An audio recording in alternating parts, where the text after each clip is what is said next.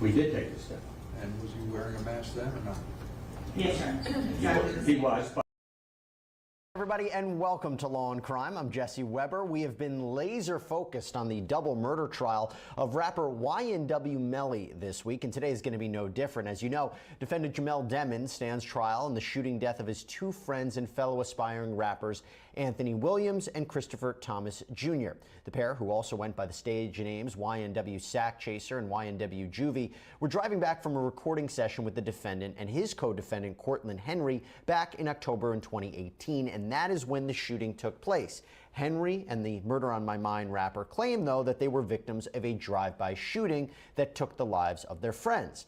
But when authorities investigated further, they found evidence to suggest that the shooting actually took place inside of the vehicle.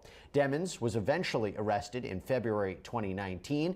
Day 7 of the trial is slated to start up any moment now, but as we wait, I want to bring in, of course, our very special guest, reporter on the ground, our boots on the ground in Broward County, Florida. Law and Crime's very own Terry Austin is inside of that courthouse. Terry, good morning. It is good to see you. I want to start right by talking about the last witness who was called to the stand yesterday, because I think it was pretty significant.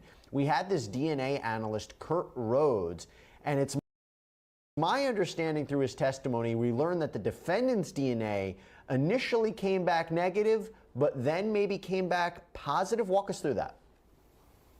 Oh my goodness, Jesse, that was a pivotal moment in the trial. I saw the jury. They were saying on their faces, what? Because after the cross-examination, this is when we found out that Melly's DNA did not show up on any of the tested items, not the Gatorade bottles, not the car, not the seat, not the t-shirt, nothing except the back rear driver side handle. So, as it turns out, the first time that was tested, it came back negative.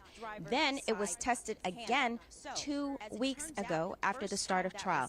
That is when the first positive DNA test came back. That was a real big moment as far as this trial is concerned, because what it's saying is, or what you can imply from that, or certainly what the defense was trying to imply from that is, look, we told you in the beginning this was a botched investigation. And frankly, it was Detective Moretti who was the one who ordered that second DNA analysis. So I think it was a cliffhanger. They went and they had a sidebar. There was no determination as to any of the evidence at that point, but it was really a surprise, Jesse, that that DNA did not come back until just 2 weeks ago. How significant is that for the case, other than the idea of maybe it's sloppy police work? His DNA on that handle, and the significance of how, I mean, is that so much of a shock? We saw him getting into the car. I mean, does that really show that he's the shooter? And by the way, do you think the jury is going to care that much? I mean, maybe they think a botched investigation, but that this was only found after the fact. It was only found relatively recently. Well, I think the jury is going to wonder, why didn't you do this in the beginning? Not just that it was botched, but that he was targeted, that none of his DNA came back until this second go-round. In fact, I think people might even be thinking that it's sort of staged or planted. Now, frankly, all the prosecution has is circumstantial evidence. And of course, you can win a case on circumstantial evidence. But this was a big piece of the prosecution's case, showing that Melly's DNA was in the car all around, that he was there when the shooting occurred, and they don't have that. Other than that, they don't have a gun. So I think this DNA was very important as far as the prosecution was concerned. And I think the jury considers the fact that his DNA was nowhere to be found. Of course, he was in the car at some point. We saw the video of him getting into the car. But that's it, Jesse. And I do think it's enough for this jury to say, you have not proven this case beyond a reasonable doubt. And let's just be clear, the presence of that DNA, does it tell us whether or not the defendant, YNW Melly, was the driver or passenger? the presence of that DNA. Well, it doesn't tell us anything. I do think it tells us he might have gotten into the car in the back seat.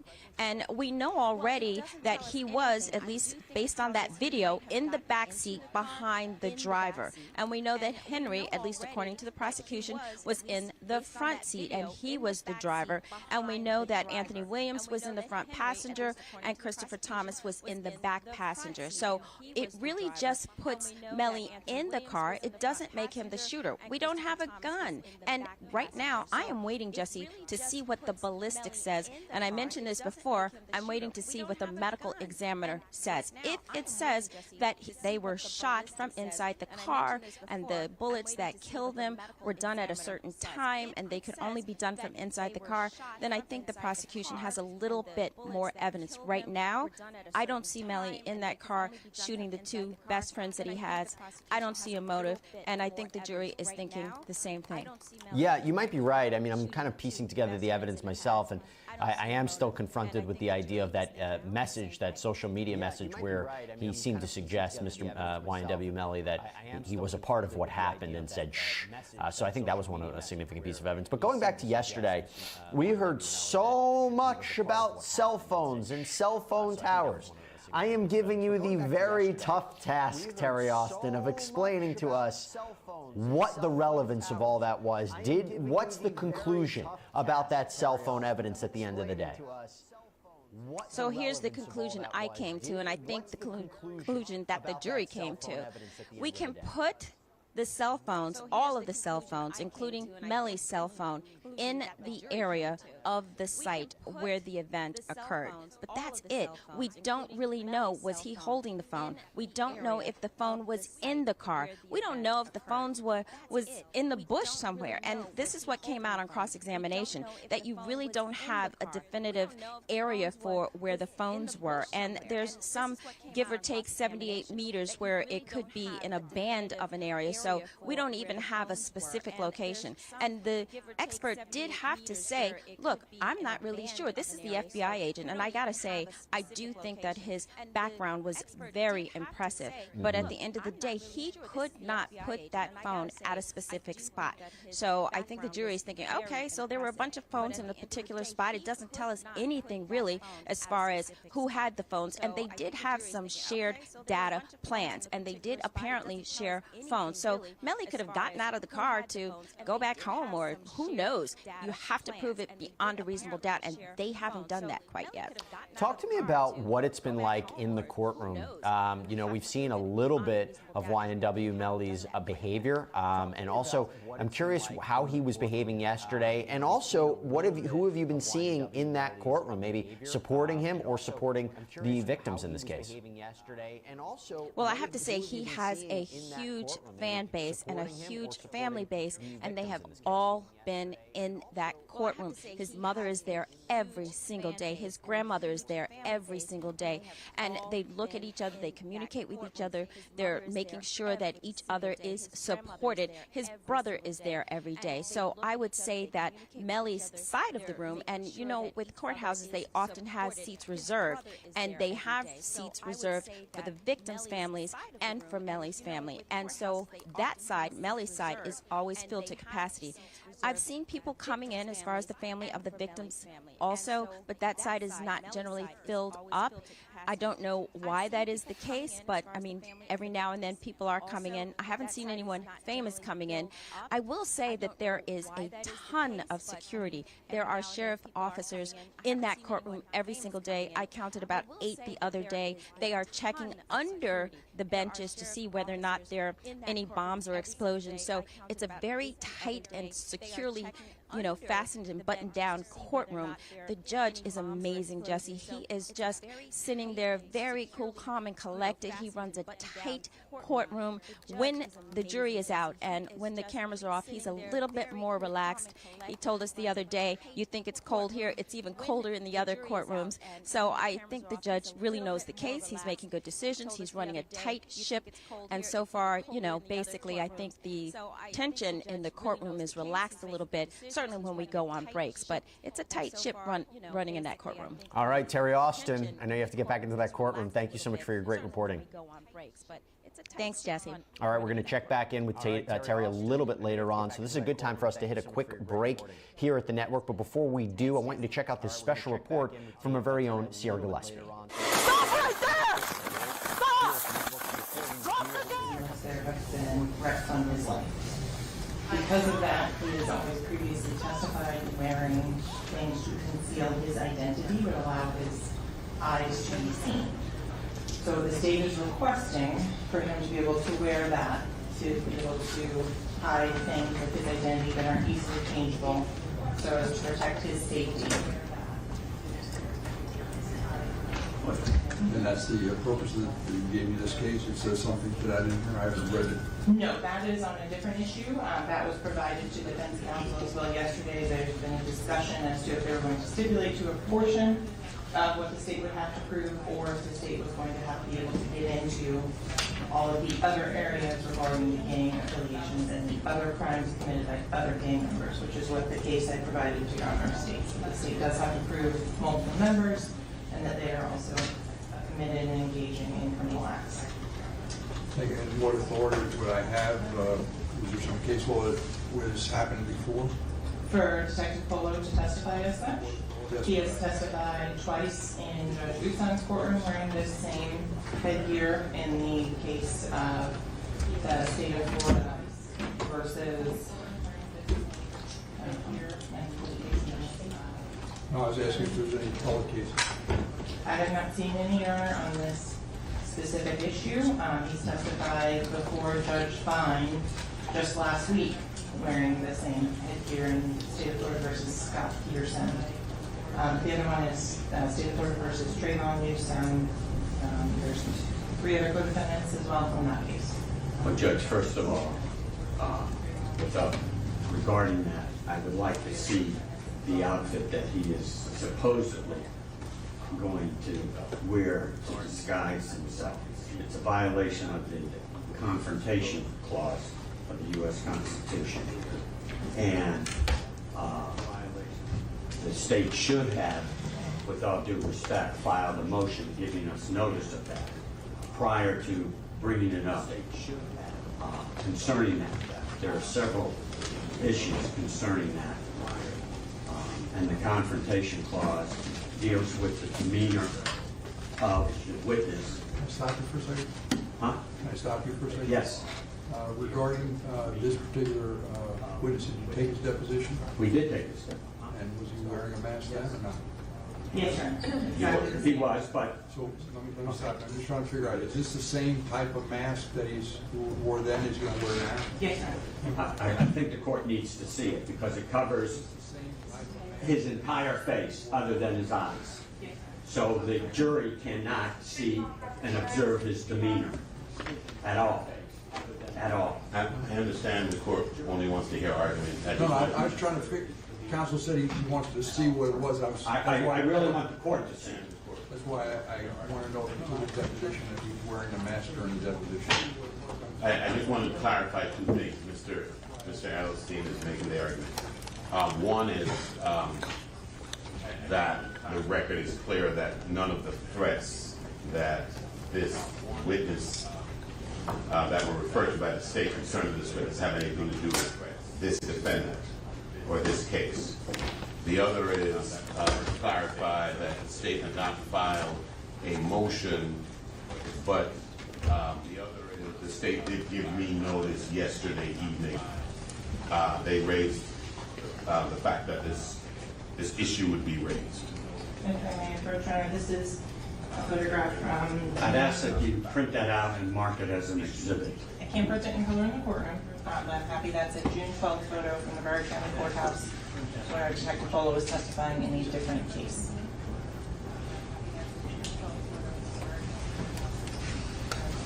All right, anything else? Yeah, can we approach the bench for a moment? Sure. Yeah, can we...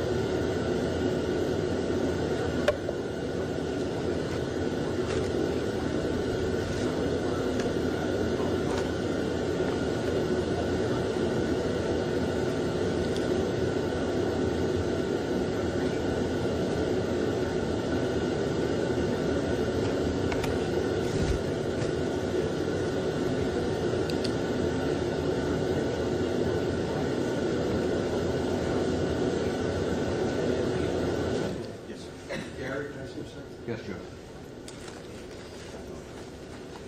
Yes, Joe. Yes, Joe.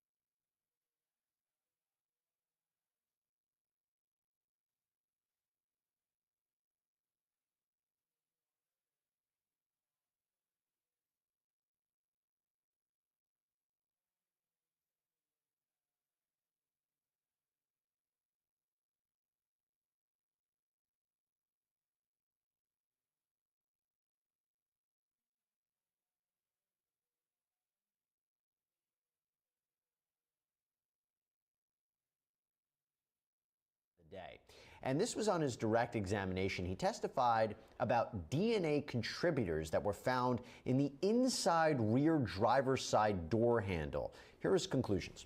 When you were looking at it as two contributors, how did you exclude the defendant in this case, Mr. Devins? How did I exclude him? Yes.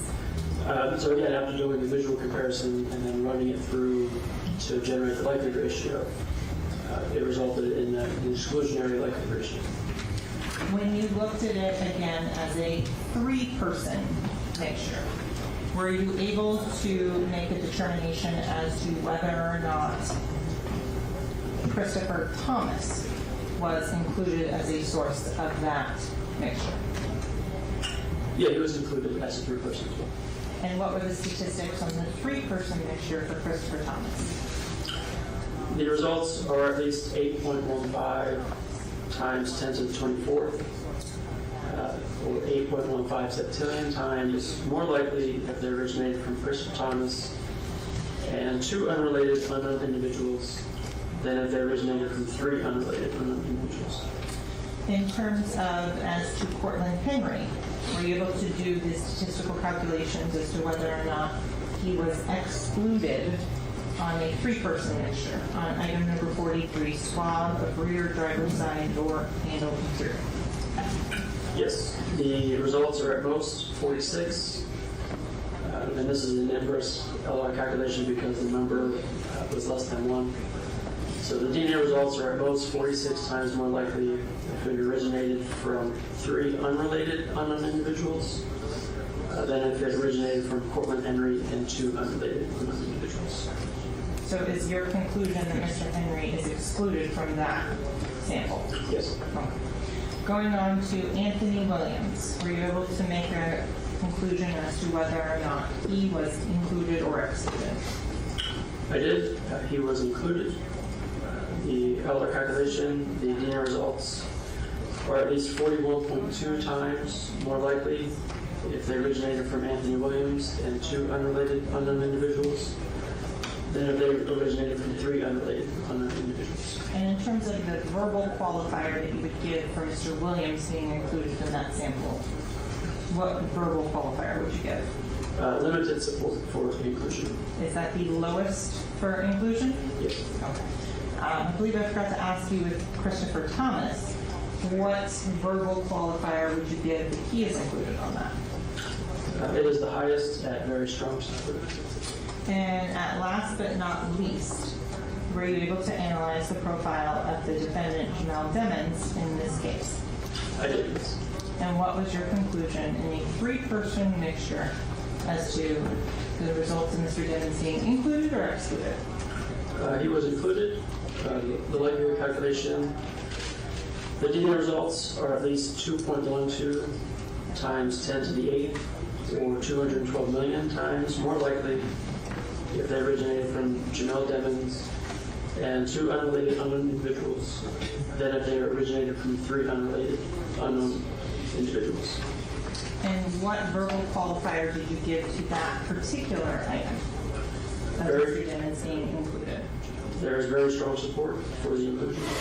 So if I'm understanding it correctly, Matt, the defendant, Jamel Demons' DNA, was not on a lot of this evidence. It was not on a spent casing, a water bottle, sandals, blood stains on a T-shirt, the blood stains on this pair of Air Jordans, but it was on the door handle. It first wasn't found on there, but when they did a second test this month, they were able to determine it could be him.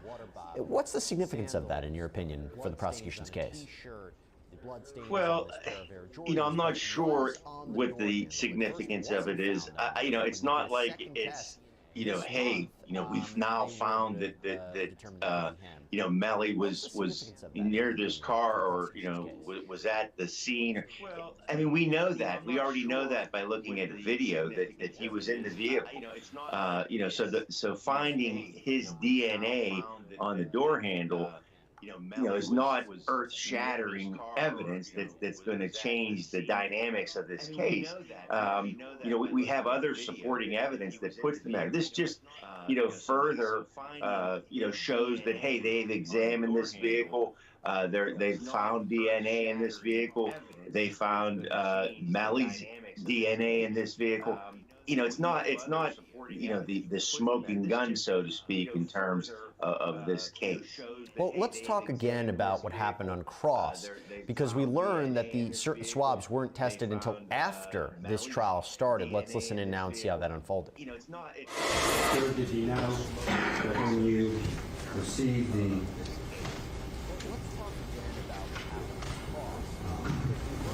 blood stain on the headliner, that was after this trial started? I did not know.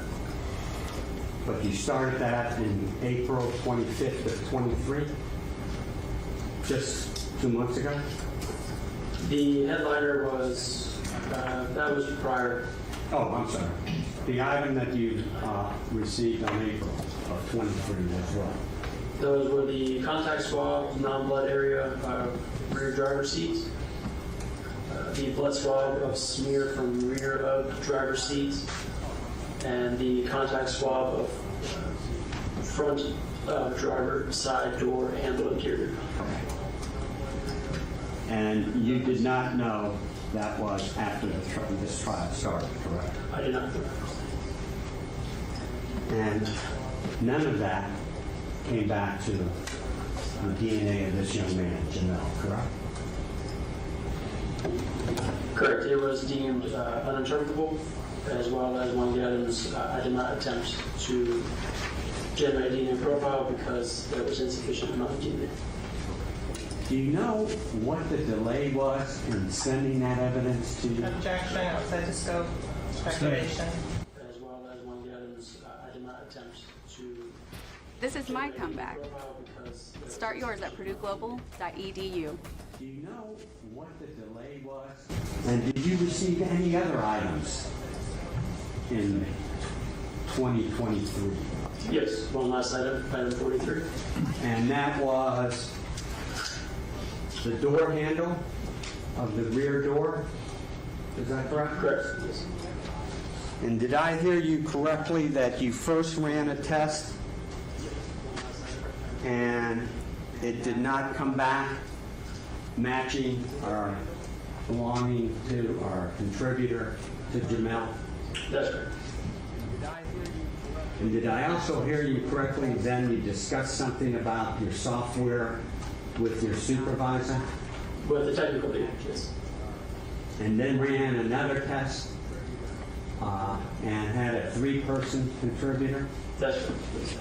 And all of a sudden it matched or was labeled as Jamel may have been a contributor? That's correct. What date was that, sir?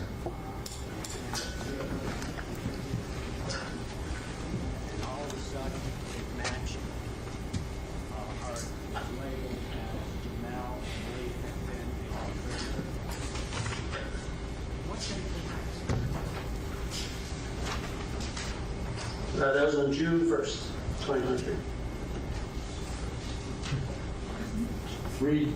Approximately 3 weeks ago? Yes. Okay, so Matthew, we heard Terry before saying the reason this could be significant is, does it not show what the defense amplified in their opening statement, that this was sloppy police work? Remember, their theory was they targeted YNW Melly because he's famous, and maybe they rushed to judgment, and not all the avenues were checked, and not all the I's were dotted or T's were crossed.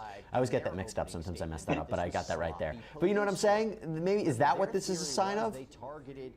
Well, yeah, I'm not sure what this does for the prosecution's case, other than, make the water a little murky here. I mean, why even bring it up? You have video of Melly getting into the vehicle. What do you need to have DNA or some test done while the trial is going to show that his DNA is there on the door handle? All that does is muddy the water. It gives jurors some pause. Why wasn't this done earlier? Why take this up so late in this process? And it does point to shoddy police work. which is something that if I were a defense attorney, that I would pound away at, and this gives me fodder to do that.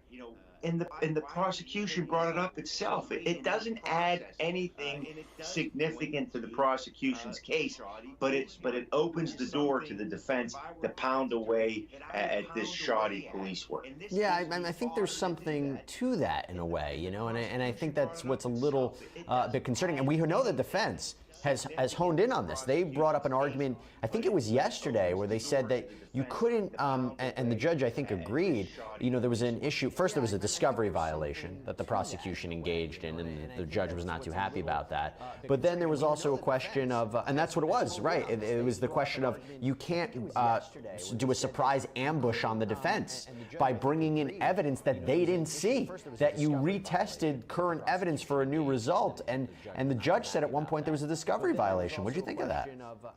Well, yeah, the judge, you know, ruled that you can't surprise the other side by evidence that you've just unearthed. You know, he said clearly, you can continue to investigate a case. And if you find exculpatory evidence, you have to turn that over to the defense, and it could change, you know, your view of prosecuting this case. But if you find inculpatory evidence that, you know, you discovered after the trial, after the discovery has been completed and the trial has begun, you know, you can't use that. Even if it is, you know, it impacts the case, you can't use it because you can't surprise the other side. You can't surprise the defense. You can't ambush them by bringing up evidence that they've never had any chance to look into themselves. And the judge was adamant about that. Yep, it's a good point.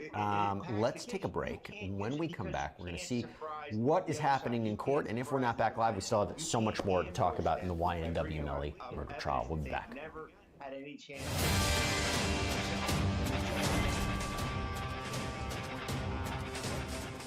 When we come back, we're going to see what is happening in court. And if we're not back live, we still have so much more to talk about in the YNW Melly murder trial. We'll be back. Never had any chance.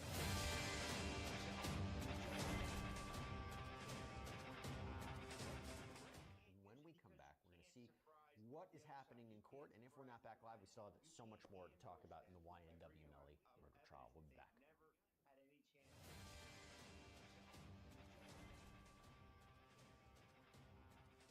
going to see what is happening in court. And if we're not back live, we still have so much more to talk about in the YNW Melly murder trial. We'll be back.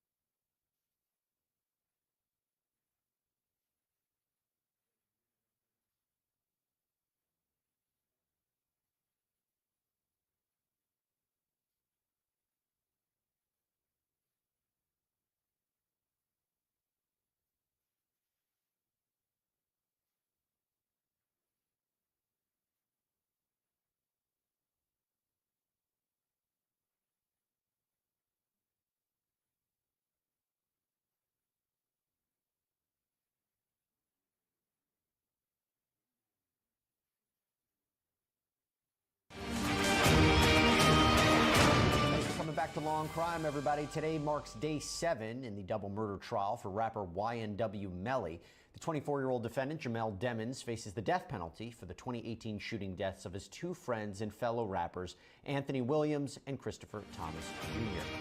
Now, while we wait for him to jump back live into that Broward County courthouse, and I'm keeping a careful eye on the courtroom feed, I do want to take a look back at some of the testimony from FBI Special Agent Brendan Collins, who was on the stand to testify about forensic cell phone data yesterday. And I'm not going to lie to you, it was a little tough to follow, so I want to make sense of what the jury might have taken away from this, but let's hear what he had to say. Was other physical evidence provided for you to review? I don't think I saw physical evidence, no. Oh.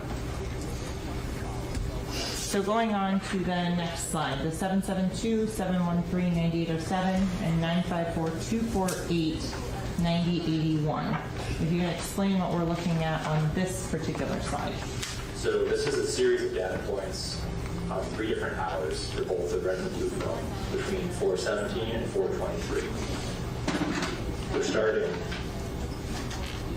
back on the left side of the slide, where 4:17:43, the blue phone is 1.21 miles from this tower. Shortly after that, at 4:18:02 a.m., the red phone is 0.87 miles from the tower. Shortly after that, 4:20:50 a.m., the blue phone is 1.02 miles from this tower.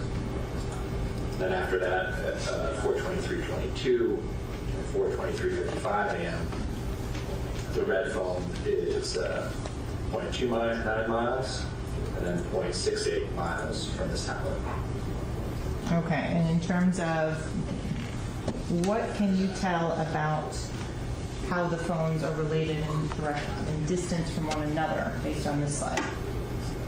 Distance from one another. Well, both phones move north and then east. We know that the blue phone and the red phone are both over here, and now they're over here in the analytic period. Can you have an opinion as to whether or not they separated during this time frame?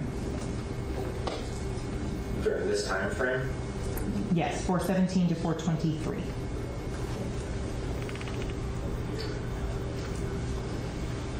I don't know. To me, I don't think there's enough data here to form. Now, Matthew, I don't want to take away from the significance of this. I think it's really important. Cell phones are sometimes a great way to track somebody, but we're presuming that Demons was using one of these phones, right? And that, you know, it places him in the location of maybe his co-defendant and the victims at these key times. I just don't know what the jury might have taken away from this, because it was very dense and very complicated. Well, yes, Jesse, you know, this kind of evidence can be very tedious for a jury because it's hard to understand. So they're trying to follow, they're trying to make sense of it. But here, I think, the point that's trying to be made, again, by connecting the dots, is that we know that Melly went to the vehicle with a phone in his hand. He's looking at it. We know that on a surveillance tape. So, we can assume that he got into that vehicle with that phone, and now we're tracking that phone, and presumably he's with that phone, and that phone is with the victims and the co-defendant or the other assailant. So, this is what circumstantial evidence is about. Connect these dots. These people, he had his phone. We know, and jurors know that people normally don't leave their phone. Their phone is almost an appendage. So we can assume he's in that vehicle because he had the phone in his hand, and now we're tracing where this vehicle went with this phone and with the other phones as well. So this is all part of a process of building a case for the prosecution. Well, a little bit later in his testimony, he got into the phone records from the day of the murders. Let's take a look at that and we'll break it down. We're tracing where this vehicle went with this phone and with the other phones as well. So this is all part of a process of building a case for the prosecution. Well, Well, a little bit later in his testimony, Are you? he Just got be into the you phone if you had records taken from that the day of the murders. Let's take a look at that and we'll break it down. Papier à Paris. Wow. I'm you if you'd gone to art school. Hey, hey, hey. And you are? I'm you with more money. If you'd grown your savings with Synchrony Bank. Great rates, no minimum balance. Money tree? Want to trade? Synchrony Bank. Future you will thank you. Come on, look here. Come on. Hey, hey. Now going on to the 772-713-9807 between 12:01 and 12:12 p.m. on October 26th of 2018. What are you illustrating with this particular image? So at 12:01, first there's an incoming call from the turquoise phone 9158, and then at 12:01, the red phone is in this band, 0.92 miles from the tower. At 12:03, it's 0.68 miles from the tower. At 12:05, it's 0.92 miles from the tower. And then 12:07 to 12:12, it's 1.55 miles from the tower. Okay, and just to flip back again to the 12:01 to 12:12 for the 954-376-9158. In terms of, can you make any opinions as to where these two phones were located in relation to one another during these time frames? So they're in the same general geographic area for sure. Right? They're both on the same tower, same time, near Pines and US 27. There's areas where there's times when their bands are approximately the same, and there's times where they're different as well. Can you make any sort of opinion that they were in the same vehicle? By the way, Matt, how accurate is this data? Because we know that the defense on cross, they tried to suggest that this is a rather large radius. We also don't know who was operating the phone. We don't know who was holding it. How accurate is this, and how important is it in these kinds of trials? By the way, Matt, how accurate? Well, it's not precise. It's not exact. It's not going to tell us within a few inches or feet even where the phone is and where the phone is in proximity to other phones. But what it's going to give us is a general idea, that these phones were in the same area. So I think logic sort of dictates. If 4 people leave in the car and they all have phones, and this vehicle moves into a general area where we now know that these phones are within, even a mile of each other. I mean, I think we can conclude from that the likelihood that these phones would all be a mile apart after driving away a few miles, their connection to the tower, just wouldn't sort of make sense. So general. It's part of the building blocks. It's part of this case. It's not going to be the smoking gun, but it is going to help tell part of the story. We will take another break. We're keeping a very careful eye on the courtroom feed. Hopefully we can jump live right after this. Stay with us. We'll be back.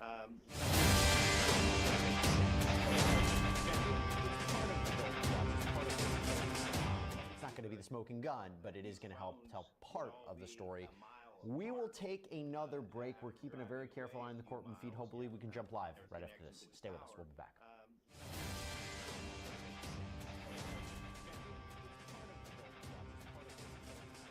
It's not going to be the smoking gun, but it is going to help tell part of the story. We will take another break. We're keeping a very careful eye on the courtroom feed. Hopefully we can jump live right after this. Stay with us. We'll be back.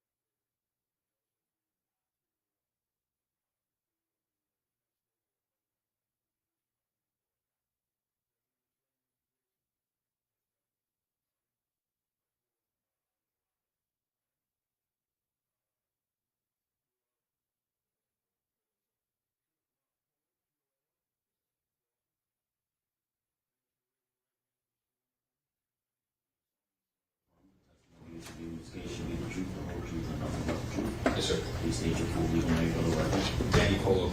Please spell your first and last name for the record. DANNYPOLO. Thank you, sir. Thank you. And please have a seat. Thank you. Detective Polo, what's happened is you're wearing a mask now. Defendants have objected to that. Yes, sir. And the state indicated that it's been done in other courtrooms, and there's a predicate for it, I guess because of safety and security is the way I understand it, specifically your safety and security. Yes, sir. Is that correct, madam? Yes, Your Honor. So I want you to come in here, I want to take some testimony from you outside the presence of the jury just to verify all of this. So, Ms. Bradley, I want to have you inquire. Detective Polo, how are you so employed? With the Broward County Sheriff's Office. How long have you worked for Broward County Sheriff's Office? Since 2015. How long have you been assigned to the Strategic Investigations Division? Since March of 2018. In your time in the Strategic Investigations Division, or SAD, have you worked undercover operations? Since that time and before. And the undercover operations that you work, what type are they? Majority of them are narcotics, firearms, violent crimes, gang-related investigations. How many years did you spend specifically in the gang and organized crime section of the Strategic Investigations Division? From March of 2018 till 3 weeks ago. Have there been credible threats on your life? Yes. Is there currently a credible threat on your life? Yes. In terms of is there an amount of money assigned to the death of you that has been offered up? Approximately $50,000. In terms of your safety and security, why do you wear the mask for those reasons? To protect my family.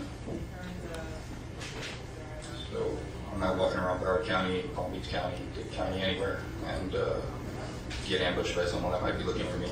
We've done cell phone warrants on multiple people in Broward County involved in the investigation work after the threat. And outside of that investigation, there's photographs of deputies being sent around, people trying to figure out who I am and what I look like. And that's a kind of a concern for me. If it was just one person, I'd probably just write it off. But after 5 or 6 cell phones got downloaded, and there was pictures of many deputies being sent around saying, "Is this Danny Polo?" I'm like, okay, these guys are actually looking for me. And so, Detective Polo, with regards to the prior times you testified in court, did you testify earlier this month before the Honorable Judge Martin found? Yes. How were you attired? I believe I was wearing this suit, probably. And in terms of your face, how was that? Same mask. Have you testified before the Honorable Judge Michael Usan in this courthouse? Yes. Was that in or around February and March of this year, 2023? Yes. And what case was that on? That was the XXX Tentacion case. And that was the death of that individual? Yes. How many times did you testify in that case? It was twice. How were you attired when you testified then? Different suit, same mask. And in terms of during that particular testimony, were individuals trying to call your cell phone and get in contact with you during the actual testimony? Yeah, that happened. And was this testimony live streamed as well? It was live streamed. Yeah. Thank you. Do you have any questions? Yes. On this issue, go ahead. Yes. What time did you get to the courthouse today and sit outside? Just after 9 o'clock. And were you wearing that mask? No, sir. In fact, you've been sitting out there for at least an hour unmasked as people were walking in and out, correct? Correct. What time did you get to the courthouse today and sit outside? Just after 9 o'clock. Are you the only expert in dealing with gangs in DSI?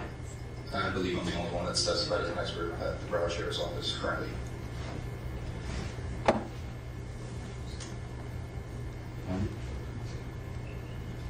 How about Ms. state of Florida?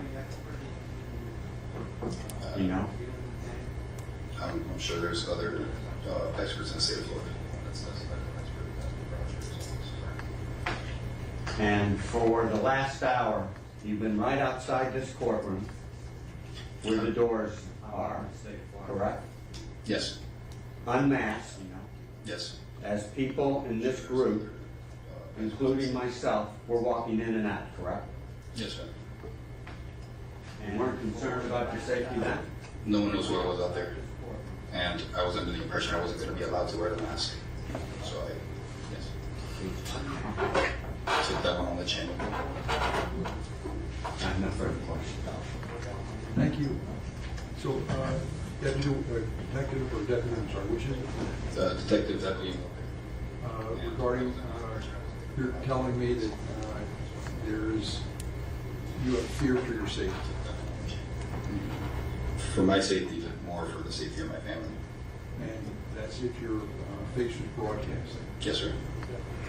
And you're indicating now that there's intelligence from BSO that there is some type of bounty or price on your life.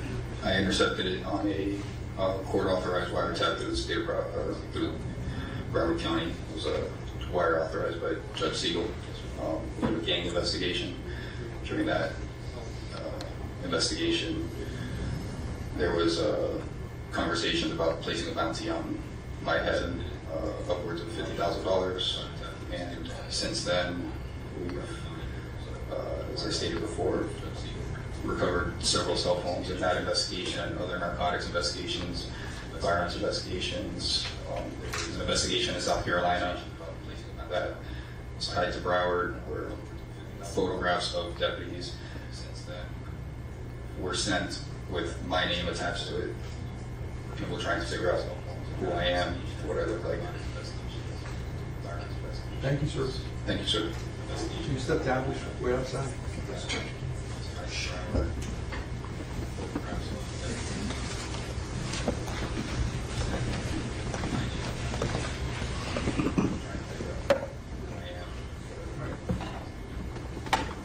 We're in recess. Thank you. Do you know if this case is filed?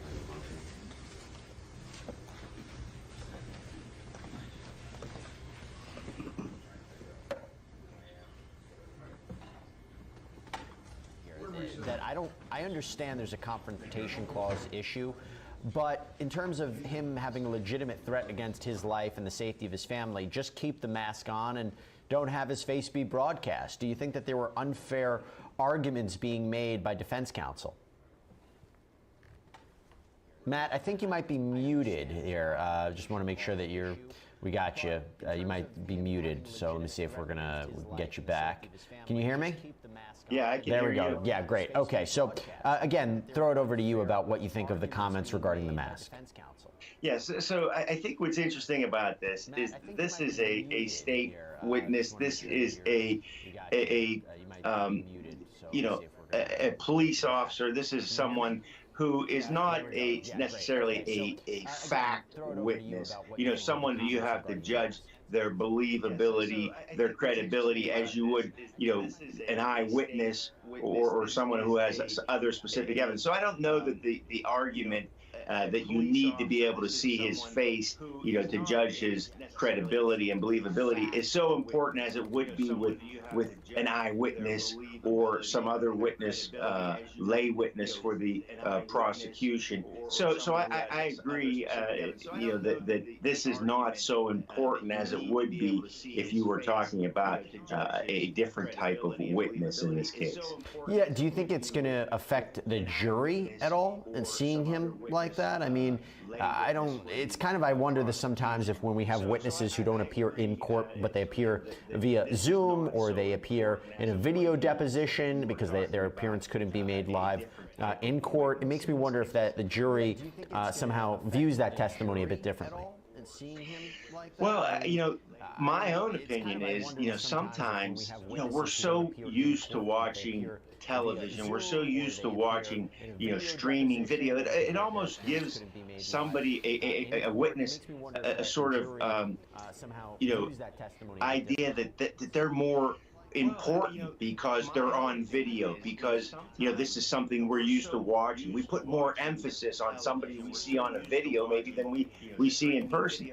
The other argument that I would have made if I was the defense in this case is that this mask, in a way, in a sense, could almost inflame the jury a bit. Hey, this is so serious, this is so dangerous that this guy has to be disguised to testify in this case.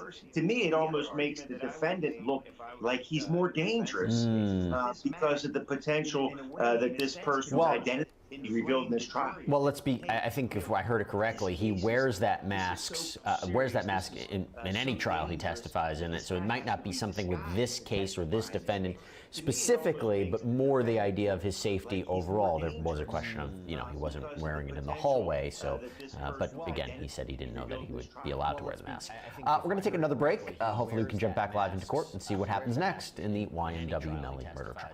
So it might not be something with this case or this defendant specifically. Popeye's Ghost Pepper Wings are back, and they're more flavorful than fireful. Love that chicken from Popeyes. But again, he said he didn't know that he would be allowed to wear the mask.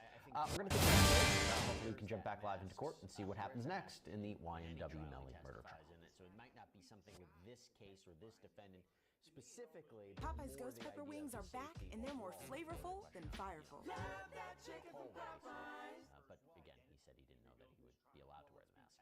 We're going to take a break. Hopefully we can jump back live into court and see what happens next in the YNW Melly murder trial. Popeye's Ghost Pepper Wings are back, and they're more flavorful than fireful. Love that chicken from Popeyes.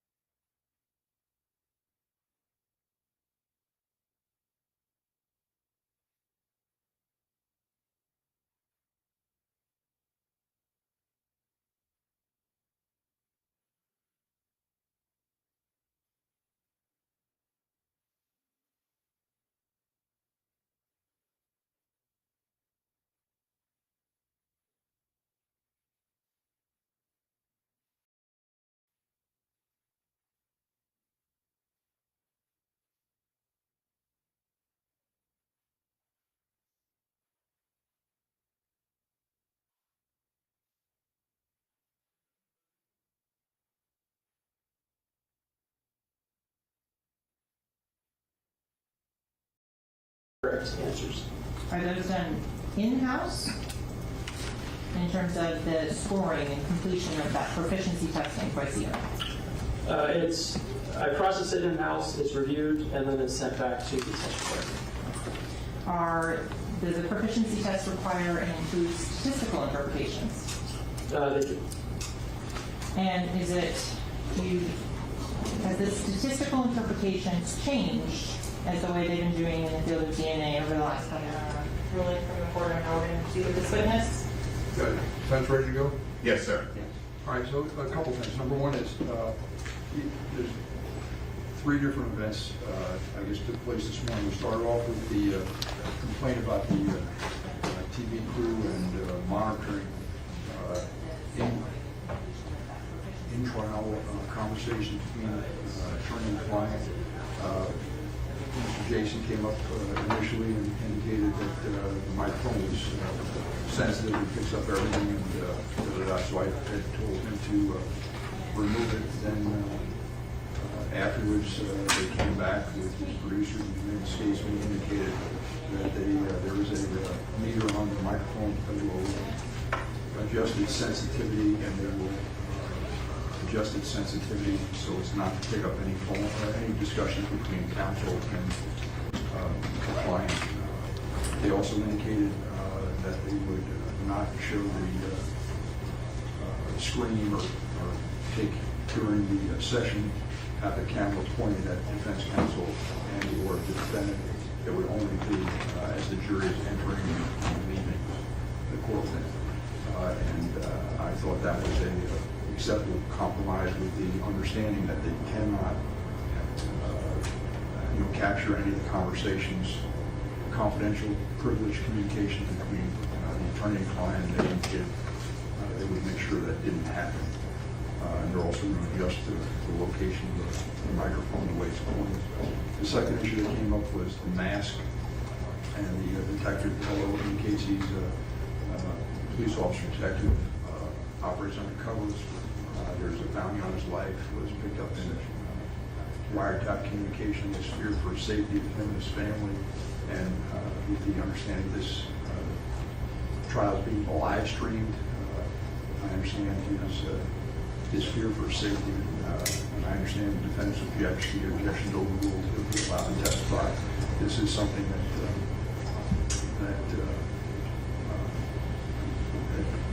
I think, again, is trying to balance it, what we're doing.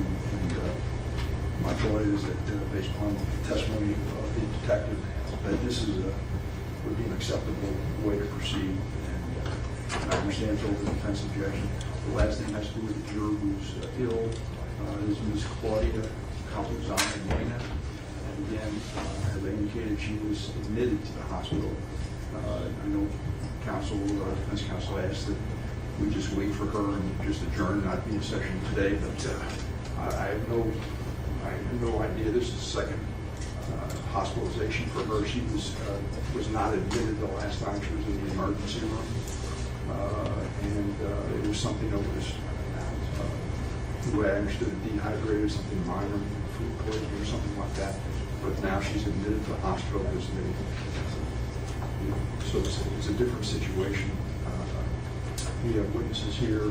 Juries already asked us questions about how long the trial's taking and when we anticipate it's going to be resolved. So my thought is we're moving on. Ms. Claudia Campuzano-Mena is going to be replaced by the alternate, whoever the first alternate is. All right? So you have your witness here? Yes, I just need to give a drive back from the defense the next lesson. So they reviewed the evidence before the witness began testifying. I also sent copies of all of the text messages and what she's relying upon as well. And so if there's any specific instances or any other changes in terms of the testimony from the defense, if they wanted to say it provided the AK v. State case with regards to the fact that the state, as they require it through this proceeding, has to prove that there are other individuals that are associated with a criminal street gang that are committing other such crimes. So the defense had mentioned stipulating at certain points. So before I called the witness, I wanted to make sure we had a final discussion before the state proceeds forward as planned. Now, Judge, with respect to the series, I think it takes the form of 3 separate sets of exchanges. I actually think it's 4, but 2 are subsumed within one exhibit. With respect to those, we maintain our objection that it lacks the foundation to be introduced. We have presented the court with cases that for social media and text exchanges to be admitted, one party to that conversation needs to be brought in, or which is the preferable method, or there's some other method of establishing the receiver and sender, authenticating those communications to be what the state represents them to be, or the offering party, whoever. So we object on those grounds: lack of foundation and hearsay. Thank you. Well, this is a different hearsay objection. You're trying to offer them for the truth of the matter asserted? Yes, Your Honor. In terms of that, there is case law and approach on the copy of the defense. State v. Torres 304 781. This was a case in which the Honorable Maria Garcia-Wood, Broward County bench, excluded text messages and was found to be an error.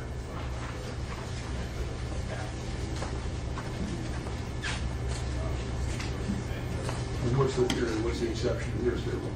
It is a statement by a party opponent. They are statements of the defendant. The other statements from the other parties involved give context to those responses from the defendant. And concerning it being a statement of a party opponent, that's where it requires some authentication to establish that it is a statement of a party opponent.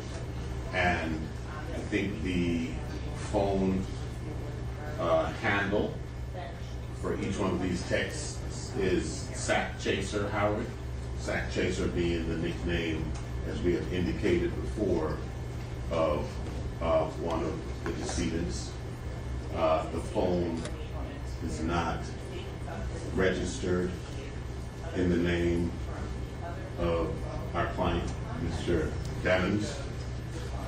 The phone was not retrieved. Are these all from the download, the extraction that was done? Yes, sir. So you're maintaining, again, that it's not his phone. So, and that's why previously, you said it was hearsay objection. I overruled that because it goes to who's using and controlling the phone, circumstantial evidence of that. And that's why I let it in previously. You're saying that you want to demonstrate or document that it's his phone, and you're going to show some of these texts or emails. We'll see where it goes. You make your objection, we'll see where it goes. Okay, and so that was with respect to the admissibility of that. Also, I think the state is just made a comment of trying to shift to the defense the burden of establishing the relevance of that which it proposes to introduce in evidence. Instead, we have here about 200 plus pages of documents. The defense can go through and tell me what they don't want me to include. That's not how it works. They have to establish the relevance of each one of those communications in order to introduce them. So again, we take exception and object to this reversal of roles. The proponent of testimony has to establish its relevance to introduce it. The state is saying, let the defense tell us what they don't like and we'll consider taking it out. That's not how it should work. That is an ominous and unreasonable burden on the court and on the defense to go through and ferret out that which is not relevant. They have to establish its relevance. So we would respectfully request that. I think the state indicated earlier that each one of these communications has to be gone through, and that's why this witness is going to take as long as they said it's going to take. And so when they do it piecemeal, we'll be in a position to make our objections as the evidence is being adduced. Thank you. Thank you. Free the jury.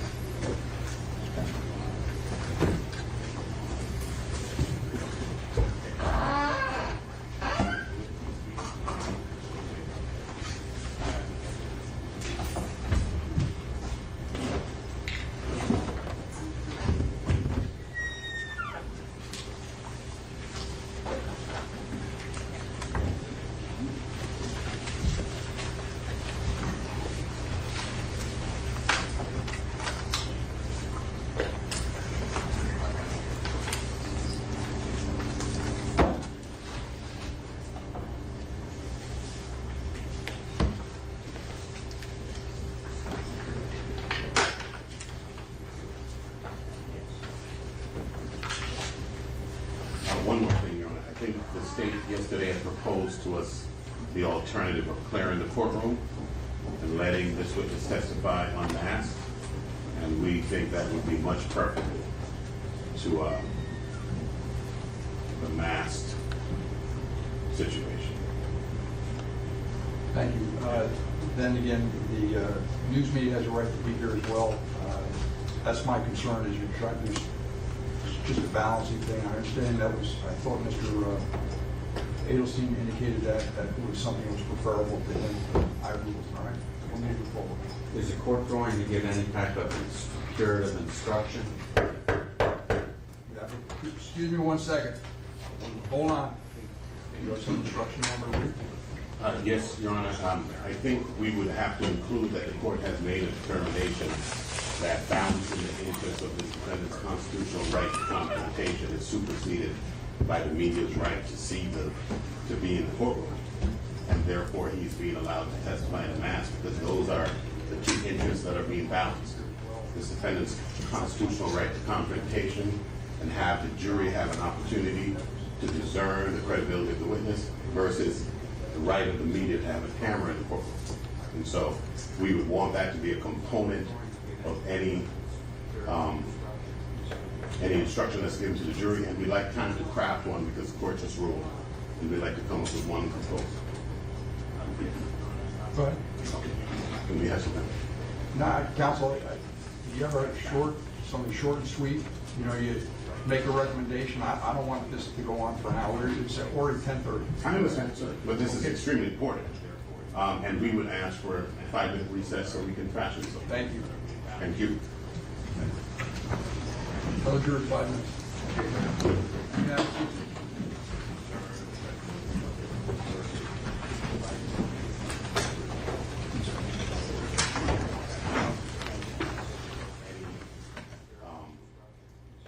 Any instruction that's given to the jury, and we'd like time to craft one because the court just ruled, and we'd like to come up with one proposal. Go ahead. Can we have something?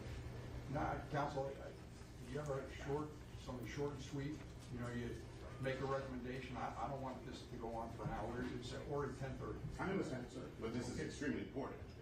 And we would ask for a 5-minute recess so we can fashion something. Thank you. Thank you. Other jurors, 5 minutes. Yeah.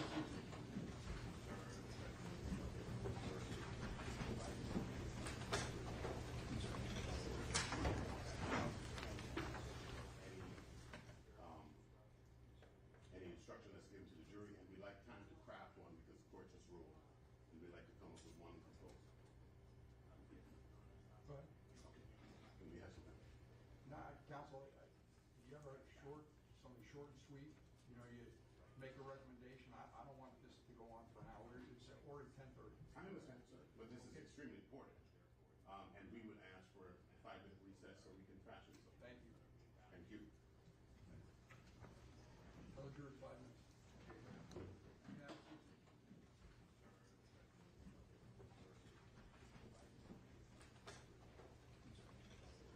Any instruction that's given to the jury, and we'd like time to craft one because the court just ruled, and we'd like to come up with one proposal.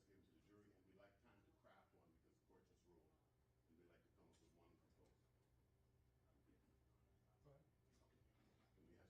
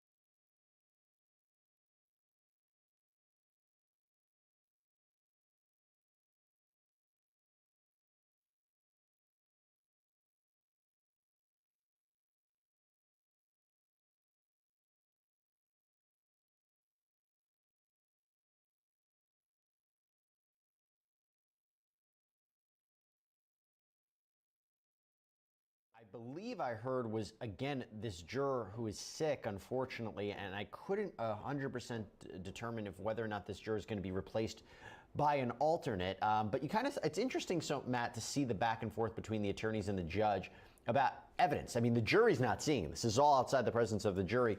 And what did you make of the back and forth? Because it's been all over the place. There's been, the judge said that there was a discovery violation by the prosecution. There was a motion for a mistrial by the defense. What did you make of what we just heard? Well, you're right, Jesse. This is all outside of the hearing of the jury. And this kind of stuff frustrates juries because they're sitting there not knowing what's going on while all this stuff is being done, outside of their viewing. They're interesting issues, though. One is... We have not agreed on no. I didn't see counsels. I have some proposed instructions that I provided, and I'll read out loud for the court. Based on the court's ruling, the next witness will testify wearing a mask. You are to listen and read evidence as you would any other witness. Thank you. Can I see that? Yes, Your Honor. Yes, sir. And you have one? We'd just like to say that would be impossible to do. Our proposed instruction is the court has ruled that the next witness will be permitted to testify with his face concealed with the exception of his eyes. The court has made this ruling because this witness has expressed that there have been threats made against his life by people unrelated to this case. Your jury instructions advise you to observe the demeanor and facial expressions of witnesses in determining their credibility. And obviously, you will not be able to do so in this case. You are permitted to take the compromise of your ability to view the witness's facial expressions into account in deciding how much weight to attribute to his testimony. He is being allowed to testify in this fashion because the court has determined that the interests of the media in being present outweighs the defendant's constitutional right to face-to-face confrontation with witnesses against him. Thank you. That would be it. All right, counsel, respectfully, I'm not, wouldn't be giving that instruction to the jury. All right, let's bring the jury up.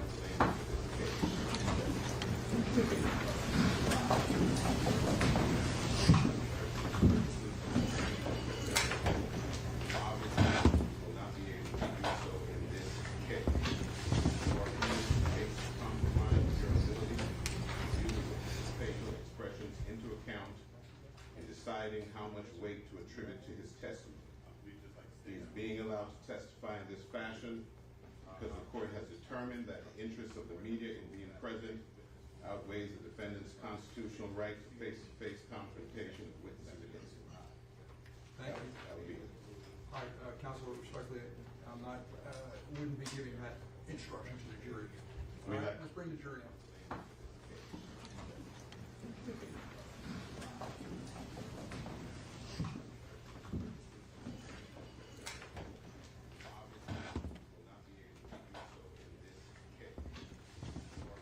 Deciding how much weight to attribute to his testimony.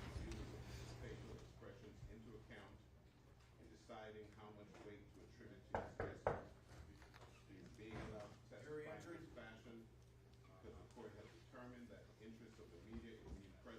Thank you. All right, counsel, respectfully, I'm not, wouldn't be giving that instruction to the jury. All right, let's bring the jury up. Thank you.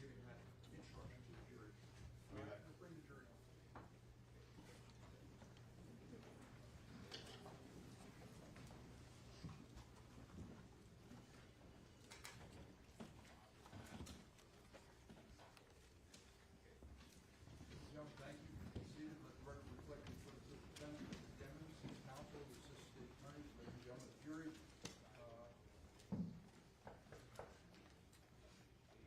First of all, sorry for the delay. That's my fault. No one else is, and I apologize for that. Based on the court's ruling, the next witness will be testifying wearing a mask. You are to listen and to view and weigh this evidence as you would any other witness. All right, is this your next witness? Yes, Your Honor. The state would call Detective Danny Polo. Sir, you want to stand up, raise your right hand, and be sworn? Yes, sir. Do you solemnly swear or affirm my testimony as given this case should be the truth, the whole truth, and nothing but the truth? Yes, sir. Please state your full legal name for the record. Danny Polo. Please spell the first and last name for the closing court. First name's D-A-N-N-Y, last name P-O-L-O. Thank you. So that microphone in front of you adjusts up or down, but not back and forth, all right? Yes, sir. Ready to proceed? Yes, sir. You may. Good morning, Detective Polo. How are you today? Good morning. Well, Can you please introduce yourself to the ladies and gentlemen of the jury? I'm a detective with the Broward County Sheriff's Office. My name is Danny Fuller. Prior to working with the Broward County Sheriff's Office, do you have any other law enforcement background? I worked for the City of Hollywood Police Department, And how long did you work for the City of Hollywood? approximately 2 years. How long have you worked for the Sheriff's Office now? Since 2015, so approximately 8 years. Can you tell the ladies and gentlemen of the jury what division or unit you were assigned to currently? I'm assigned to the Strategic Investigations Division. What does Strategic Investigations Division, or SID for short, cover for the Sheriff's Office? Within the Strategic Investigations Division, within SID, we have multiple county-wide units, such as Major Narcotics Unit, Organized Crime Unit, Gang Investigations Unit, Money Laundering Unit, Internet Crimes Against Children, Joint Terrorism Task Force, Bomb Squad. So with regards to the SID, you do undercover investigations. Yes, ma'am. Is that why you're wearing a mask today? In part, yes. So going to the Gangs and Organized Crime Unit, what years were you assigned to that specific unit? I was transferred to the Organized Crime Unit in March of 2018, and I was there up until about January of 2021. Mr. Pause just a moment. Please approach very close.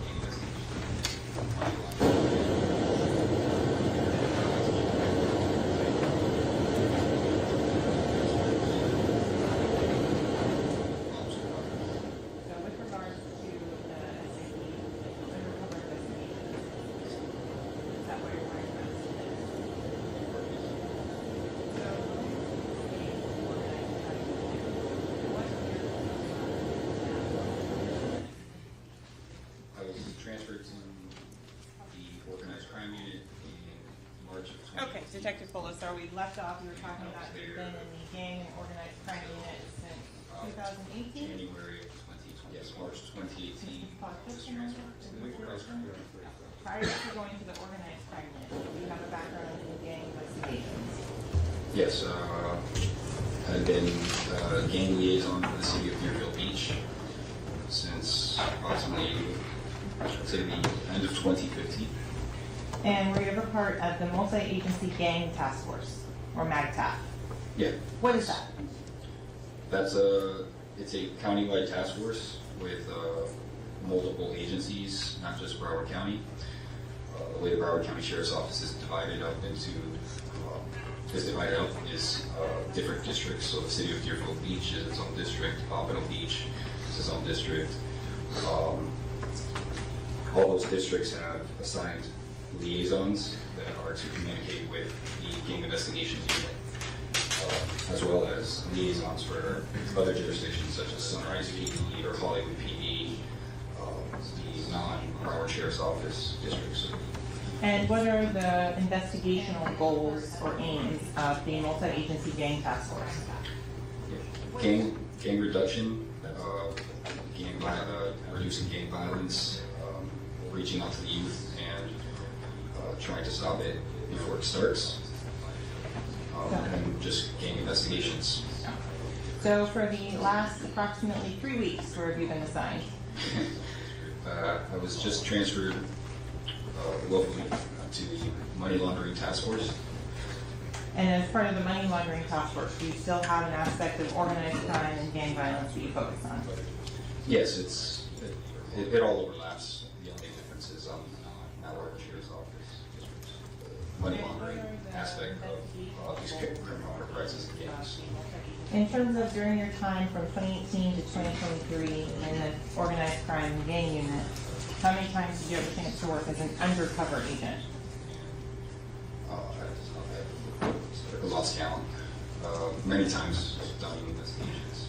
Everything from street level street level narcotics deals, all the way up to international narcotics trafficking cases, firearms cases, stolen property cases.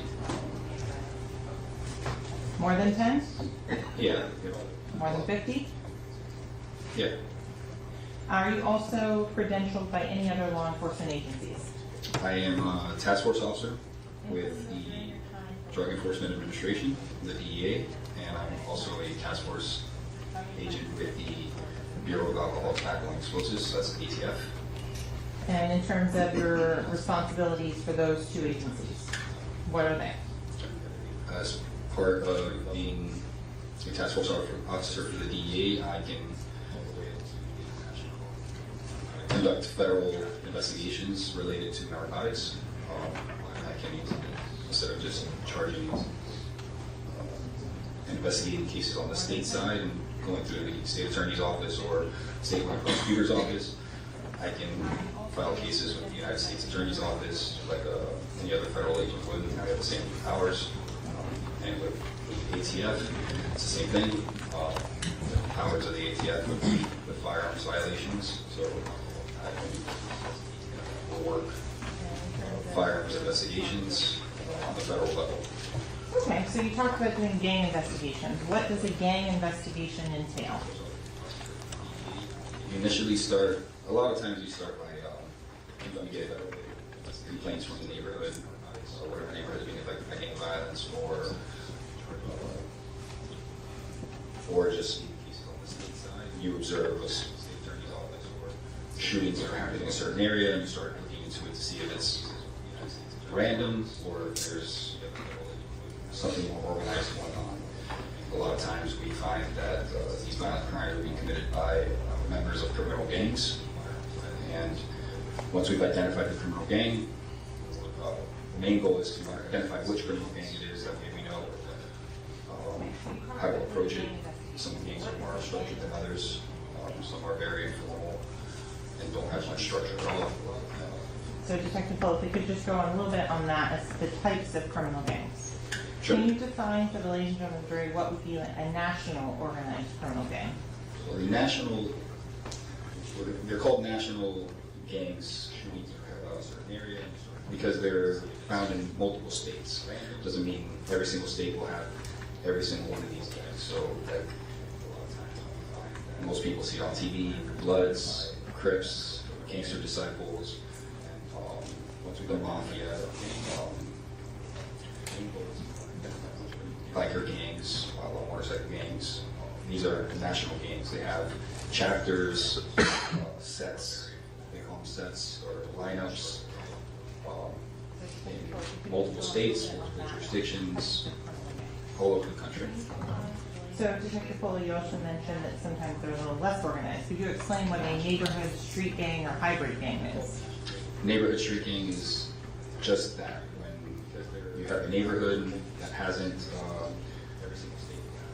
you have a group of 3 or more individuals involved in criminal activity, ongoing criminal activity, and they decide to take on common hand signs, colors, symbols, clothing, anything to unify them and show that they are a group. And they operate sometimes within a city, or they can operate within multiple jurisdictions, but they're working together and they've adopted these common identifiers. These gangs sometimes eventually will report to or turn into national gangs, but for the most part, there's many neighborhood street gangs. You can have one neighborhood, one 10 by 10 individuals, 10 by 10 blocks of activity of a neighborhood where you have 5 different gangs operating within that neighborhood. They might get along, they might not get along. Okay, so in terms of the amount of time or resources that you put into a gang investigation, how long does it take? We work every case differently because some of these cases require years of investigation because the gang might be very, very structured, or just have a lot of financial support due to whatever crime they're committing. And those gangs are a little harder to tackle. So you have to invest a lot more time, a lot more money, a lot more resources into dismantling this type of organization. Some of the more disorganized gangs, it's a little easier. You can go out there and find out, first of all, what crime they're committing, whether it's robberies, burglaries, narcotics trafficking, or just low-level narcotic sales, firearms trafficking, firearms sales, and then if they're very disorganized, it's easy. You just work individuals instead of the entire organization. You just start picking off different individuals, get criminal charges on the people you can, identify who within these less organized gangs has the most, the stronger presence, because there's always someone who's not necessarily in charge, but the person that has the most respect. You start trying to dwindle it down so that the violence stops. That's the main concern, is violence. So Detective Polo, what training and education do you have in the area of gang and gang organization? At this point, I think I'm probably upwards of 500 hours of just specialized training in gangs, organized crime and money laundering. Like I said, it all kind of intersects. These are trainings I've done all over the state. Do you have any certifications in the area of gang investigations and specialists? So I have a advanced gang specialist certification from the Florida Gang Investigators Association, and I have a gang specialist certification from the National Gang Academy. Can you explain how you are certified and what requirements you have to pass before you can be certified by the Florida Gang Investigators Association? Every year, the Florida Gang Investigators Association holds conferences. During this week-long conference, they put on a multitude of classes. They bring in either reformed gang members or gang members that are currently in custody. We can do interviews with them. They'll teach you about what it was like for them to join these different types of gangs, why they join these different types of gangs, the risk factors for the youth, how they think, the gang mentality, so that way we can better understand how to approach gang members when we're working with them. Because a lot of times we're not just arresting them, we're also trying to, in a way, befriend them so that they maybe understand to stop doing what they're doing, because they're either going to end up dead or in jail, and neither one is good for anyone. So you mentioned that you've done the training. What about in terms of hands-on investigative experience? Can you list for the ladies and gentlemen of the jury some of the different specific gang organizations you have investigated? So, for most people in the general public would realize it, but Broward County and many of the cities and counties have huge gang problems. They just operate under the radar. Broward County has almost every gang you can think of, from the Bloods, Crips, Gangster Disciples, Cert 13, which is a Hispanic gang that originated in the West Coast, Norteños, another Hispanic gang, outlaw motorcycle gangs, different gangs within the outlaw motorcycle gangs, not just one specific group. Have you investigated, for example, white supremacy groups as a gang or organized crime? White supremacy groups, yes. I mean, they operate way under the radar. They try to.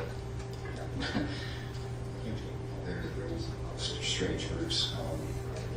So you mentioned Bloods, and that's what I want to focus on. Sure. Personally, how many Blood gang-related investigations have you done?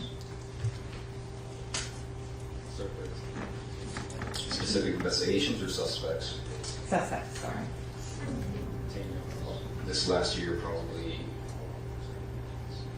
over 30. 430? No, over 30. Over 30. Okay. Just maybe this last year. And that's just in 2022? Yes. Have you ever testified in court on the subject of gangs and gang violence? Yes, I testified in the state and federal court. Approximately how many times? Maybe 6 times. Okay. In terms of the sources of knowledge on gangs, you mentioned a couple at the conference, and interviews with documented gang members. Could you tell us a little bit more about those type of interviews and the different types that are out there? So, as gang investigators, we gain this knowledge not just through doing search warrants and finding documents that these gang members, that these gangs generate. They create documents with their creeds, their codes, their oaths, the rules, bylaws, all that. So there's a lot to learn from that because it's written documents that they pass on from member to member. Because like every organization has rules, right? The sheriff's office has rules. You work for Publix has rules. They have a code of conduct. They have the way you have to dress. They have appearance guidelines. It's the same thing with gangs. It's no different. The national gangs have that a lot more structured. Some of these, we call them Bibles, gang Bibles. They're very lengthy. Some have over 100 pages. So we learn a lot from those. The other side is interviewing, speaking with gang members. Sometimes it's gang members that we interview because they decide to cooperate with law enforcement to avoid either being prosecuted or to get a lesser sentence. So they're working on charges. Sometimes we interview gang members on an arrest. They don't want to cooperate with law enforcement. They don't want to reduce their charges. They don't care. They're okay with going to jail or seeing how the legal system works out. And you know, if you build a good enough rapport with them, which is the main goal, speak kindly to everyone, just be polite, treat everyone like a human being. I've had great success in interviewing many, I wouldn't even be able to tell you how many gang members. Can you explain what is a field interview or FI card? Field interview is prosecuted, or it's done commonly in the field. You approach someone on the street, sometimes maybe committed a traffic infraction, some kind of infraction, you make contact with them, or it could be consensual, you just see someone you want to talk to, approach them, talk to them. If they want to talk to you, they walk away, that's fine. But like I said, if you treat people with respect, most of the time they'll talk to you. When you're doing a field interview, what types of data are you collecting or aggregating at that point? The first thing I do if I'm talking to someone is, as I'm gathering their information, if they decide to give me their information, you know, there's times people will decide to talk to you, but they won't give you their name, and that's fine. But I'll be looking at their person, their body, to see if they have any tattoos, if they're wearing specific colors, especially if I know that they belong to a specific gang. So if I see a member of a neighborhood street gang that wears military colors, right, camouflage, and I see the person walking in this neighborhood where primarily this is what they wear, I decide to make contact with them, they decide to talk to me, then I'll start noting those things. Okay, he's wearing a bandana with camouflage colors, or he's wearing a belt with camouflage colors, or he's got this type of tattoo that's indicative of this gang. So even if they don't talk too much, but sometimes their body tells you a lot. The way they're dressed, or the way they stand, all those things are things you take into account. You mentioned sometimes people would testify. Do you review testimony of various criminal cases across the country for gang information? Yeah, we review testimony of gang members that are testifying in court. We review testimony, not even just testimony, we review indictments, indictments on the federal side and the state side, and read about these gangs and how they were investigated, and we learn about the different types of ways that the gangs operate in different parts of the county or different parts of the state. Because just because you're a member of the Bloods doesn't mean that every city or every county or every state. The rules are the written rules, but the rules are that. So with regard to, you also mentioned intercepted communications, like wiretaps. Can you explain to the ladies and gentlemen of the jury what is a wiretap and how you use it in a gang investigation? Wiretap is a lengthy process where you first identify someone who's committing criminal acts of all types. So in the case of a gang member who's committing criminal acts, they're involved in criminal activity. And once you've developed enough probable cause to believe that they are using their phone to conduct this criminal activity, you start drafting the whole wire intercept application. It's a very lengthy document. It's not an overnight thing, how you see on TV where you just ask a judge for a signature and they give it to you.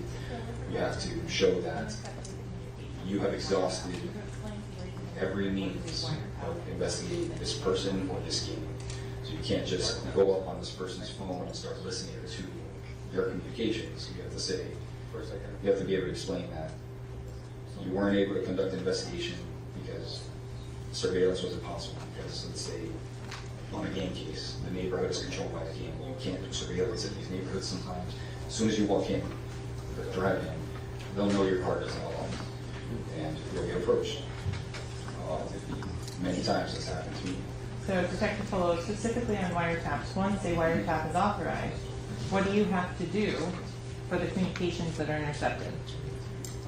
You pick a schedule based on the person's activity. So if the person is on the phone 24 hours a day, then we try to cover 24 hours a day of communications, where someone is sitting inside a room on a computer just monitoring live phone calls. As the person makes a phone call or gets a phone call, you are getting that phone call too, you're listening to it, you're identifying whether it's criminal in nature. If it is criminal in nature, you continue to listen. If at any point in the conversation it becomes non-criminal in nature and they start talking about, the basketball game or what they're doing over the weekend, then you stop listening. It's called minimizing. You turn off the call, you follow the rules of minimization, so you spot check the call at that point. You pick a schedule, then you check the call. The rules are different for every case, so I can't say it's this many minutes here, this many minutes there. But you would stop listening for a certain amount of time. The rules that were determined by the prosecutors, and then you begin listening again. If you start listening again, you hear evidence of criminal communications, and you continue to listen for the amount of time that there is. So, Detective Polo, for a wiretap, how many hours do you think, can you tell the jury, you've spent listening to criminal conversations on wiretaps?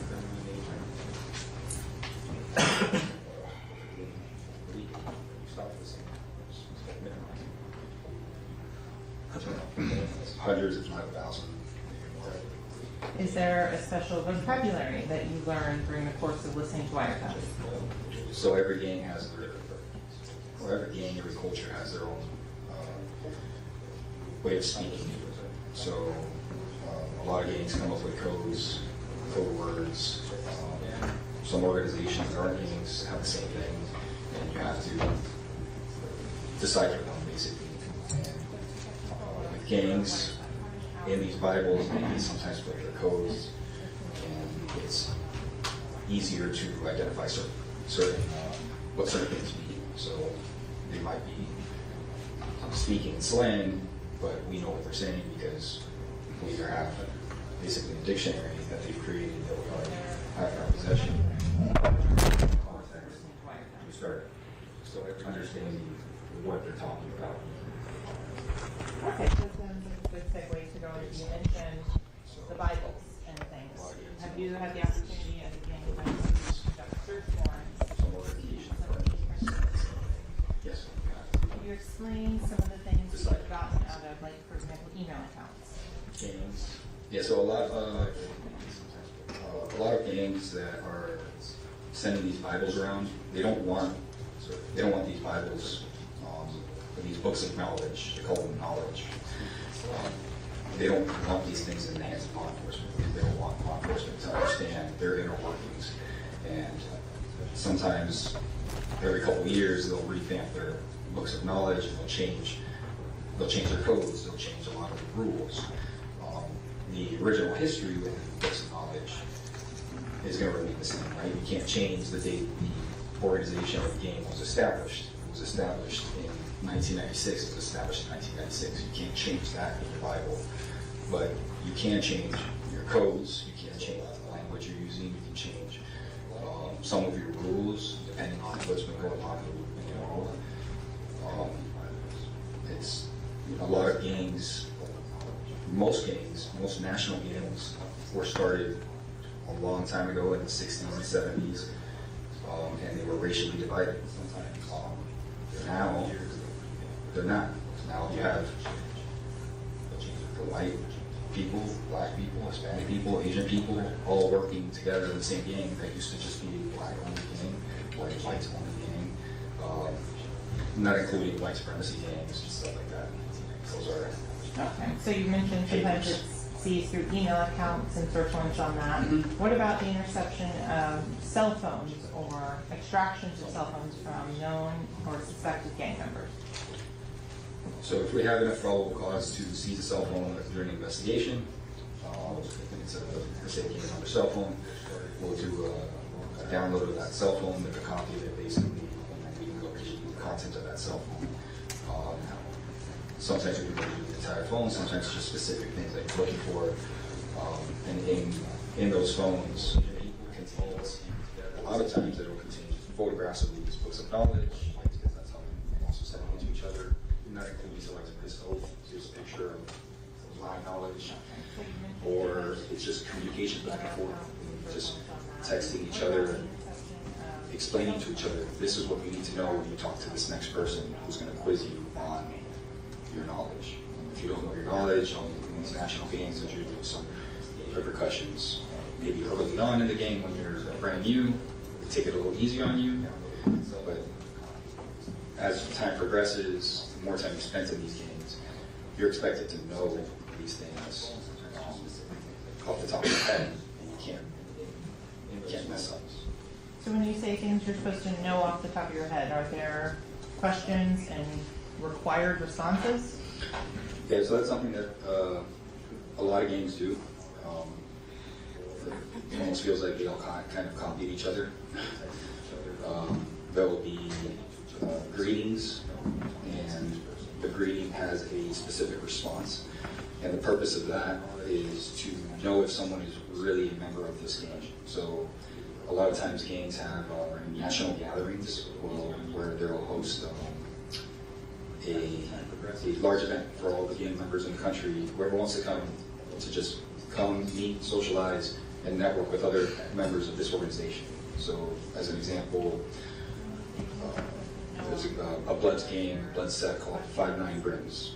They host their national day on May 9th, because May is the 5th month, they're the 5-9 Brims. So May 9th, 5-9, it's all symbolic, right?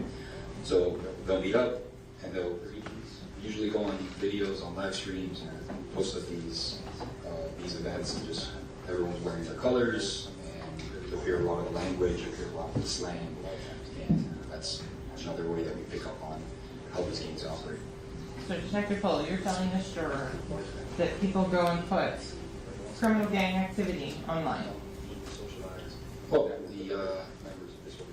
the criminal gang activity would be the crimes. They're not, I mean, sometimes they post up the crimes on YouTube to show that they're strong, to still fear neighborhoods, but sometimes they're just showing their presence. Hey, we're here, this is who we are, this is what we wear, and don't forget that we're here. They're not necessarily doing anything illegal in those videos, they're just together. Is it illegal to be a member of a gang? No. How would you differentiate a criminal street gang versus the sheriff's office? Y'all wear the same uniform, you have a hierarchy at the sheriff's office. How would you differentiate that from a criminal street gang? So the definition per the statute, Florida state statute, and most of the statutes across the country read the same. It's a group of 3 or more persons with common signs, symbols, colors, identifiers, who are as the primary activity, are engaged in criminal activity. So the key word is, as part of their primary activities, they are conducting criminal activities. Doesn't mean all their activities are criminal activities, but a good portion of them are. So going back to a little bit more of your training and experience, you mentioned about the conferences and trainings that you've done. Approximately how many of those have you attended while you've been in the gang unit? I think my first conference was in 2016. I've attended every conference since then. The next conference is this August. I'll be attending the national conference in Chicago. I'll be teaching courses at that conference. Can anyone sign up for that conference? People in the field, prosecutors, attorneys, law enforcement, corrections officers, victim advocates, youth counselors. So how many times have you taught at those types of conferences in the past? This will be my first time teaching at the conference. I teach at the Broward County Sheriff's Office. We teach new recruits. The new deputies are coming in. We teach them about the gangs that we have in Broward County so that they're not oblivious to what's going on around them. We'll show them a map of which gangs operate in which areas, what to look out for, hand signs, identifiers, tattoos. So that's something we teach to our recruits. We teach, I've taught at the Broward College at the Police Academy, where we taught the school resource officers, because gang involvement begins at a very young age for the most part. Most gang members join their gangs at early ages, 11, 12, 13, are recruited very young. So school resource officers need to know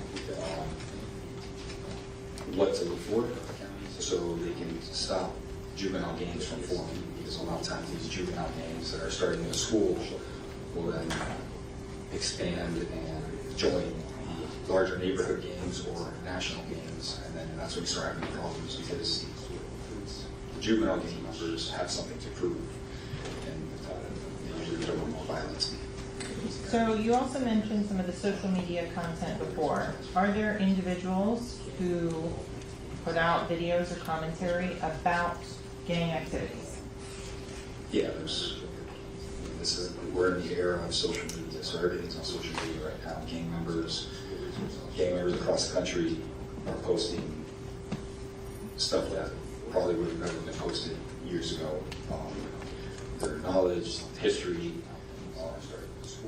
things they did when they were incarcerated, how the gangs were formed, the leaders and the founders of these gangs that are now no longer in prison do podcasts and talk about how the gangs were formed, when they were formed, who did what kind of violence they had to commit, why they were created, whether they were created because they needed to form to protect themselves against another gang or across the country, whether it was just unified based on race or based on location, geographical things. We have that here in South Florida. So this is all publicly available, and it's national leaders and national founders of these gangs that are putting out these videos, as well as just regular gang members on the street that are not of any special rank. They post up videos. If they find out someone is claiming to be a blood or a crip and they're not, they'll confront them on social media to get views. And some of these confrontations turn into physical assaults. People get called out for being for false flagging, just pretending to be, claiming to be part of the gang. Okay, and so I think the last aspect of gang knowledge that we haven't yet discussed is the undercover investigation. Could you explain briefly how those are conducted and what types of information is brought back? So we do undercover investigations on most gangs that some we can do them pretty much in almost everything. So some games are a little trickier than others based off what the requirements are, obviously. Very organized games do background checks sometimes, stuff like that. That makes it a little more difficult. But we've infiltrated gangs. We have detectives within the Brown Sheriff's Office and within the other agencies that we work with. We've actually infiltrated gangs, been blessed into these gangs, become gang members, been put on the national books, and no one knows. I mean, that's why we can't say those names. But. Understood. Is this something that's done for like the Bloods, the Crips, as well as like the Mafia and things that's been done for many years in this particular area of investigation? Yeah, the Mafia is a great example. That was done a long time ago with the Mafia. It's been done with Bloods, Crips, outlaw motorcycle gangs have been infiltrated multiple times. Most recently, we infiltrated several blood gang sets. We have several detectives that are blood gang members. Their undercover lives. Do they bring back and share the knowledge with the other members of the Organized Crime and Gang Task Force? That's the best part about blood investigation, is that it's not just that we gain this intelligence, but we corroborate everything that we're getting from either informants or from people that just want to talk to us on the street. We're not just taking our word for it. They're telling us exactly what to do. Hey, you need to learn X, Y, Z. The next time we meet again, you need to learn this oath. You need to know this handshake. You need to know what to wear. You need to know what to say when you meet this guy. You're going to meet the next boss up, because everything is it's organizational. So you're going to meet the next person up, and they're going to keep quizzing you. They're going to find out where you are in your process with the game. So if you're a very young gang member, not of age, but young in the game, you might have some leeway, but we've had those instances where we're meeting other gang members and our undercover might have messed up the handshake and everyone just kind of freezes. So looking at that person, like, who is he to learn? Because that's the first thing he should have known. How did he mess that one up? And we kind of have to recover from that. Little things. So these are things that have corroborated all this information that we gained from phones, emails, social media, interviews. That's the icing on the cake for us. You're just going to tender for defense to water in the area of expertise and gang knowledge. Thank you. Counsel, before we do, we're going to take a short recess. Do not discuss the case, don't form any opinion about the case, don't allow anyone to discuss the case. Search or research, just leave your heads on it. Thank you, ladies and gentlemen.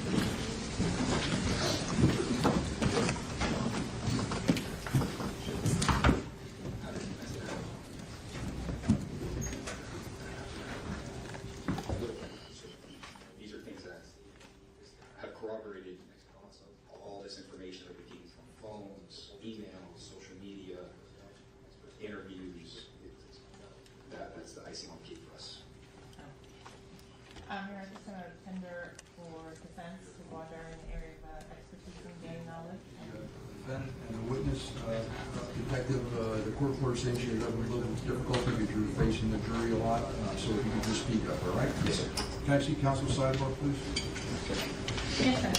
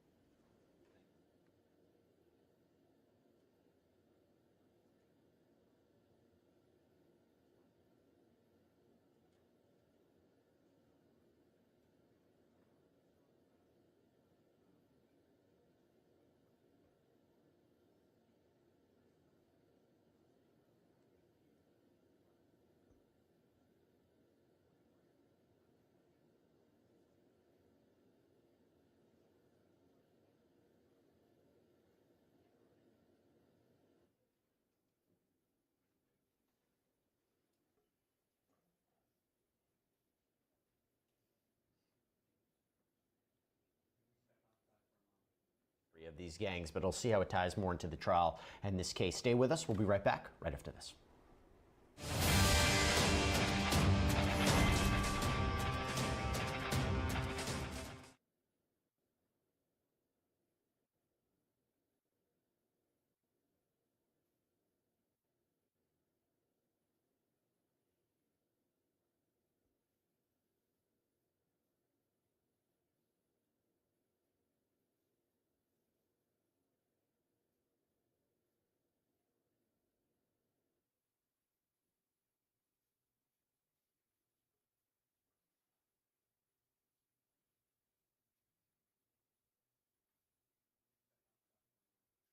Of these gangs, but we'll see how it ties more into the trial and this case. Stay with us. We'll be right back right after this.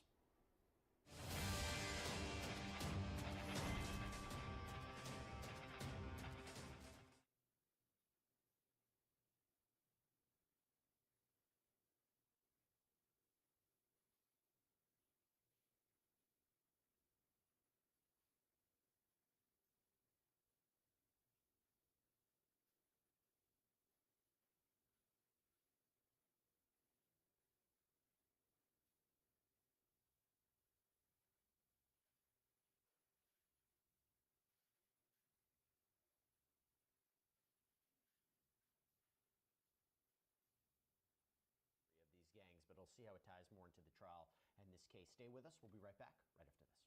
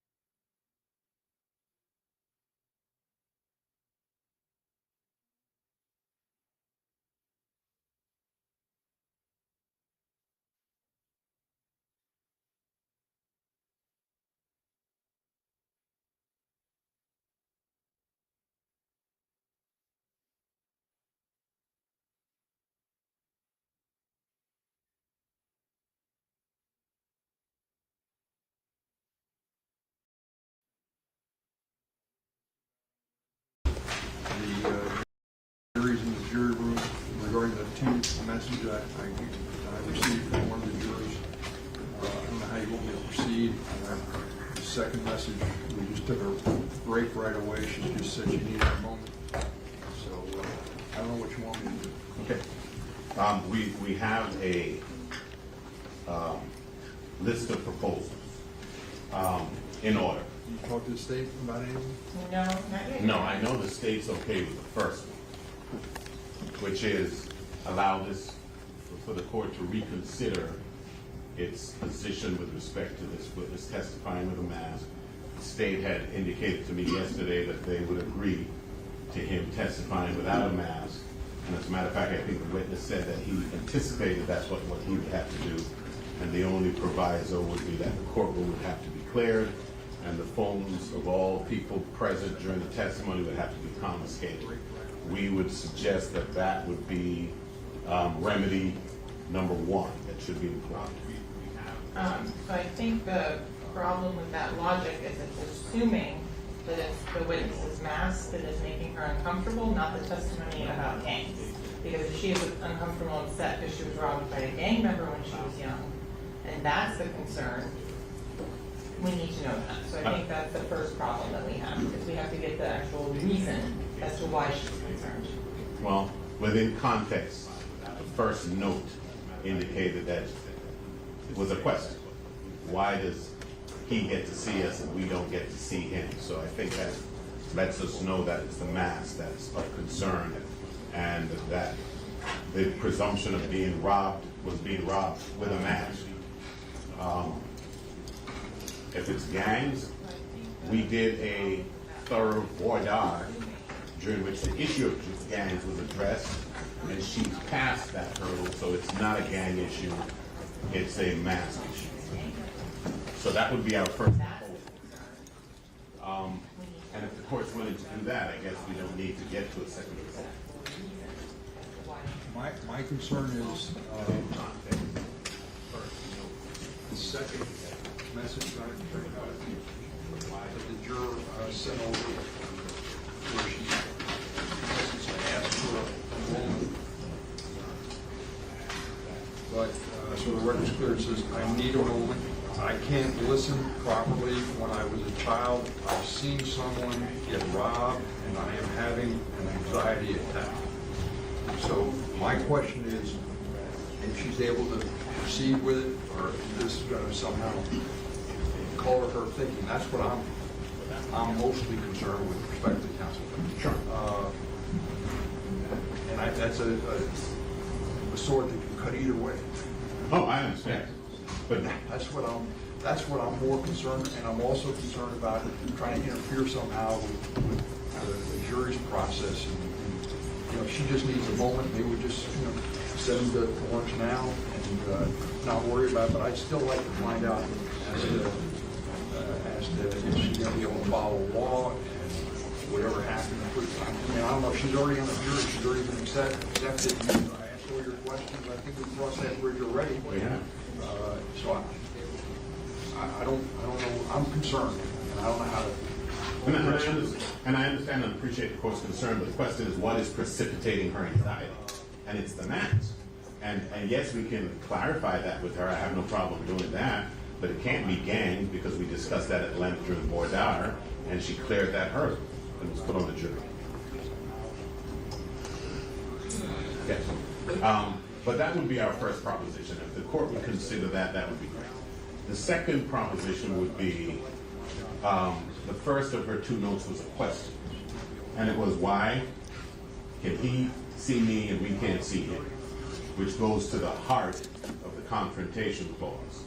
And also lets us know that her concern is the mask. And the jury instruction that was proposed by the state and accepted by the court doesn't address the question at all. It says consider him like everybody else. Well, how are they going to do that? They're going to be instructed the way that they consider him as judging facial expressions, which they can now not do. We made we proposed a jury instruction, which the court rejected, and we would ask that the court at least consider whether or not it would offer some variation of that, such that the answer to the juror's question can be met, which is why. That's why, to the heart. And I think they need to know that the why concerns does not concern any issue with respect to this particular defendant. The third is the problem that we had before, which is, as brought out during Mr. Alistein's questioning earlier. The state could have chosen any expert in gangs. They elected to choose one who has threats against his life that don't concern this case and is undercover. And therefore that they have precipitated this problem. I think Mr.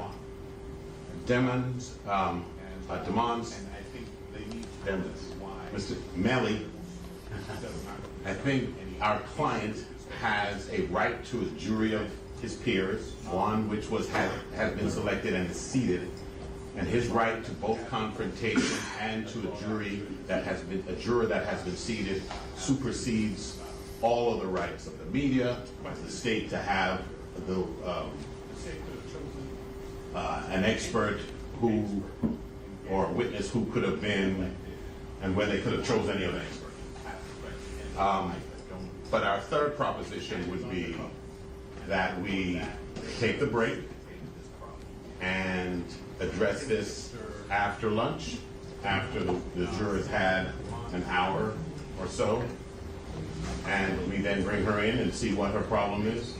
If it's not the mask, I'd be highly surprised, but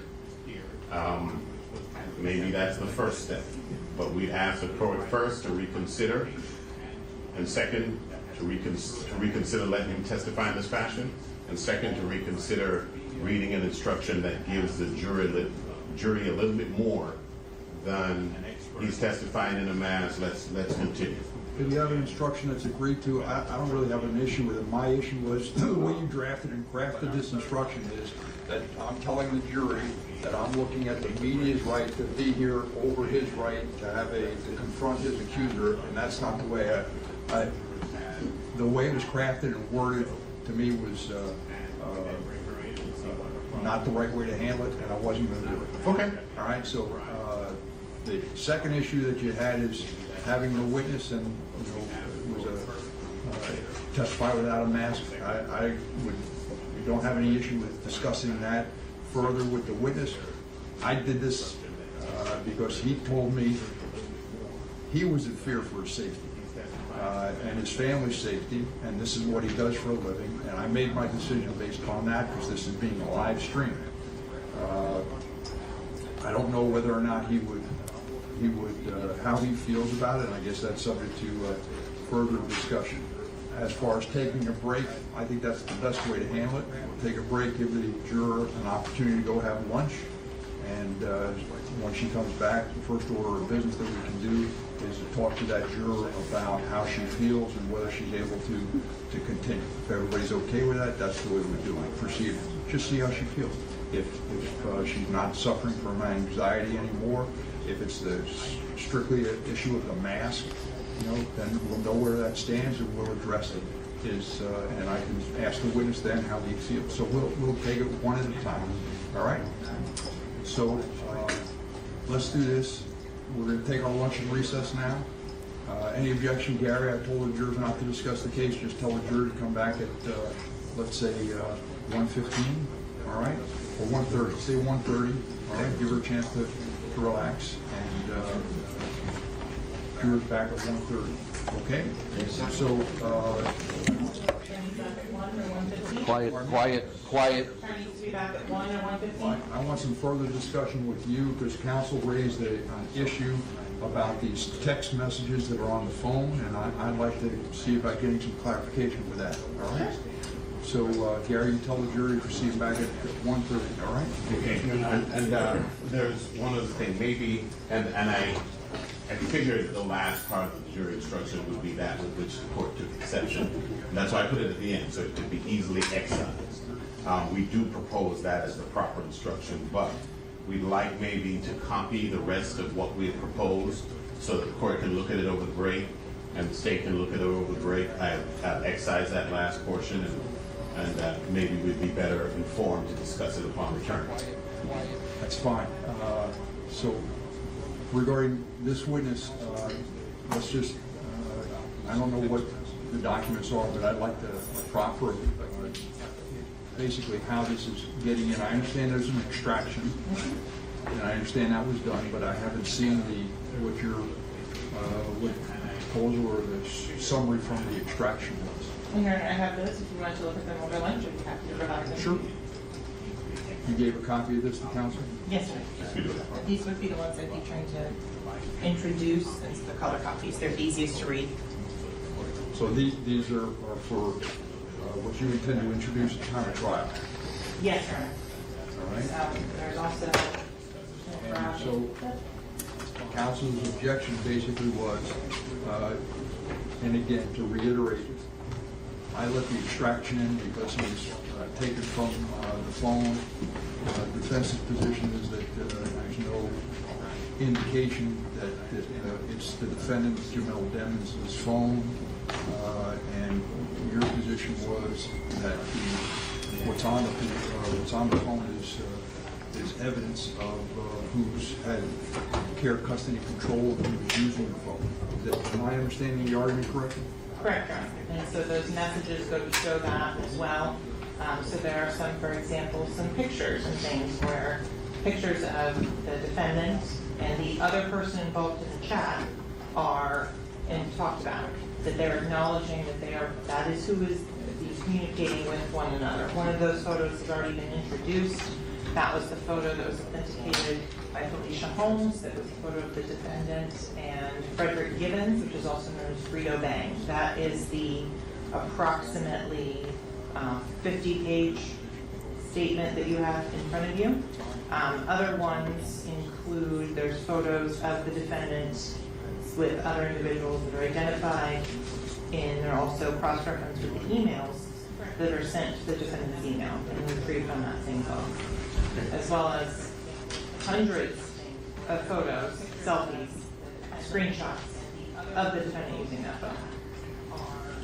With respect to the authentication, Your Honor, I think there's a little bit more nuance to our argument, which is it's not sufficient to say that the defendant used that phone at some point. I think there's ample evidence that that phone was used by more than one person. And the most poignant and striking evidence of that is that the phone comes back to the name Sack Chaser Howard. What that means, I know that my phone doesn't come back with the name Christine Bradley because I wouldn't do that. And I think that is a clear indicator that that phone was being used by others. And so the issue is not whether or not, if we can show that it was used by Mr. Demons at some time, everything comes in. The issue is if you want to get in conversation A, prove that conversation A, lay the foundation for conversation A. Prove that conversation A was being had between Mr. Demons and somebody else, and that would be at least some measure of authentication. The case law does indicate that one of the two parties to the conversation is the way to go, and that's the way to authenticate it, but it's not exclusive. But each single conversation as it's coming in should be authenticated, because the fact that the phone was passed around and used by several others, we have presented the court with evidence that that phone was being used while Mr. Demons was in custody. We know it's being used by several other people. It's not in his name, and it wasn't recovered from him. And so the issue isn't whether or not he's ever used it. The issue is each conversation that you're trying to put in, authenticate it, lay the proper foundation so that we're not risking misleading this jury. Thank you. And Counselor, this is on this extraction report is all on the phone with the 9807 phone number, correct? That's correct, Your Honor. And just so... And that's the subscriber of that was Jamie King? Yes, the defendant's the information that it's from T-Mobile, I forget the exhibit number, but which had the subscriber, showed that this 9807 line was assigned or used by Mr. Dennis, the defendant. There's other information that the state has introduced, including the pawn receipt in which Mr. Demons is identifying that as his personal phone number. I realize that, but I'm trying to go back to the subscriber information. I thought that and I don't have it in front of me, but the plan was a family plan or something, and Ms. Jamie King had one phone, is that correct? And Mr. Demons had a different phone? There are multiple phones on that plan, including one of the victim's phones that was used by the victim. Mr. Anthony Williams was on that same phone plan that Ms. King was paying for, that the defendant was using. And so, in terms of any evidence that anyone else was using that phone, Your Honor, there's been proffers of things that will supposedly be said by the defense. However, there is no evidence before Your Honor that anyone else other than the defendant used that phone. And I'd be happy to put together over lunch a compilation of every single one of the screenshots that the defendant took on almost every FaceTime call that includes him in this small box, which would be indicative of who is using that phone, and the other individuals that he is calling as the larger picture. Your Honor, some of the evidence is before you now, which is Mr. Williams, who was also on that plan, was also using that phone. His nickname was Sack Chaser. Right before you, you will notice that all of those messages are coming from Sack Chaser.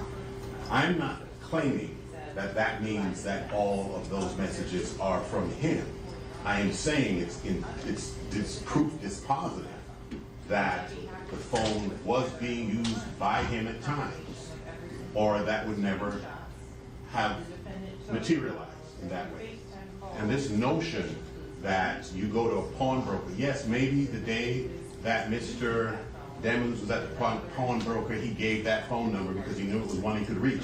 Just like last night when I went to go buy face cream for my wife, they asked, do you have a number with us? And I gave them her number because that's the number that is associated with our Walgreens account to get credit. And when I go to Total Wine and they ask me, I give my number.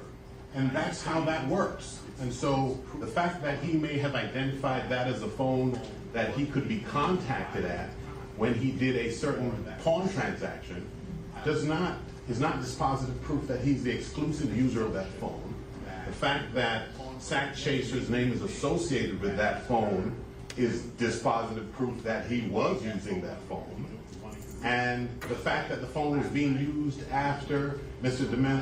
Demons was incarcerated was also dispositive proof that the phone was being used by others. And the way that we can solve this is that the state can lay the foundation for each conversation they want to get in.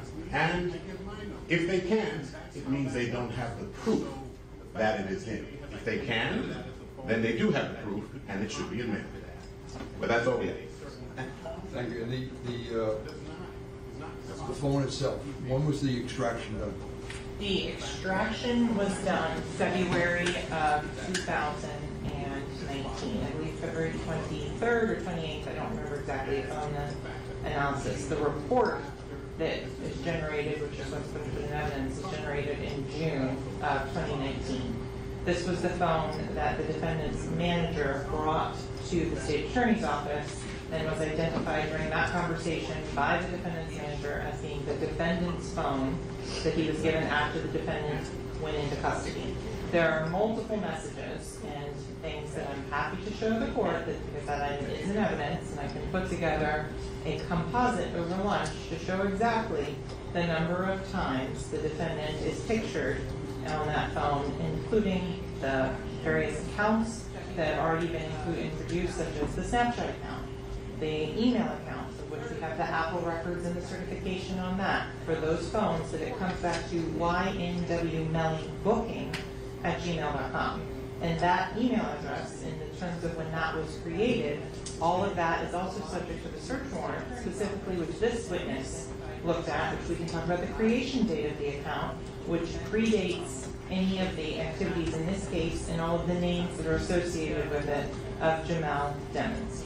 But you're telling me the phone was turned over to the state attorney's office or the police on about the date when Mr. Demons was arrested? No, Mr. Demons turned himself in on February 13th of 2019. About 2 weeks later, his manager came to the state attorney's office to give a sworn statement and brought the phone with him.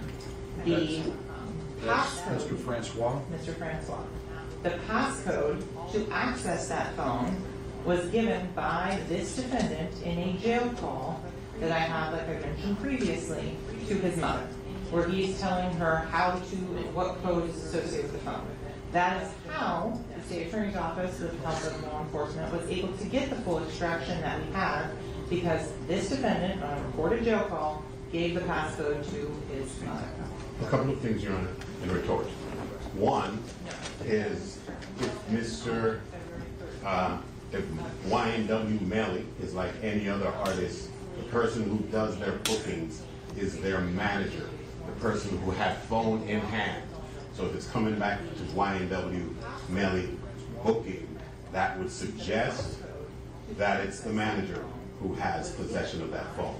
The other thing that suggests he had possession of the phone is he had possession of the phone and he turned it over. Now, the fact that Mr.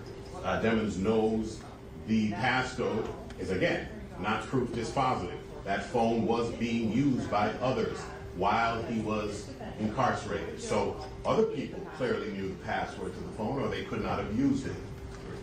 And third, I'm not sure that Mr. Francois coming in here and saying it's Mr. DeMond's phone would be sufficient. I don't know that that would not be some form of hearsay, but at least that might start to approach some sort of foundation.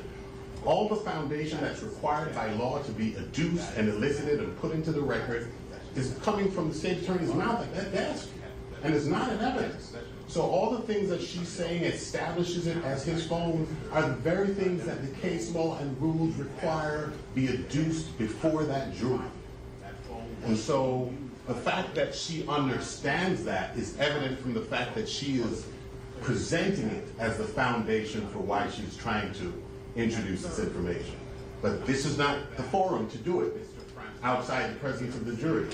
Do it in front of the jury if you have the witnesses, because otherwise it's hearsay.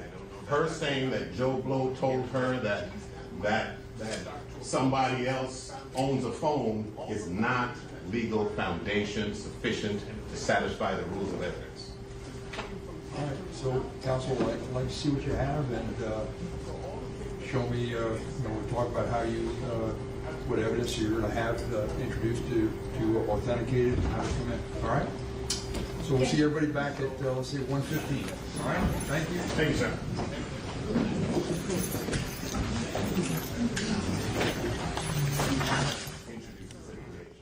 But this is not the forum to do it outside the presence of the jury.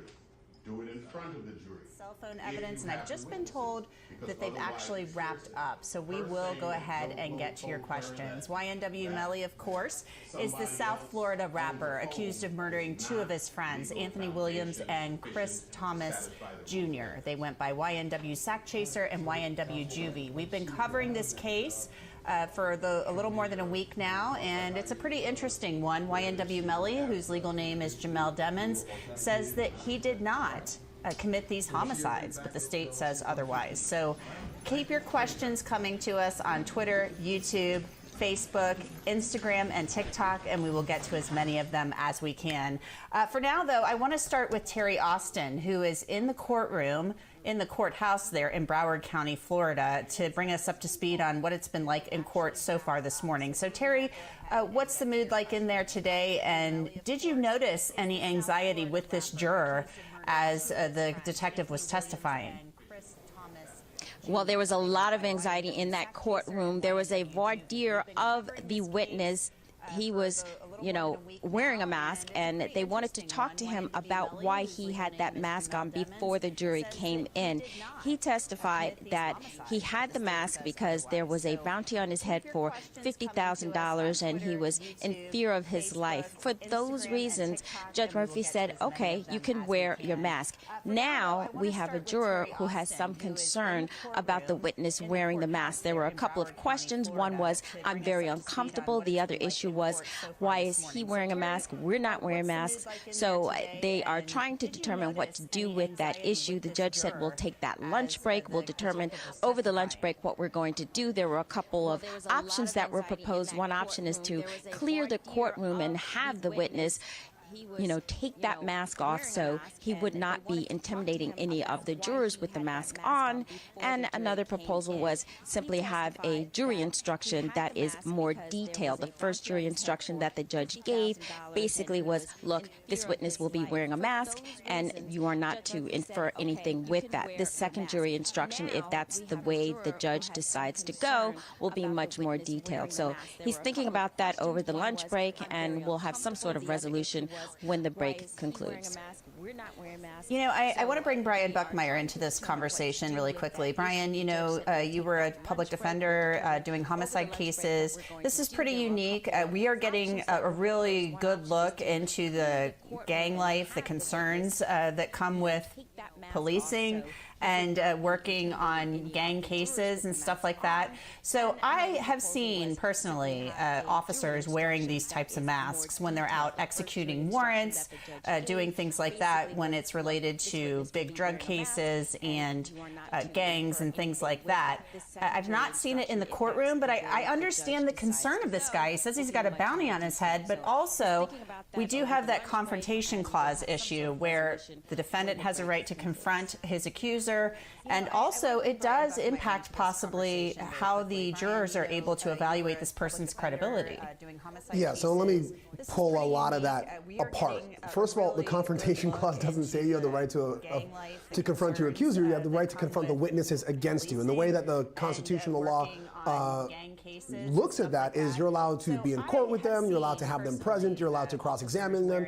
It's not like when we had sovereign citizens in the past saying, well, the state is accusing me, so why isn't the state coming in? It's not really accuser, it's more witnesses. Also, it's not literal in the sense that you have to see their face. While this is rare to hide someone's face during testimony, and especially during the pandemic, many defense attorneys, including myself, made the argument that we cannot test the credibility of this witness if they're wearing a mask on their face, because that's the way that people perceive truthfulness, honesty, dishonesty, whatever it may be. It's a balancing act. And I mean no disrespect to this witness, but the life of a person and potentially the life of their loved ones, whether it be husband, wife, children, parents, whomever it may be, because we know that gangs don't just go after one person, they could potentially go after a family. That risk, at least in my mind, far outweighs any discomfort you may have from seeing someone testify with a mask. I think the witness explained it very well. I think everyone is a reasonable person in that room. Also, most of us have lived through the last 3 years of seeing people with masks. I don't think this witness testifying with a mask should be that big of an issue. Give a curative instruction or some kind of instruction come time for deliberation, but I side on the side of safety for this person's life over another person's discomfort.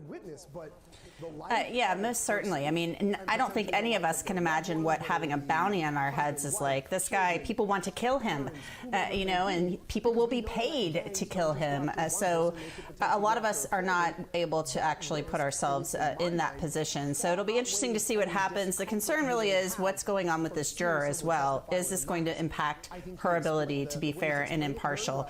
Let's get to some of your questions. Offie Patterson is with us as well out in California. Our first question, I'll throw this one to you, Offie. It's from EJ2882 from YouTube. Will they have enough evidence and prove him guilty? Me, I think no. So you know, we got to be careful with that because the case is not yet over. But Afi, what are your thoughts so far on how the case is going? I don't think any of us can imagine what First of all, thank you, EJ, for your question. If I can tackle really, really quickly what you guys just addressed with respect to the witness, I would like to say, find me an expert witness that can testify without a mask. I think it's highly prejudicial and inflammatory, and that would be my first objection as a defense attorney, because as a juror, I would start thinking, what in the world have I gotten myself into? What is the defendant involved in? Is anybody going to come after my family? Now, with respect to EJ's question, has there been enough evidence, or is there enough evidence to convict Melly? Maybe there is. I don't think that enough has been presented yet. I think the prosecution is definitely, you know, circling with the helicopter, and they haven't landed yet, but it looks like they are trying to land, and they're just trying to piecemeal a lot of the evidence that they can put together as best they can to bring about a conviction. Well, let's keep in mind, though, this officer, you know, this detective, he's on the stand testifying about wiretaps and stuff like that. So, you know, he has involvement in the case, so we need to keep that in mind as well. And there is a gang aspect of this case. So it'll be interesting to see how this all unfolds after lunch. He may do exactly, the judge may do what Brian just suggested, as curative instruction. All right, Kirsty Walden from YouTube. What does this have to do with the case? Asking about undercover detective Danny Polo. So Terry, what does this have to do with the case? Clear that up for Kirsty, if you don't mind. Okay, so good question. The prosecution is bringing on undercover agent Danny Polo because they have alleged that Melly is involved with a gang, and so they are trying to make that connection with the gang, the Bloods basically. And so this witness is testifying about his undercover operations, what happens generally, and right now we've only heard about general undercover operations. We have not heard anything specific about this operation. So I think what the prosecution is going to try to do is to say, what did you do in connection with this case? What did you do in connection with Melly? What did you do in connection with any sort of wiretapping? And if in fact they learned any information, this would be the witness to get that in. They've alleged that he's involved in the gang. They've stated as an aggravating factor that he's involved with the gang activity. And so that's why they're bringing this witness on the stand at this point in time. To make that connection with the gang, the Bloods basically. Sure, go ahead, Brian. Yeah, so gang life, like any other type of close-knit communities, is a subculture that many people aren't open to. You don't see it.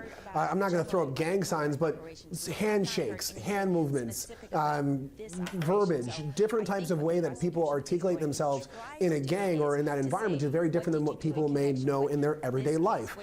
It's like lawyers and non-lawyers. We have our own language that you may not know about. So you put on a witness like this to educate the jury to say, hey, what you saw there in that video isn't just a handshake. That's something gang-related. What you saw here, or what we're trying to present here, isn't just some kind of awkward happenstance. It's gang-related. And so they're trying to associate what might go over some people's head because they're not knowledgeable in gang life, and try to educate them. Even the tattoos on YNW Melly's face and his body, that can be an educational way for the jury to learn about why there's a gang connection based on the prosecution's perception.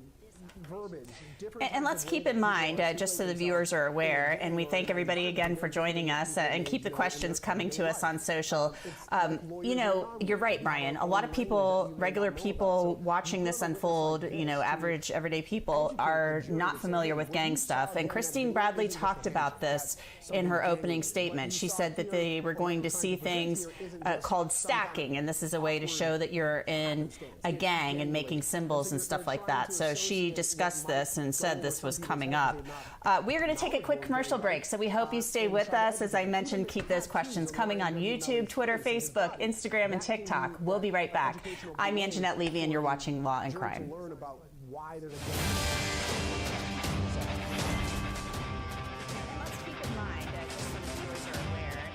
everybody again for joining us and keep the questions coming to us on social.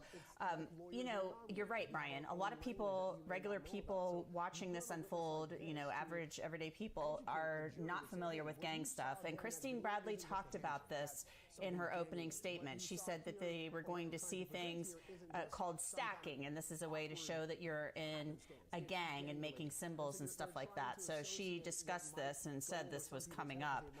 We're going to take a quick commercial break, so we hope you stay with us. As I mentioned, keep those questions coming on YouTube, Twitter, Facebook, Instagram, and TikTok. We'll be right back.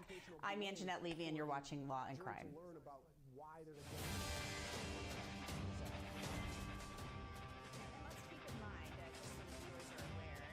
Everybody again for joining us and keep the questions coming to us on social.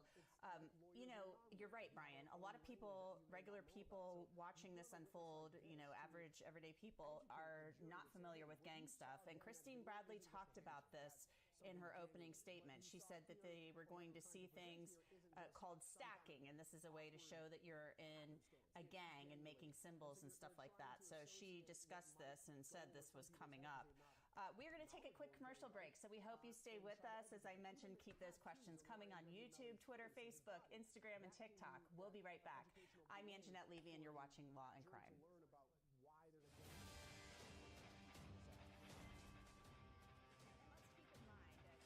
to us on social. You know, you're right, Brian. A lot of people, regular people watching this unfold,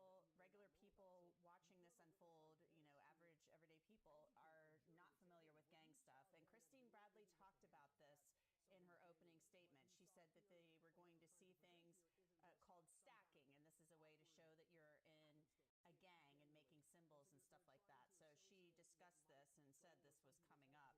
We're going to take a quick commercial break, so we hope you stay with us. As I mentioned, keep those questions coming on YouTube, Twitter, Facebook, Instagram,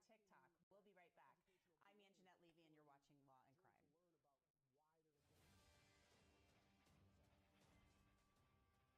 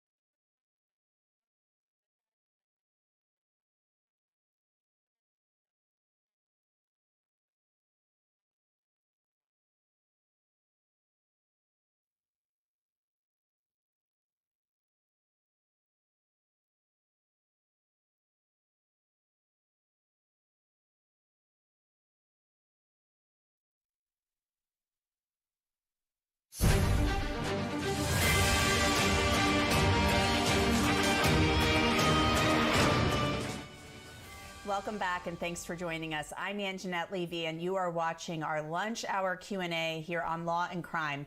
Keep your questions coming to us on YouTube, Twitter, Facebook, Instagram, and TikTok, and we'll get to as many of them as we can.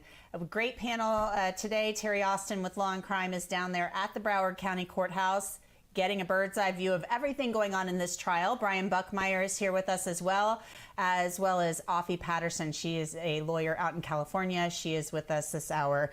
Offie, I'll send this question over to you. It comes from Turtle0086 from YouTube.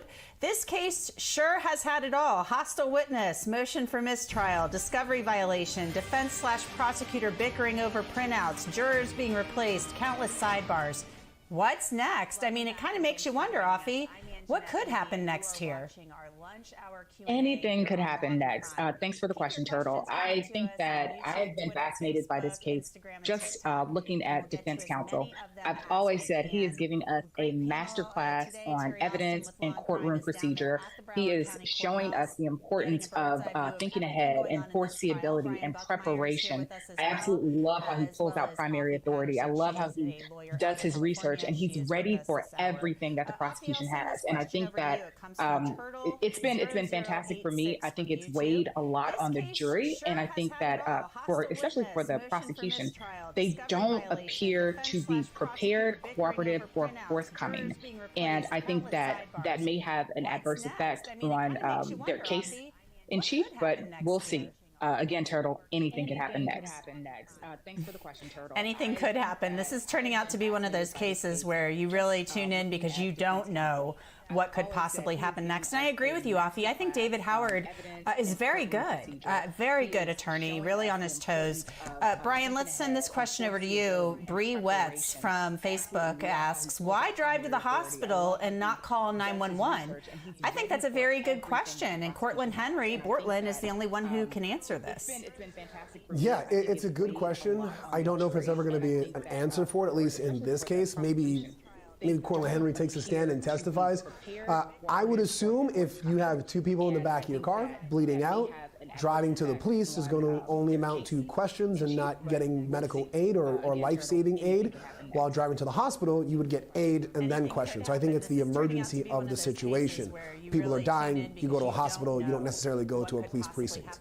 I agree with you, Offie. I think David Howard. Well, and to be fair, none of us know how we would react in such a situation. But the prosecution would tell you he did this because they were staging this whole thing, he and Melly. The defense, we don't know what they say about that part of it.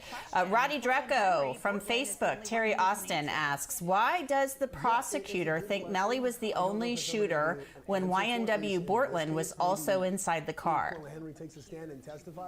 Well, I think the reason the prosecution is focusing on YNW Melly is because he was sitting in the back seat, and according to their forensic experts, the bullets that were the kill shots came from the back seat. So Anthony Williams was in the front passenger. The bullet that killed him came from the back, and Christopher Thomas was in the back seat, and they're saying it came from the side. Now, of course, their bodies were riddled with bullets because it was, according to the defense, a drive-by shooting, and there were lots of bullets in the bodies, in the car, and so the kill shots. And that's exactly why I say I want to hear what the medical examiner has to say. They are going to testify according to the prosecution. What she said in her opening was that you're going to see that these bullets came from inside the car, and they're not saying that Henry was the one who shot that gun because of the angle of the bullets. They're saying that he was the driver. And if you remember, they are charging Melly with not only, 2 counts of first-degree murder, but they are asking for the death penalty. They are not asking for the death penalty in connection with Henry because he is not the shooter, or at least I'm assuming that that is the rationale why they're asking for the 2 different punishments. Yeah, I think you're right on that one. Also interesting to point out that the medical examiner, according to Christine Bradley, is going to testify that those shots fired from outside the car hit the victims when they were already dead. So I think that will be very interesting testimony to hear once we get to that point. Another question now, Brian, I'll send this one over to you. It's from DiorMe_me, who we had on yesterday as well, asks, what is allegedly the key evidence connecting him to these murders for a conviction? I'm only hearing strong possibilities, like a flipped coin. Well, Dior, thanks for coming twice. Enjoy people coming back to watch the trial continuously. I think you're right. What you're hearing is what they've got. The strongest bit of evidence would probably be the video from the recording studio where they go into the car, because without that, there is not really an argument as to who is sitting where, and then they attach then the trajectory of the bullets. But That's all they've got. I mean, I could go up there and say, all right, we had the cell phone video that was played, and when you see that these two cell phones were traveling together, and then all of a sudden they're separate, what's to say that Cortland didn't stop the car after Melly got out, went to the back seat like he was pretending to look for something, and then shot them from there? Because it'd be easier for them to be distracted for him looking for something in the back car than to sit in the front seat, turn around, and shoot. There's no evidence to say that he didn't do that. There's no evidence to say that he did. But it's reasonable. It could create a doubt. I think they're just going with little bits and pieces of our argument and trying to piece it together as best as they can. And as best as they can is probably the title of their trial at this point. Without that, there is not really an argument as to. Afi, I'll send this next question to you. NNQ family from YouTube asks, him and friends were in the same gang. So what is she trying to prove? Why would he kill his friends that's in the same gang as him? This is the question from NNQ, Afi. Thank you, NNQ. So I think that's what we all want to know, right? So the prosecution is saying that the drive-by was staged. So explain to me, if the drive-by was staged, what was the motive for staging the drive-by? What was the motive for killing these two gentlemen who they were in the maybe same gang, had the same affiliation, they were friends? What was the motive? When did you stage the drive-by? Why? At what point, when they left the studio, everybody seemed friendly, everybody seemed to have a good attitude, no hostility. So I don't really know where they're going with it, but they need to show me why. When was this staged? Had you been planning it? Did you plan it when you left the studio?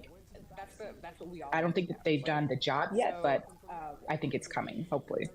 The prosecution is saying that. Well, let's keep in mind, too, we've heard from the father of YNW Juvie that apparently there had been something physical that happened in the days before this between Melly and Anthony Williams. Whether or not we will hear about that in testimony is a totally different thing. So I'm waiting to see if we hear anything about that type of thing as well. Let's see. At KnicksFan821 from Twitter, Terry Austin, what happens next if the jury convicts Melly for murder? And what does happen next if that happens? Why? Well, we will then have the sentencing phase where that jury is going to determine whether or not he will get the death penalty, and that's going to depend upon the aggravating factors that the prosecution has already listed.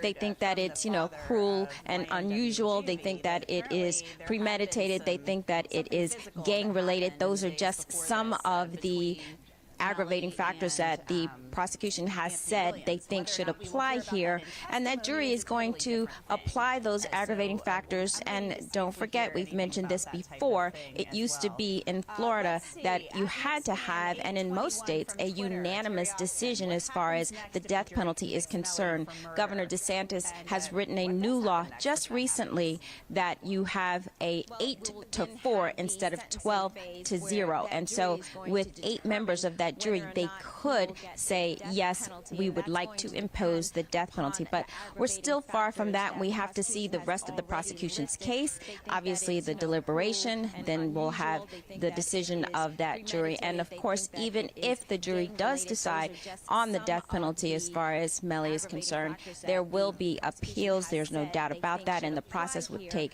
a very long time. So we have some ways to go before that. Yeah, most certainly.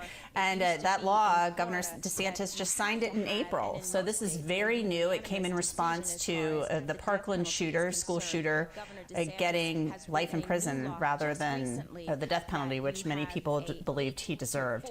Our next question from TikTok comes from Sunglass Kid. And Brian, Sunglass Kid asks, why did Melly stay in jail when Bortland had gun residue on him? Yeah, well, thank you, Sunglass Kid, for the question. I think it comes down to the allegations. So it's a number of reasons why someone has bond or bail. It's a number of reasons as to why it might be higher than your co-defendant. I think the major reason here is that the evidence, at least at the point in which bond or bail was being decided, appeared to be stronger towards Melly being the shooter, and therefore there being greater more aggravating circumstances there than that of Henry, who is the driver and merely, according to their theory, was a co-conspirator or helped after the fact. And so with those two distinctions, they would have asked for more bond or more bail or even remand, meaning that there's no amount of money that can get this person released, than as opposed to his co-defendant. And that's based on their participation in the crime, the evidence that they have, the likelihood of success based on the evidence, as well as the punishment, one facing the potential death penalty, the other facing life in prison. I think that's why one is still in jail and one was able to bond or bail out. Afi, this next question is going to you. All-American Allison _ from Instagram asks, can they use Melly's song against him as a confession? I think she's referring to Murder on My Mind. I think that was already brought up. And first of all, thank you, All-American. I think that was already brought up maybe pre-trial or maybe even after the trial started. And the prosecution is precluded from introducing that. And I believe it was released or it was created before the murders. So I don't believe that that's going to be introduced. Yeah, most certainly. It was written while he was doing time on another case and released before the homicides. That is certainly true. All right, we are going to keep taking your questions, so keep them coming to us. YouTube, Instagram, Facebook, Twitter, and TikTok. We'll get to as many of them as we can, but we have to take a quick break. Stay with us. We'll be right back. I think that was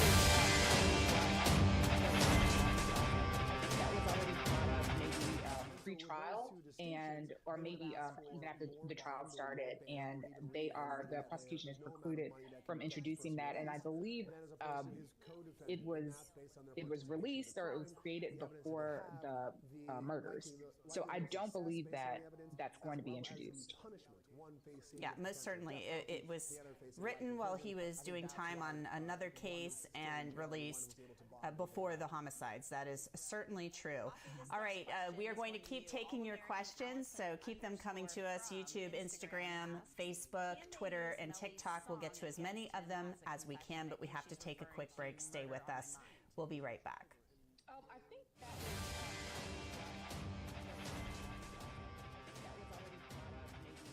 pre-trial or maybe even after the trial started, and the prosecution is precluded from introducing that. And I believe it was released or it was created before the murders.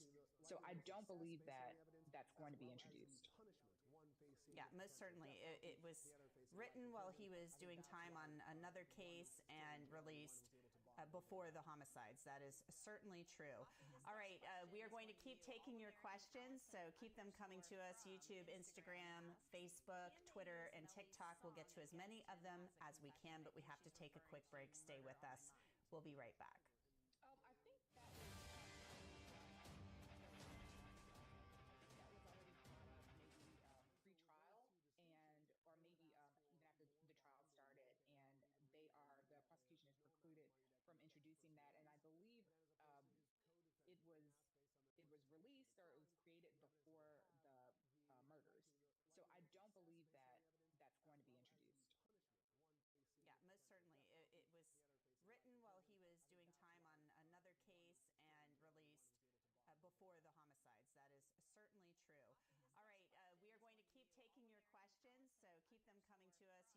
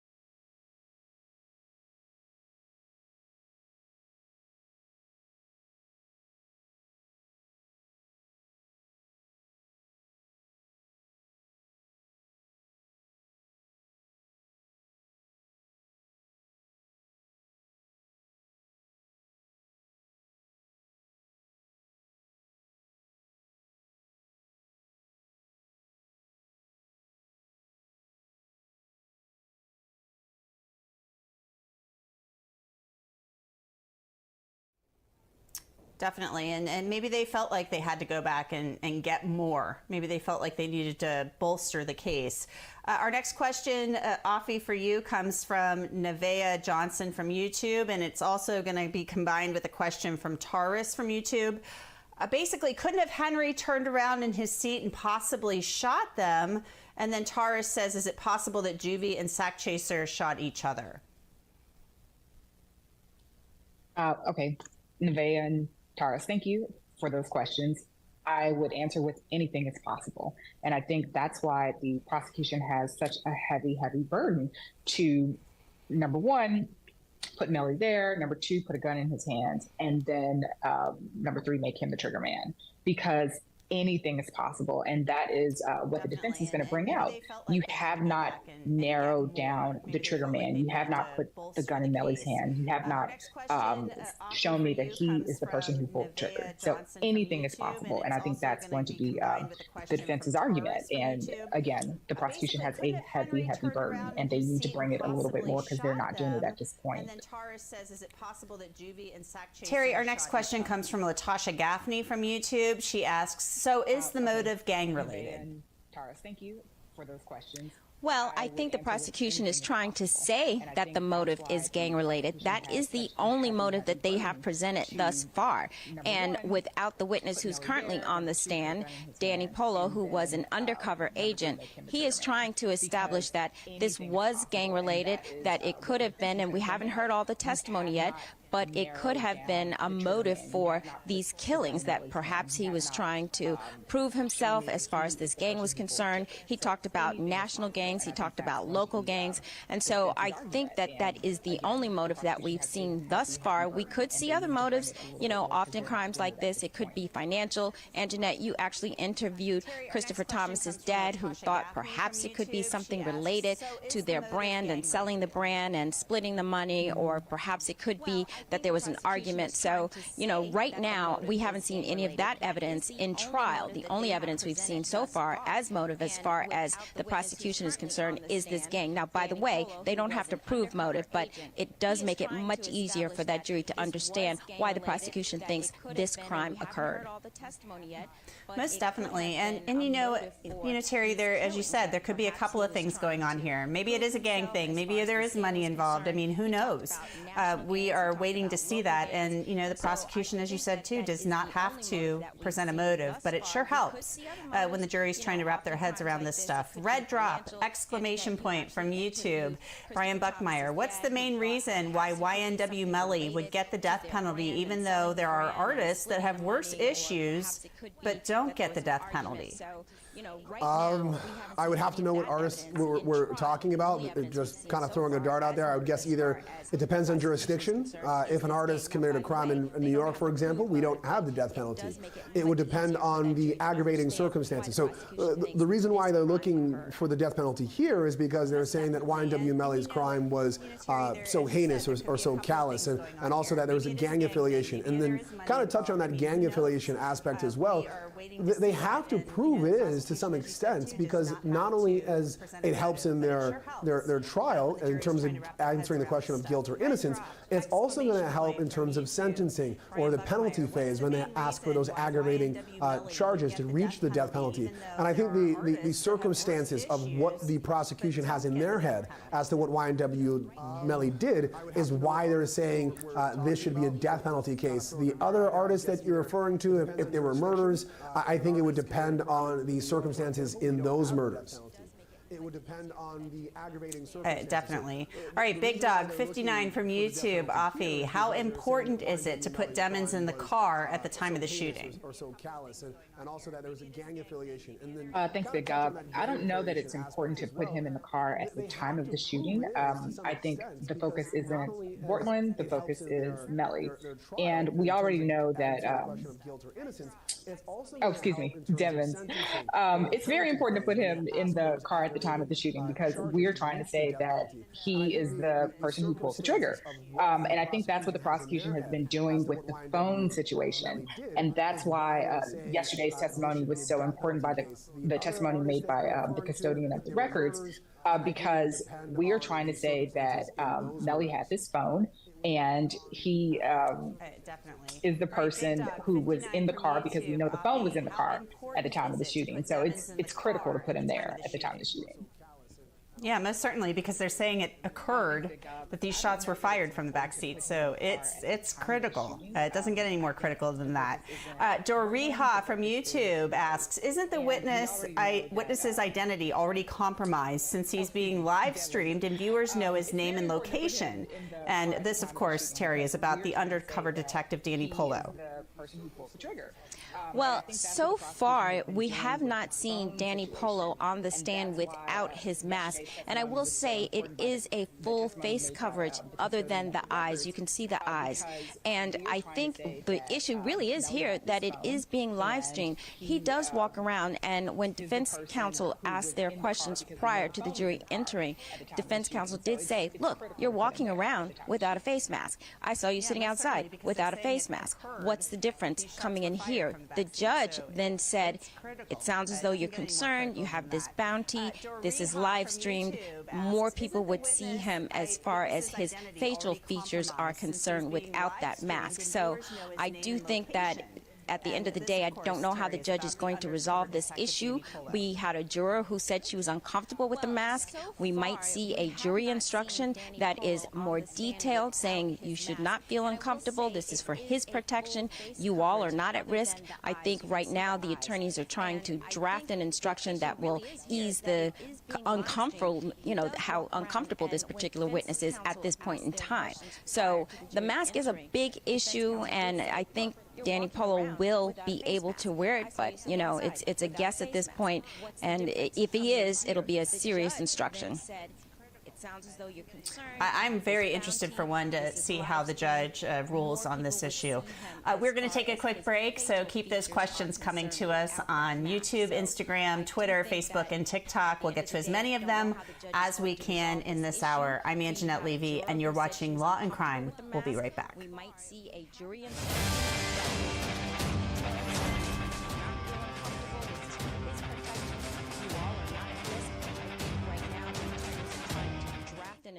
that will ease the uncomfortable, how uncomfortable this particular witness is at this point in time. So the mask is a big issue, and I think Danny Polo will be able to wear it, but it's a guess at this point, and if he is, it'll be a serious instruction. I'm very interested, for one, to see how the judge rules on this issue. We're going to take a quick break, so keep those questions coming to us on YouTube, Instagram, Twitter, Facebook, and TikTok. We'll get to as many of them as we can in this hour. I'm Anjanette Levy, and you're watching Law and Crime. We'll be right back. We might see a jury instruction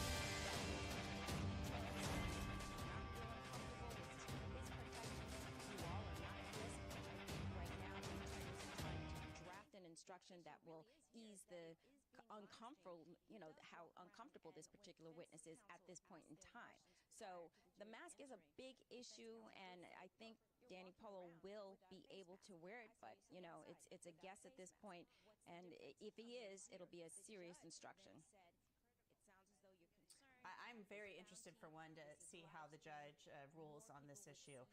We're going to take a quick break, so keep those questions coming to us on YouTube, Instagram, Twitter, Facebook, and TikTok. We'll get to as many of them as we can in this hour. I'm Anjanette Levy, and you're watching Law and Crime. We'll be right back.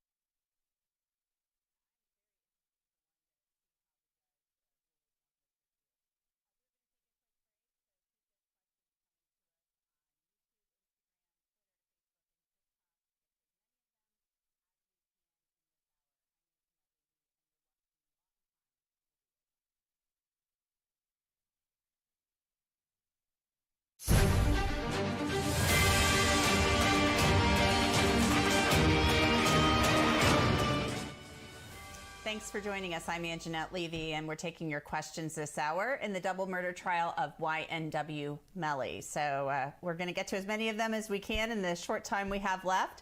Brian, I'll send this one over to you right now. VSOP_VVS from Instagram. What has literally been the strongest evidence against him thus far? Because just to throw out there that the car surveillance shows him getting into the car, and as we all see, both cars pulled out in the same direction, one following after the other. We don't know what happened once the car got down the road, so that's weak evidence to me. So that's a long question and statement from VSOP, but VSOP wants to know what's the strongest piece of evidence. I think you hit the nail on the head. Like your question is phenomenal in that it also has the answer. It is the strongest piece of evidence they have, but it in of itself is not strong.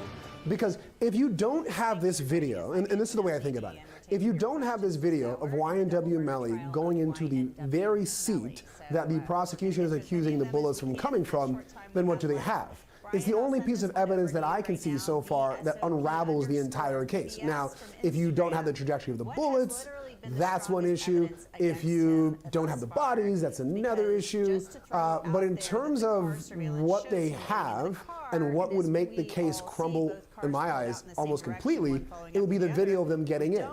Because if that's all you had, all you would have is maybe Henry being the only one that goes to the hospital and says, my two friends are dying, and Melly is not in the car or not there to report it. So maybe you can say, hey, we believe because of his absence he must have been in the shooting, but that doesn't help. So to me, the strongest, even though it is pretty weak, is the video of him getting into that very seat that they say the shots came from.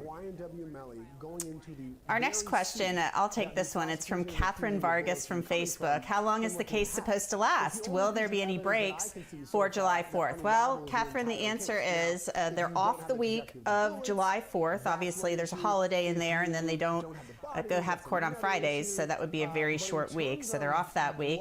And we think that this case could wrap up by the end of July. So that's what they're forecasting right now. Our next question, Offie, is from Becky S. from YouTube. If YNW Melly is found not guilty, will it be easier to convict Bortland? And what charges is Bortland being charged with? I think that it would be equally difficult to convict Bortland, but I do think the prosecution, I don't know if it's going to be the same prosecutor, but they will have learned a lot from this trial with Melly. They will know what their pitfalls are. They'll know how to be prepared with their evidence and with the information that they're trying to introduce into court. For example, Melly's girlfriend's mom and her testimony, they'll know how to treat that. You know, it's just, this will essentially be a test run for them with Bortland, excuse me. It kind of is a test run for them with Bortland. Our next question, Terry, Zach P. Productions from YouTube. In terms of the overall legal system, what type of ramifications, changes, might arise from this court case? Well, I think the biggest ramification would be this death penalty issue, because if in fact the death penalty is something that the jury comes to the conclusion, I think that 8-4 new law that Governor DeSantis put into place will be something that not only the courts in Florida will be looking at, but an issue that could go back up to the Supreme Court. The Supreme Court has looked at this issue several times, and ultimately, you know, Florida was able now to put it back to 8-4, but I do think that that's going to be challenged. So obviously it has other ramifications as to whether or not you can use music, whether or not, you know, you can include certain evidence in the trial, but I think the biggest issue here is the fact that they are asking for the death penalty on a case where most people are saying, even if he's found guilty, why would this be a death penalty case? We saw with the Parkland shooter that case was a case that was a death penalty case, and even in that case, they did not elect to have him convicted and have him put to death. He obviously pled guilty, and the sentencing phase, the jury decided, look, we're not going to put him to death, even though all those aggravating factors existed. So I think the death penalty is probably the biggest issue in this case. I think so too, and with that new law, it'll be interesting to see how that holds up when it's challenged.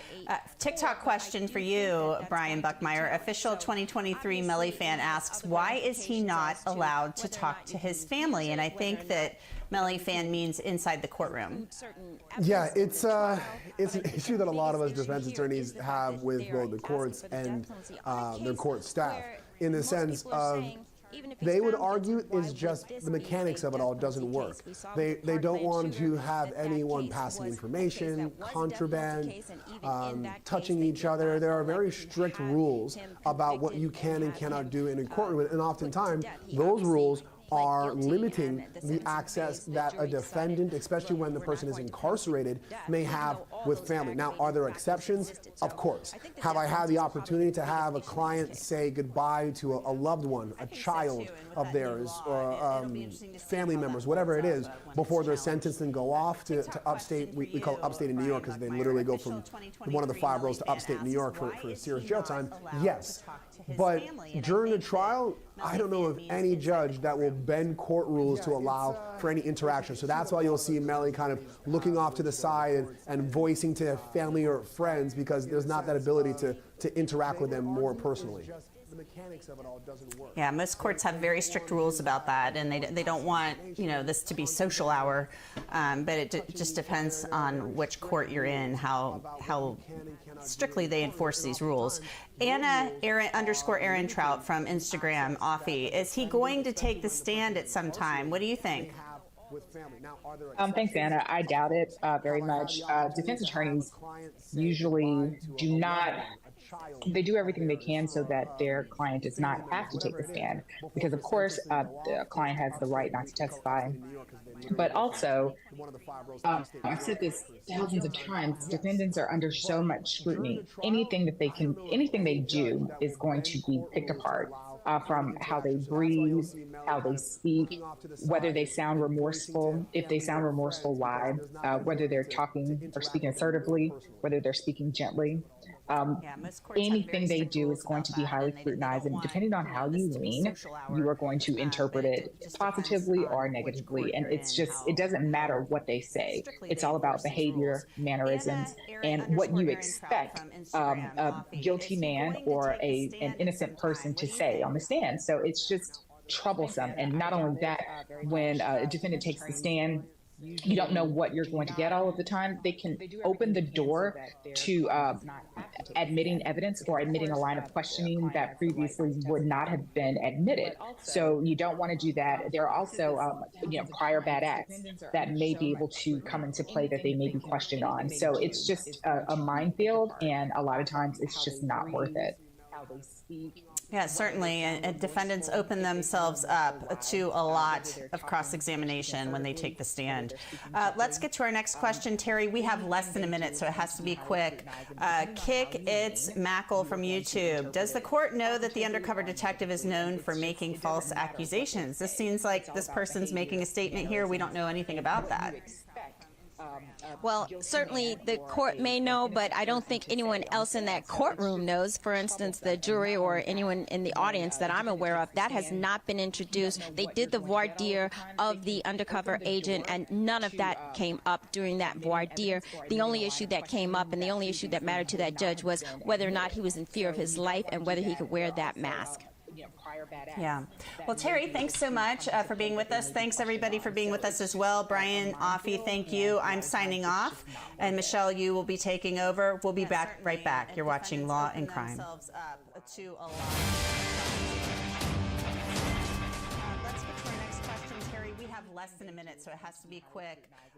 Kick It's Mackle from YouTube. Does the court know that the undercover detective is known for making false accusations? This seems like this person's making a statement here. We don't know anything about that.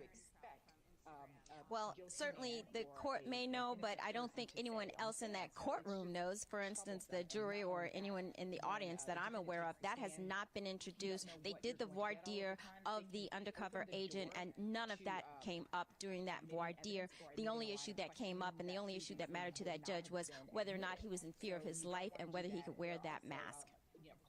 Yeah. Well, Terry, thanks so much for being with us. Thanks, everybody, for being with us as well. Brian, Offie, thank you. I'm signing off. And Michelle, you will be taking over. We'll be right back. You're watching Law and Crime. Let's get to our next question, Terry. We have less than a minute, so it has to be quick.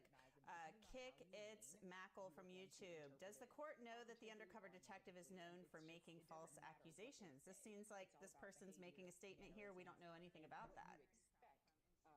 Well, certainly the court may know, but I don't think anyone else in that courtroom knows. For instance, the jury or anyone in the audience that I'm aware of, that has not been introduced. They did the voir dire of the undercover agent, and none of that came up during that voir dire. The only issue that came up and the only issue that mattered to that judge was whether or not he was in fear of his life and whether he could wear that mask. Yeah. Well, Terry, thanks so much for being with us. Thanks, everybody, for being with us as well. Brian, Offie, thank you. I'm signing off. And Michelle, you will be taking over. We'll be right back. You're watching Law and Crime. Let's get to our next question, Terry. We have less than a minute, so it has to be quick. Kick It's Mackle from YouTube. Does the court know that the undercover detective is known for making false accusations? This seems like this person's making a statement here. We don't know anything about that. Well, certainly the court may know, but I don't think anyone else in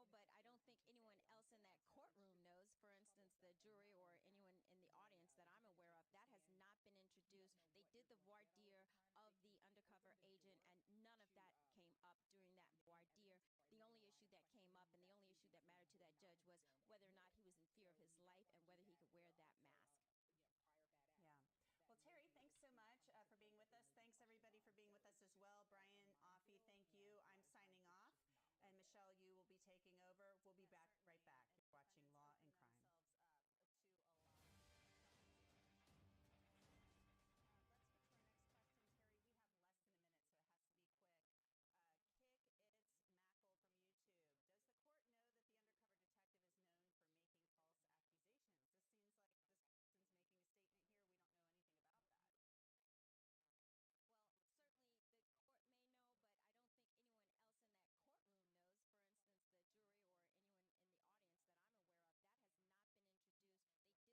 wear that mask. Yeah. Well, Terry, thanks so much for being with us. Thanks, everybody, for being with us as well. Brian, Offie, thank you. I'm signing off.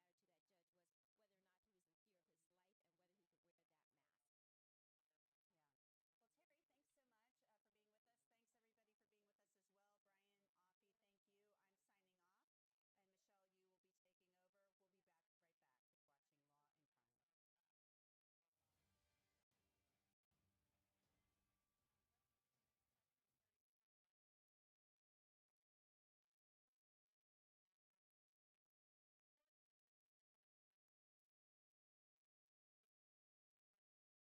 be right back. You're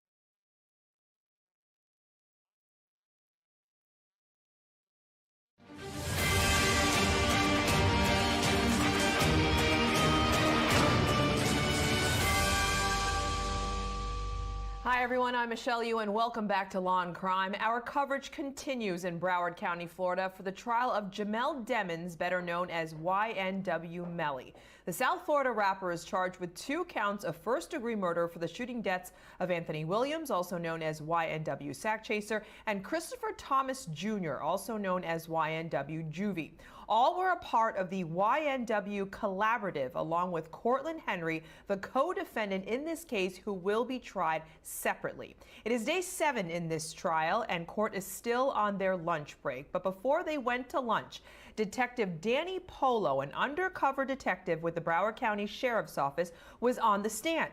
The debate between whether the witness should or should not wear his mask that protects his identity was a subject of debate.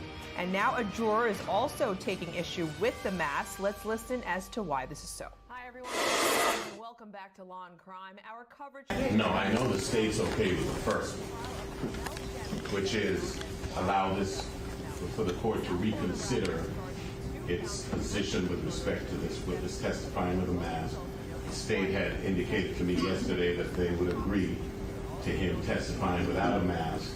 And as a matter of fact, I think the witness said that he anticipated that's what he would have to do. And the only proviso would be that the courtroom would have to be cleared and the phones of all people present during the testimony would have to be confiscated. We would suggest that that would be remedy number one that should be employed. So I think the problem with that logic is it's assuming that it's the witness's mask that is making her uncomfortable, not the testimony about gangs. Because if she is uncomfortable and upset because she was robbed by a gang member when she was young, and that's the concern, we need to know that. So I think that's the first problem that we have, because we have to get the actual reason as to why she's concerned. Well, within context, the first note indicated that was a question. Why does he get to see us and we don't get to see him? So I think that lets us know that it's the mask that's of concern, and that the presumption of being robbed was being robbed with a mask. If it's gangs, we did a thorough voir dire during which the issue of gangs was addressed, and she's passed that hurdle, so it's not a gang issue, it's a mask issue. So that would be our first proposal. And if the court's willing to do that, I guess we don't need to get to a second proposal. My concern is the second message that the juror sent over, where she asked for a moment. But so the record's clear, it says, I need a moment. I can't listen properly. When I was a child, I've seen someone get robbed, and I am having an anxiety attack. So my question is, if she's able to proceed with it, or is this going to somehow color her thinking? That's what I'm mostly concerned with respect to counsel. Sure. And that's a sword that can cut either way. Oh, I understand. But that's what I'm more concerned, and I'm also concerned about trying to interfere somehow with the jury's process. And, if she just needs a moment, maybe we just send them to lunch now and not worry about it. But I'd still like to find out as to if she's going to be able to follow law and whatever happened. I mean, I don't know if she's already on the jury. She's already been accepted and asked all your questions. I think we've crossed that bridge already. Yeah. So I don't know. I'm concerned, and I don't know how to. And I understand and appreciate the court's concern, but the question is, what is precipitating her anxiety? And it's the mask. And yes, we can clarify that with her. I have no problem doing that. But it can't be gangs, because we discussed that at length during the voir dire, and she cleared that hurdle and it's put on the jury. Okay. But that would be our first proposition. If the court would consider that, that would be great. The second proposition would be, the first of her two notes was a question. And it was, why can he see me and we can't see him?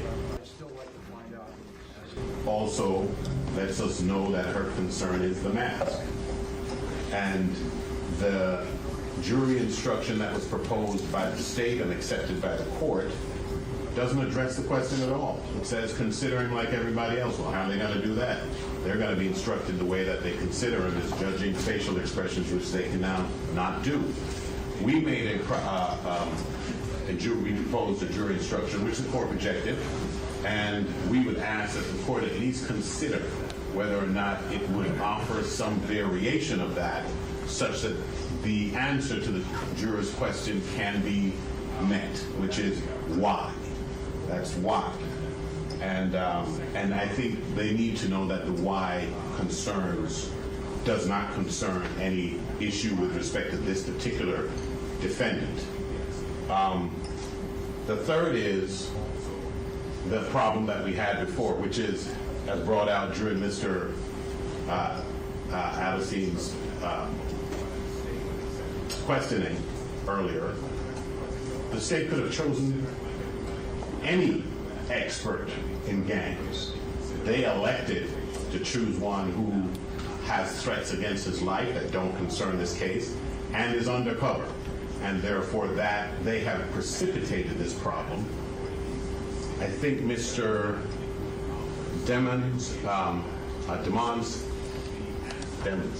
Mr. Melly, I think our client has a right to a jury of his peers, one which has been selected and is seated, and his right to both confrontation and to a jury that has been seated supersedes all of the rights of the media, of the state to have an expert who, or a witness who could have been, and where they could have chosen any other expert. But our third proposition would be that we take the break and address this after lunch, after the jurors had an hour or so, and we then bring her in and see what her problem is. If it's not the mask, I'd be highly surprised, but maybe that's the first step. But we'd ask the court first to reconsider, and second, to reconsider letting him testify in this fashion, and second, to reconsider reading an instruction that gives the jury a little bit more than he's testifying in a mask. Let's continue. Can you have an instruction that's agreed to? I don't really have an issue with it. My issue was the way you drafted and crafted this instruction is that I'm telling the jury that I'm looking at the media's right to be here over his right to confront his accuser, and that's not the way the way it was crafted and worded to me was not the right way to handle it, and I wasn't going to do it. Okay. All right. So the second issue that you had is having the witness, and it was a testify without a mask. I don't have any issue with discussing that further with the witness. I did this because he told me he was in fear for his safety and his family's safety, and this is what he does for a living. And I made my decision based upon that because this is being a live stream. I don't know whether or not he would how he feels about it, and I guess that's subject to further discussion. As far as taking a break, I think that's the best way to handle it. We'll take a break, give the juror an opportunity to go have lunch, and when she comes back, the first order of business that we can do is to talk to that juror about how she feels and whether she's able to continue. If everybody's okay with that, that's the way we do it. We proceed, just see how she feels. If she's not suffering from anxiety anymore, if it's strictly an issue of the mask, then we'll know where that stands and we'll address it. And I can ask the witness then how he feels. So we'll take it one at a time. So yeah, that was quite the hot topic before the lunch break in Florida, to mask or not to mask. And with that as the backdrop, I'm joined by Law and Crime Network's Brian Buckmeyer, as well as criminal defense attorney Natalie Whittingham-Burrell. Natalie, I'm going to start with you here. What do you make of the defense's argument? Do you think the mask should have been allowed in the first place? I mean, this witness has testified in other cases in the same county with the same mask on. I absolutely agree with the defense attorney. I don't think any witnesses should be allowed to testify with masks on, because one of the ways in which a jury is able to interpret the veracity of a witness's testimony is the manner in which the witness testifies. And that way you can see their facial expressions and kind of gauge whether or not you believe that they're telling the truth. By covering up someone's face, you're obfuscating or obscuring some of that. And so I don't think that that is the appropriate thing to do. And I think it violates Mr. Demmons' right to confront his accusers, to see that person testify on the stand. There were less intrusive means to be able to let that witness testify while protecting his identity from the media. They could have just turned the camera away from his face while the jury could see him. It prejudiced demons in so many ways. I don't know why that was allowed, and I don't care how many counties allow it and how many states. I don't think it's ever appropriate to let a witness completely obscure their faces. Brian, what do you make of the jurors' note and their anxiety about the witness's mask? It's fair.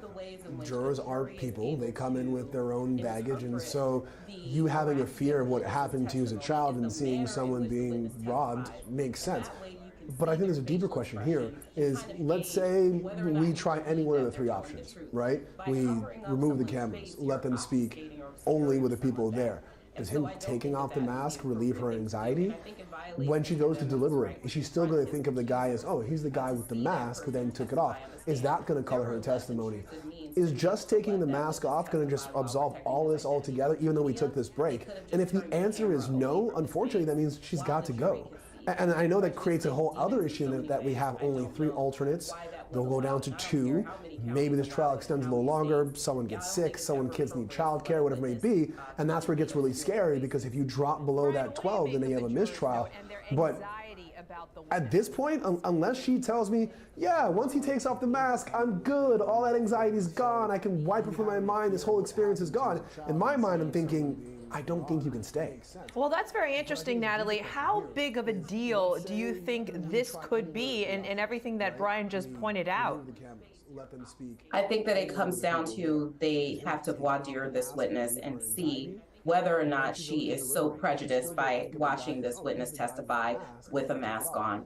And if they voir dire the witness and the witness says, yes, take it off, I'm fine, and neither the defense or the prosecution thinks that the juror is lying, then sure. But if the juror expresses any hesitation in being able to be fair and impartial after watching this person testify in a mask, they're going to lose that juror more than likely, and they should lose that juror. You know, no judge wants a mistrial. They want the case to go through to its end, but you also do not want to prejudice the defendant. You want to make sure that they get a fair trial, and it's possible that that did not happen here because of the manner in which this witness testified.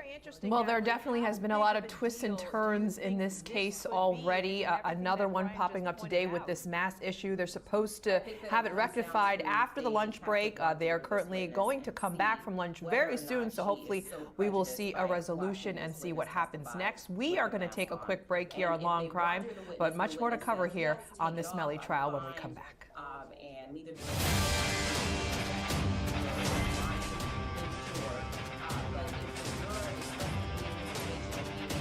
Fair and impartial after watching this person testify in a mask, they're going to lose that juror more than likely, and they should lose that juror.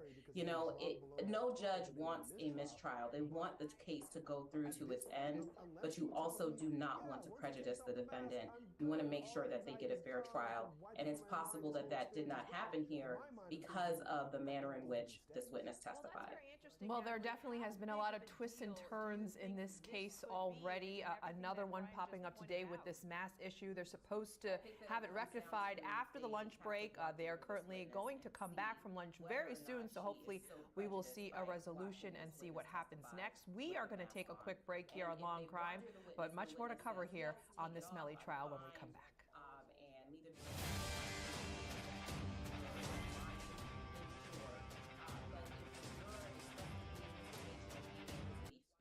And impartial after watching this person testify in a mask, they're going to lose that juror more than likely, and they should lose that juror.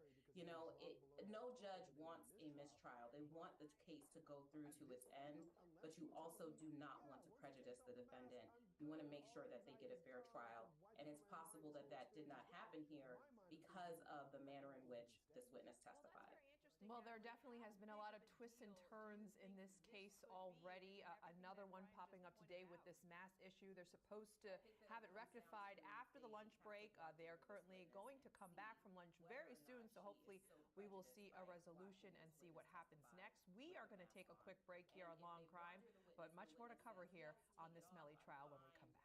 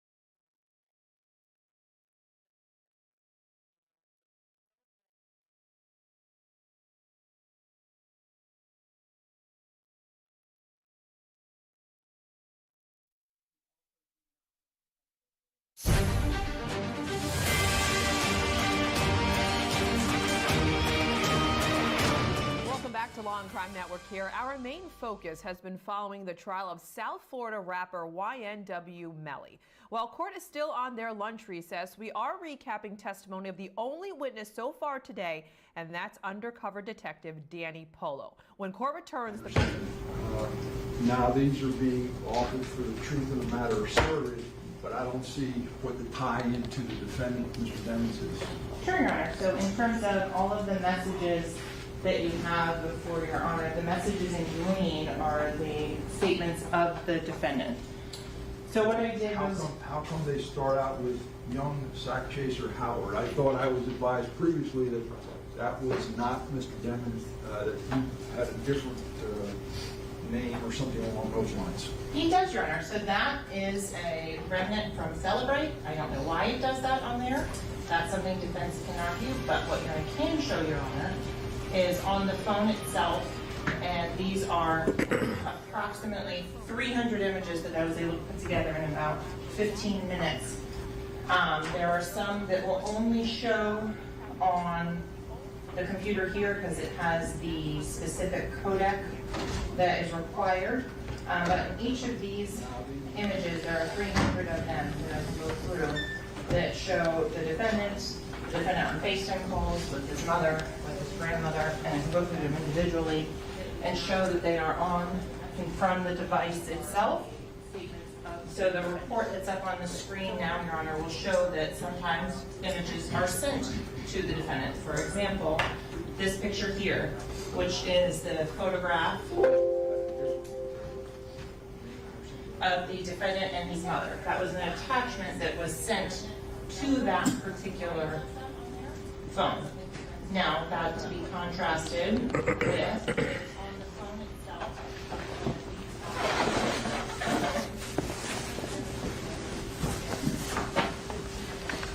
For example,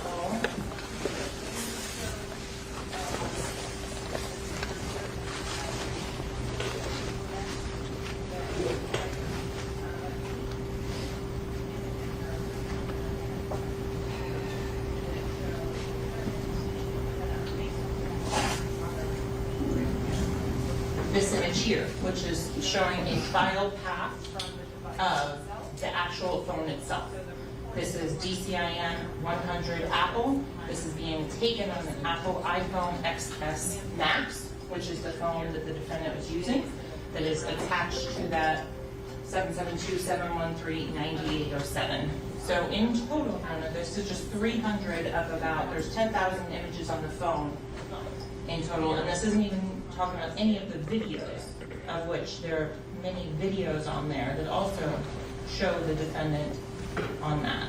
You have photos of the defendant, for example, for the screenshots where he is taking, there are selfies, there are images that are taken from various phone conversations in which he is doing a FaceTime. For example, this one right here, if it ends in .png, Your Honor, that is indicative and can be testified to that that is a screenshot. When an iPhone takes a screenshot or a capture of whatever is on the screen, then that's going to be a .png format. That's what we have here. In this one, you have a photo of the defendant in the small top of the screen, showing that he is the person making the phone call, and then the person he's speaking to on the video chat, his little brother, is there in the large one. So here's another example of that, and this also shows that the defendant made FaceTime video calls as his regular course of conduct, which goes to show and explain why, for example, there's not a data call, there's data used, but not a cell phone or a CDR. Here's another one of the defendant, and this is also consistent with being on the T-Mobile LTE network, which are the records that the records custodian testified to and are in evidence. So that is just one example, and I have the full printout of what I just showed, of the 59 pages with all the thumbnails of every image as well, to show for Donna on that. There's more counsel. Yes. Well, maybe should we take the arguments piecemeal, or? I'm sorry. What is, this is a different... Those are the 300 photos that I provided to Your Honor. These? Yes, that is now showing the path of the directory location of where each and every one of those photos was found, whether it was came to the device as something that was sent to the device as an attachment on a message, or whether it was actually created by one of the devices themselves. And how about at or about the time of the murder in question? There are images that predate that, including, and then there are text messages and conversations that are done at or about the time of the murder, including conversations with the defendant's mother. So, for example, I'll show Your Honor now what has been extracted from that same cell phone. And this is also information that predates the murder. So there's no reason or motive to lie or anything at that point, because at this point the victims are still alive. And so we also then have the defendant's conversations before and after, which show the same pattern of speech, the same way he is communicating on these, which show that he is the individual that had care, custody, and control of that phone at the time. So I'm going to start, and I appreciate Gary's help on this one, and this is from a phone number that is identified as... Your Honor, before we continue, I would respectfully suggest that we take my retort to their argument piecemeal, so that we don't lose the significance of each. She's going to, counsel's going to proceed with her okay. argument and her thing, and you'll get a chance to speak. So we have, this is prior to the homicide, this is going to be August 30th of 2018. The phone number 772-501-6942 that's said to a crazy lady. Again, we'll get into why it's a B shortly with the next witness. In this case, this is the defendant's mother. This is Jamie King. Because if you go to State 63 on the subscriber records, that is the other phone number that is subscribed to Miss Jamie King at that time. Additionally, defense counsel provided Jamie King's records to the state to show that that is her phone number and represented it as such. So this is discussions and where he is calling her mom about and talking about the argument and the fight between the defendant, Sack, Chaser, and as he's referred to at this bottom message, where she is talking to Mr. Demons about that person, showing that it is not Sack that is on the other end of this line or this particular phone call. Moving on, and then we also have where a discussion, this is still August 30th, and we're talking about how, I don't know what all going on, he's talking, making a live video talking about your mother. It's going to make people hate you. That's why I have never and would never do that. I love you, and that's your best friend. This is not for social media. And then, hold on. Sure. Can you repeat that, please? Of course. Sure. So, if you go through this whole conversation here, starting with, how is his sister going on social media talking about punching me in the face, my fault, from the individual that's been identified as Jamie King by the phone records, by the subscriber records that are in evidence already. Then going on to the reply is, you started it by texting his mama, it's gonna be problems, and not even knowing what you're talking about. You a grown-ass lady doing childish shit, ain't nobody tell you to text her, she minding her business, going to work, you effing with her. The response then, she could have called me or texted me back, not have you or daughter all on social media talking about fighting me like I cussed at her. I didn't even say one cuss word when I texted her. I said nothing disrespectful and you know it. I wish you took up for me like that when Aunt cussed me out and tried to fight me. Again, this is talking about Anthony Williams on that. So like I said before, the next message on August 30th, I don't know what's all going on. He's talking about making a live video, talking about your mother. It's going to make people hate you. That's why I have never and would never do that, because I love you and that's your best friend. This is not for social media. So continuing on, next page. And not even knowing what you're talking about. You a grown-ass lady. In this particular page, this is again referring to these social media conversations on that with regards to Anthony Williams and the defendant's mother. So for here, no, I'm not. Your actions I take up for you. I have people telling me your son doesn't care about you. That Jamel Demon's mother is Jamie King. Here she is identifying that she is speaking to her son in that. So then I want to go then to after the time of the homicide, in which Jamie King is sending a text message to her son, send me your location. I'm in Stewart. I love you so much. He then sends a return the location showing at or about the time of the crime as to who was using and doing that. Okay, love you again from Jamie King. I'm at your gate. I'm going to get the trash. The next response is bring Mariah, which you honors already heard testimony that Felicia Holmes, her daughter, Mariah Hamilton, was in a dating relationship with this defendant, and that at this time, and that there was conversations, and that she has identified Mariah as Mariah Hamilton. Then there is okay. It continues. He then asks his mother to buy him a Glock ASAP, and telling her, like, go now. So she then responds, okay, what's wrong? She says, I got your 45. Then his response, I just don't want no illegal gun. Well, that's not illegal.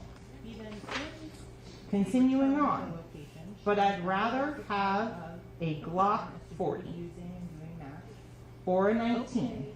She says, okay. His response is, I'll pay you when you get down here. She then says, okay. Then, Your Honor, I object to this. Is she going to read the entire phone? This does not go to the heart of our objection. This is being done for the cameras. Counsel, I asked her to put on a proffer of what she anticipated, is what she's telling me and how it's relevant. Go ahead. continuing on, there's then discussions about other witnesses. I'm waiting on track to cash at me the $1,000. And then she asks, is someone threatening you? To which he replies, no, Ma. This is his mother that he's talking to. And he's saying, I'm not scared, just listen. This is clear proof and evidence that this is Jamel Demon's phone because he is speaking with his mother on that one. So on the last one that shows November 3rd, 2018, love you too, Ma, Ma, and yes, son, on that, where she is identifying that as the phone that is being used by her son, and that is on the subscriber records. However, that's not the only thing. In addition, the defendant also, in other conversations at or about the time of the homicide, sends a photo of his driver's license to someone to be able to authenticate and show specific items in terms of going through and setting up a rental. And even has so much as puts the address of 805 Northeast 4th Avenue. What's the date of that, Counsel? That one is September 28th of 2018. That shows that the defendant has previously been to the studio and knows that. Also talks, and this is a conversation with Adrian Davis, in which he is using this phone, sending in pictures of his driver's license from this phone. And some of the other pictures and items that Your Honor has in front of you, there's pictures of credit cards, front and back, with the defendant's name on them. There are multiple things that show that this phone was being used by the defendant, Jamel Demons. There is no evidence before Your Honor that it was being used at the time of the crime by anyone else. In addition, the defendant's is seen on camera in possession of a phone as he is leaving the studio on October 26th of 2018. At that point, there's a phone in his hand. That phone then tracks, and you can follow on all of the call detail records and all of the mapping that was done and put in yesterday to show that this phone goes from the studio and is consistent with the phone of Anthony Williams, which is the other phone that's on there on T-Mobile, and all the way out to the scene of the crime.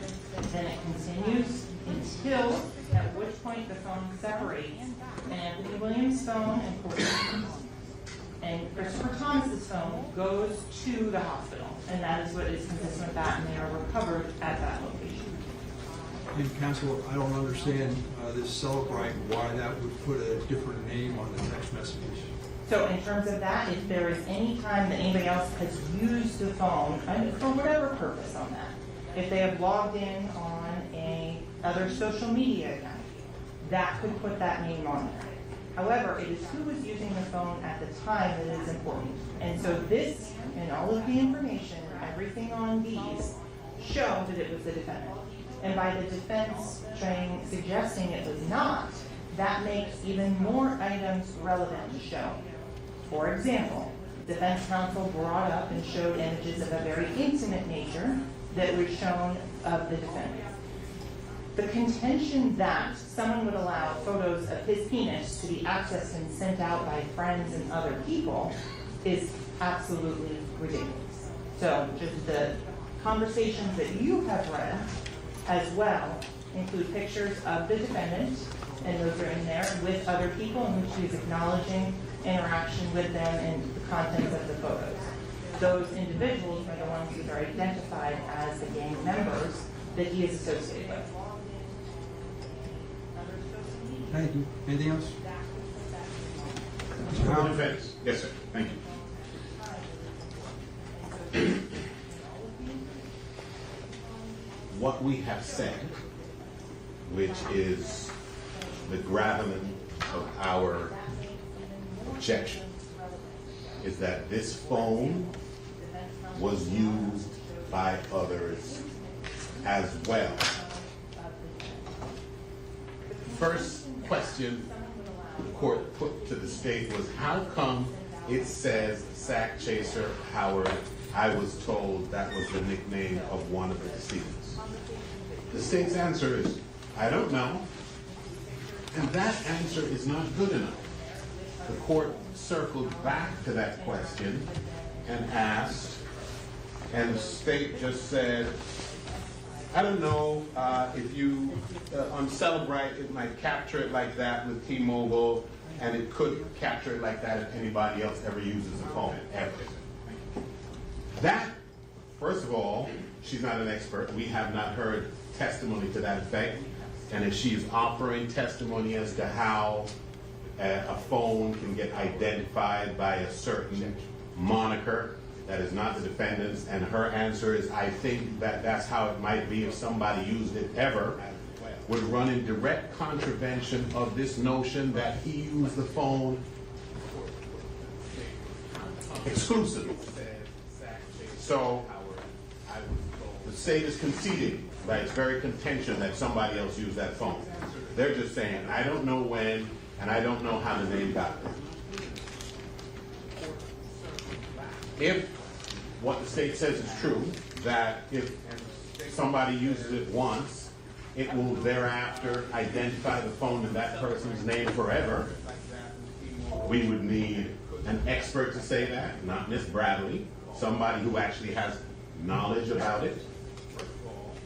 It would also be curious that if several other social media accounts and what have you are being accessed by Mr. Demons, how come the multitude of times that he has accessed these accounts did not cause the phone to affix his name to that phone? Again, our contention is not that the phone was never used by Mr. Demons, it's that it was not exclusively used by Mr. Demons. So, the state wants to show that Mr. Demons used it, and they put up a screenshot of a FaceTime call showing Mr. Demons up in the top corner. That particular call, the state, by that photo, has established the foundation for that photo. The state then makes mention of Jamie King and saying that the phone number that is being communicated with in a certain message is the other phone number that was on that account. The state conceded before the break that there were several phone numbers on that account. So it's not just one, there were several.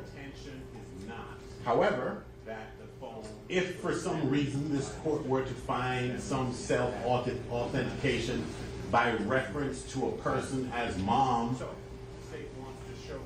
maybe that phone authentication for that particular, and I think actually the state conceded it, not on purpose, but when discussing a message, she said that's proof that that particular message or phone call was between Mr. Demons and his mother. That is how evidence works.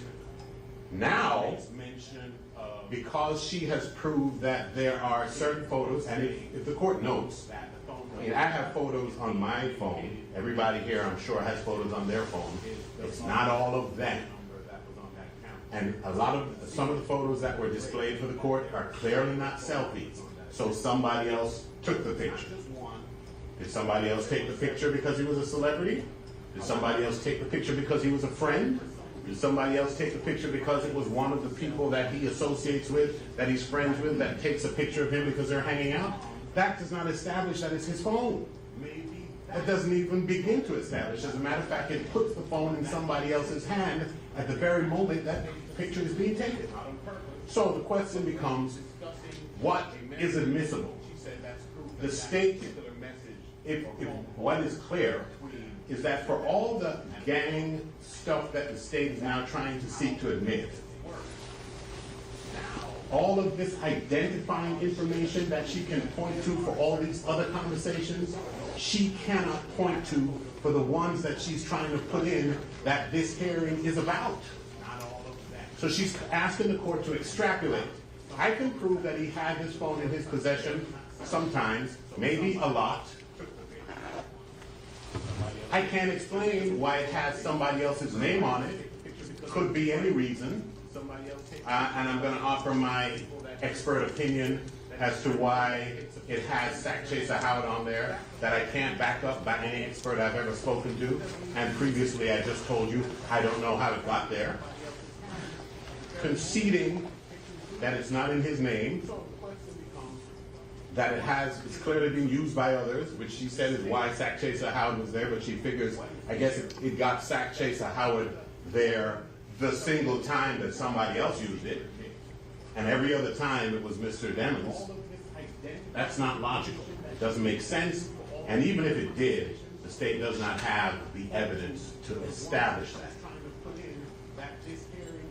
The conversations that are at issue here are all these gang conversations that the state seeks to put in. I'm not saying that they can't authenticate and lay a proper foundation for any of those exchanges. If they can, they should do so in accordance with the rules of evidence. But they can't say, ignore the rules of evidence as to everything I want to put in because I'm going to show that he spoke to his mother on this phone and spoke to his girlfriend on this phone and spoke to his younger brother on the phone at some other time. That's why each conversation is independent. Each exchange is independent because each exchange is an item of evidence that requires a foundation for its admissibility. So what we're doing is inviting error when we say, okay, we can prove some things. We can't prove the stuff that we're trying to admit, but we want you to extrapolate and infer that since this phone was in Mr. Demons' hand at some point, at a lot of points, then we get to put in everything and call it his conversations. And the state said Mr. Demons was seen leaving the studio with a phone in his hand, and that phone was tracked. How do we know that that's the phone that was tracked? How do we know that that was the phone in his hand? We do not. That is an inference they're making, it's an argument they're making, and they're entitled to make an argument if they can lay the foundation for the evidence upon which such an argument would rest. But just saying it doesn't make it so. There's nothing that identifies the phone that's seen in his hand as he walks out of that studio as the one they tracked anywhere.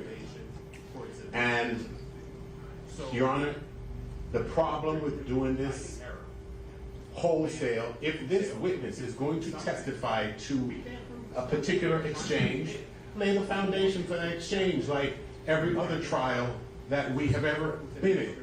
Instead of saying we can just obviate the need for that because the foundation is going to be laid outside the presence of the jury by hearsay from the prosecutor without a witness. And so the actual particular conversations at issue here are the gang conversations, or the purported gang conversations that the state wishes to admit through this witness. If this witness can establish them, or if the state can bring another witness in here to establish each one of those conversations as being out of the mouth of Mr. Demons or out of his fingers in a text, then they're admissible. Otherwise, they are not. And they're hearsay.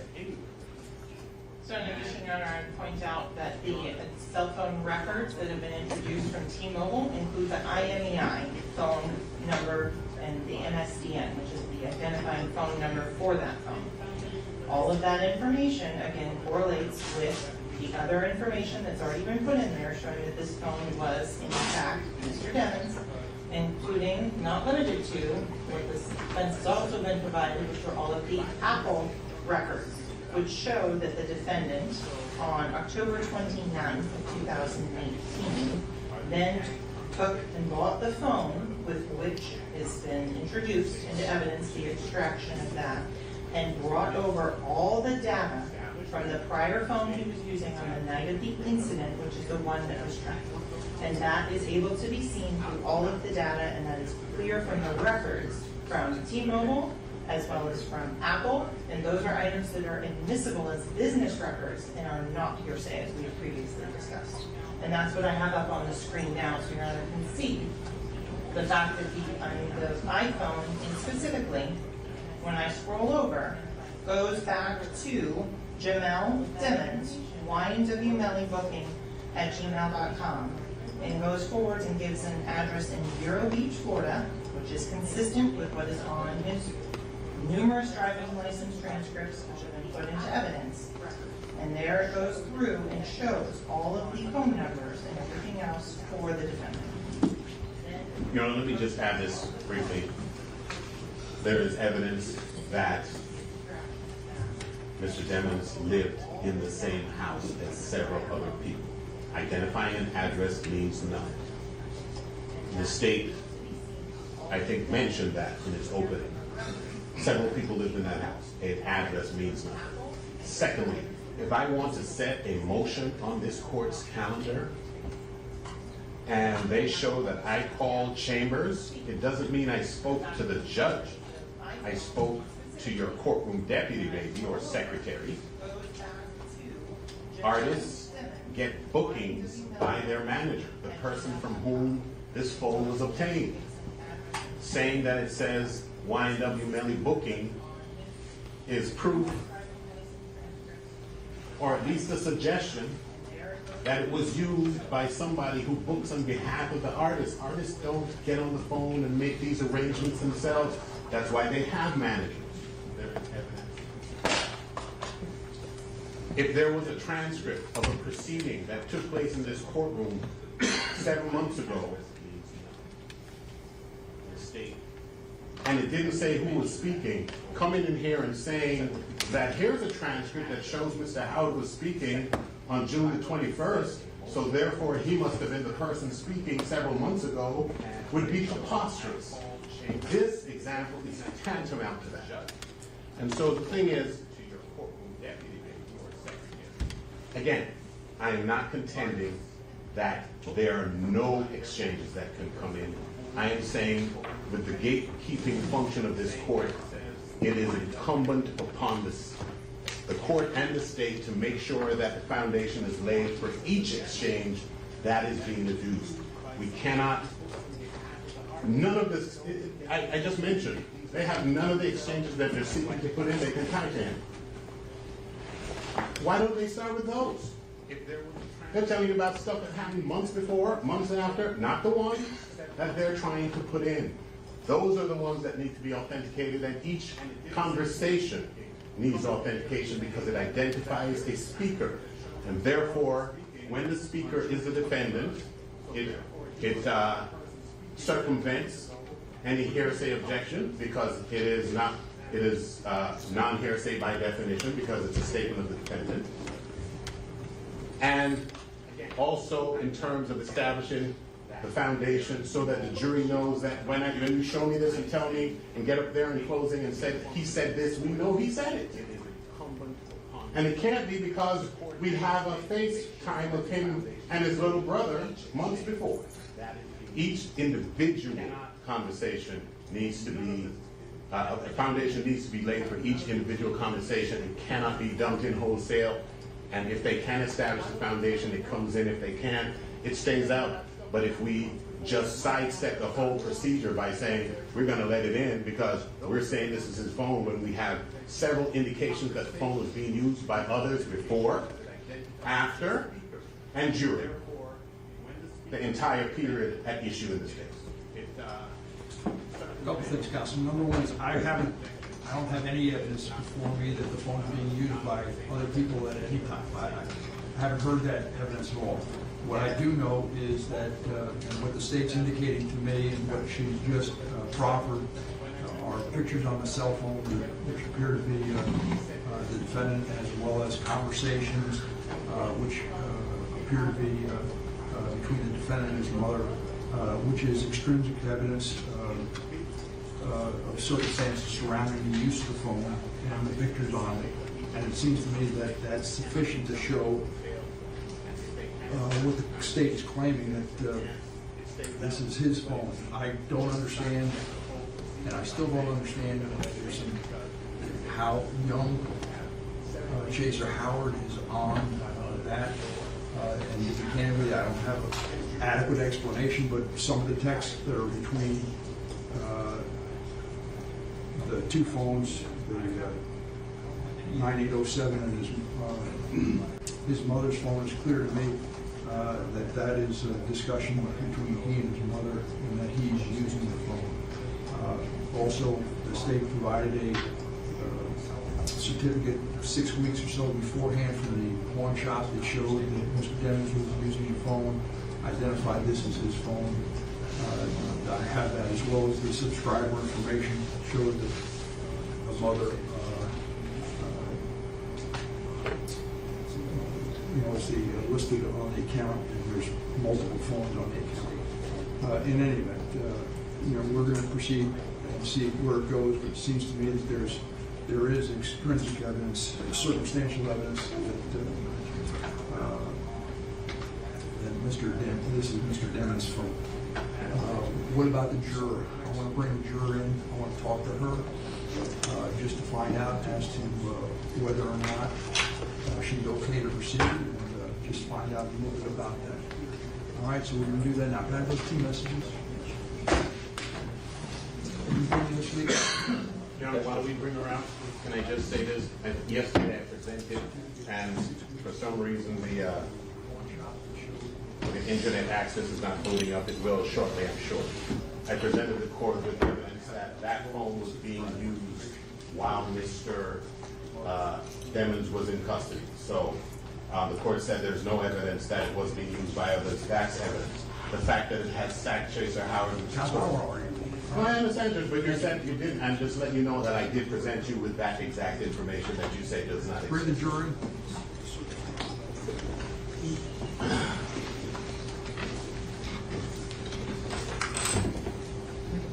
What about the juror? I want to bring the juror in. I want to talk to her just to find out as to whether or not she's okay to proceed, and just find out a little bit about that. All right, so we're going to do that now. Can I have those two messages? Anything this week? John, while we bring her out, can I The reason I'm looking is I had two messages during the last witness's testimony, and the first one said, I don't feel comfortable. Why does he get to see us, but we can't see him? That's your message to me? Yes. And the second was, I need a moment. I can't listen properly. When I was a child, I've seen someone get robbed and am having an anxiety. And I guess my concern is, are you able to sit as a juror, or you think this is too much for you? I'm trying to figure out. That's why we took a little extended lunch break to figure out whether you feel comfortable and you're up to it. Yes, I feel comfortable, but I just don't think it was appropriate for someone to be masked up like that. And plus, you guys didn't even tell us. Like, you don't know what people have been through, so it just it shocked me. Like, I was shocked. So, yeah. But I do feel like I can do it. But that just wasn't appropriate. I'm sorry? I said I don't believe that was appropriate. Well, some things I make certain decisions about things, and then we go forward with it, and I instruct jurors. And think you'd be able to follow those instructions, and you pay attention to the evidence, or do you think that you're concerned about the masking that is going to affect your ability to follow the instructions and follow the evidence? Yes, I can listen and follow the evidence now that I know he's going to have on a mask. I can listen. And the anxiety issue, we're past that, you're okay? Yeah, I took my medication. Thank you.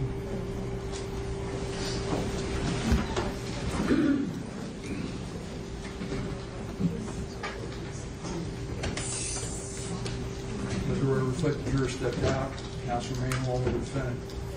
Counsel, she indicated she's still curious as to why the witness is wearing a mask, but she said she's able to follow the instructions, she's able to listen to the evidence, and she feels comfortable going forward.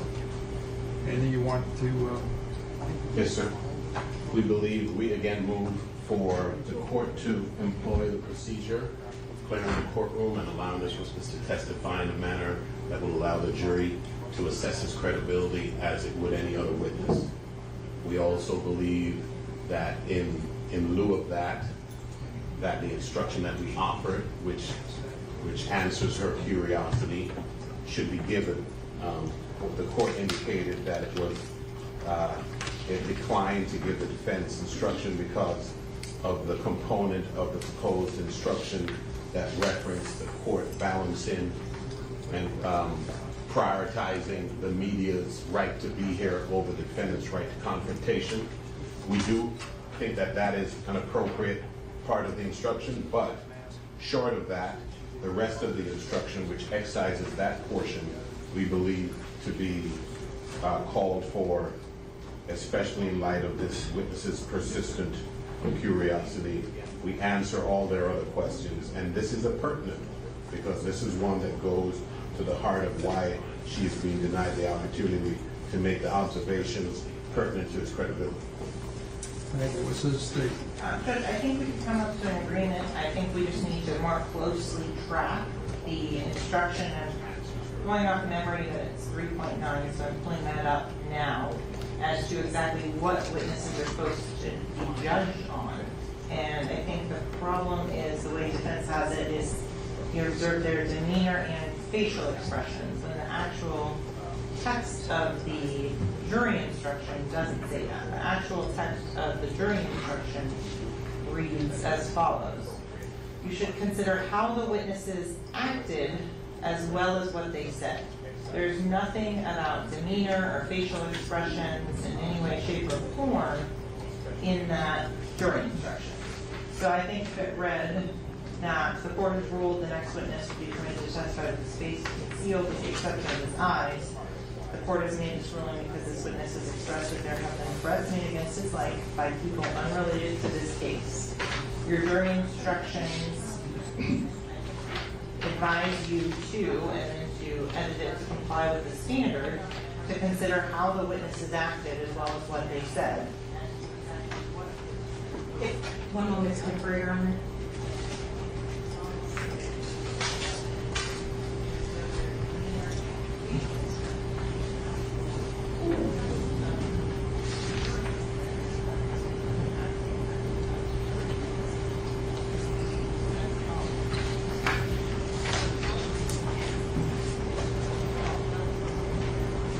So Ms. Smith had a good point that it would not be appropriate for Your Honor to explain the logic behind your ruling or to say that it's because of this, but if you wanted to instruct them that the witness has said that there have been threats made against his life by people unrelated to this case, that would be fine. Thank you. So my thought is, as far as the instruction prepared by defense counsel, the first page reads, the court has ruled that the next witness, I'm just going to say Mr. Detective Polo, Danny Polo, will be permitted to testify with his face concealed with the exception of his eyes. The court has made this ruling because this witness has expressed that there have been threats made against his life by people unrelated to this case. We're going to leave it there, and I'll tell them that further instruction on how you judge credibility of witnesses will be given at a later time. All right? So let's bring the jury in. Let's get the witness back up. The witness is in the BSO office down the hall, so I'm going to grab them so they aren't anywhere.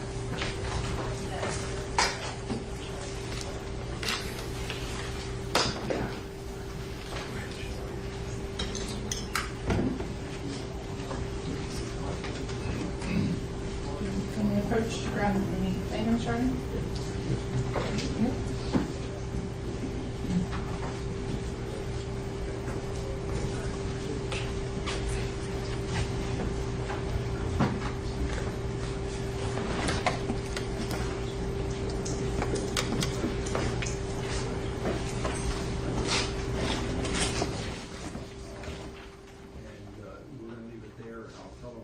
Further instruction on how you judge credibility without having a hearing, having them bring their lawyers down here and everything else. It's a whole, it's a major move.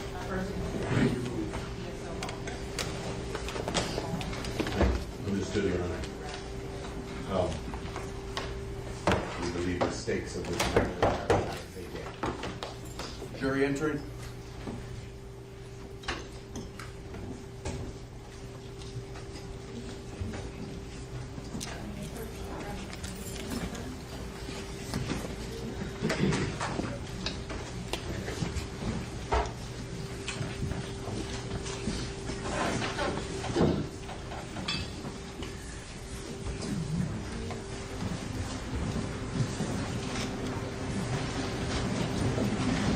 Thank you. Please be seated. Let the record reflect the presence of the defendant, the counsel, the assistant state attorneys, and one of our jurors,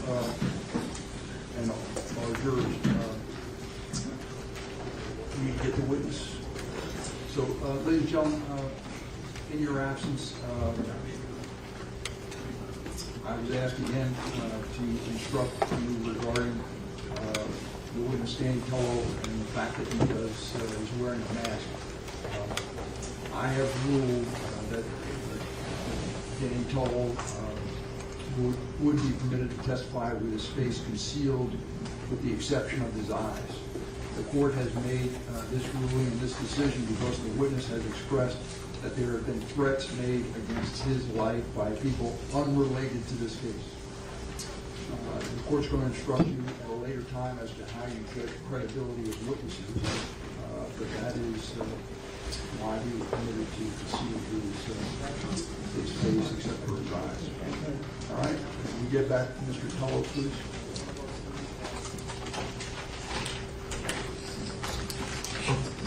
One of the things I've argued.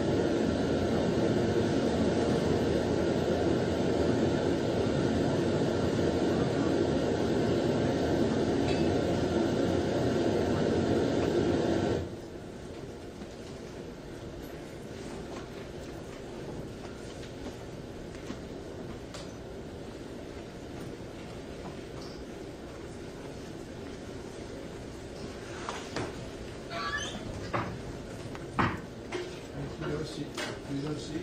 You are Detective Polo, correct? Yes, sir. Detective, you were previously placed under oath to remain under oath. Detective Polo, you understand? Yes. Thank you. Counsel, you may proceed. Yes, sir. This is ended. I was offering if they wanted to board daughter the witness in any area of his expertise. Yes, sir. Go ahead, sir. Thank you. Good afternoon, sir. How you doing, sir? You've seen my face. Yes, sir. It was on February 17, 2022. You recall? Objection, Your Honor. This one non-responsive. Sustained. What was the objection? I sustain the objection. Next question. Did I take your debt? Yes, sir. What date did I take your debt? I don't remember the exact date, sir. Year. If I show you a copy of the transcript, would it refresh your recollection? Yes, sir. Thank you.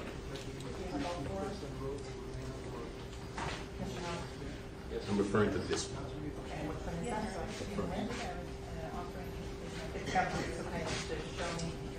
The date I mentioned, February 17, 2022.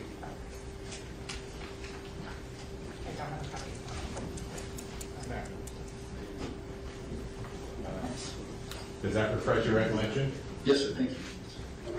And on that date, you were asked, I'm not sure if I did the question, whether or not you had ever been declared an expert in any proceeding. Correct. And had you? At that time, I don't believe so.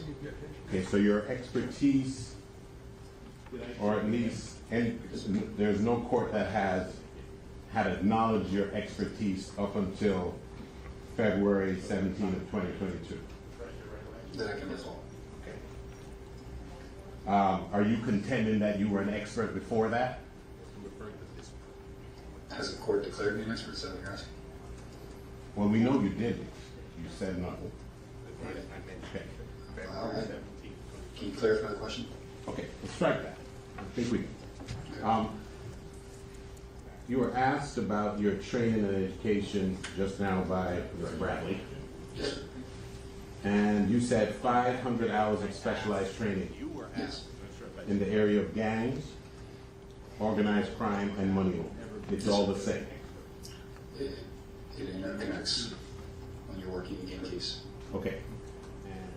Of that 500 hours, how much was money laundering?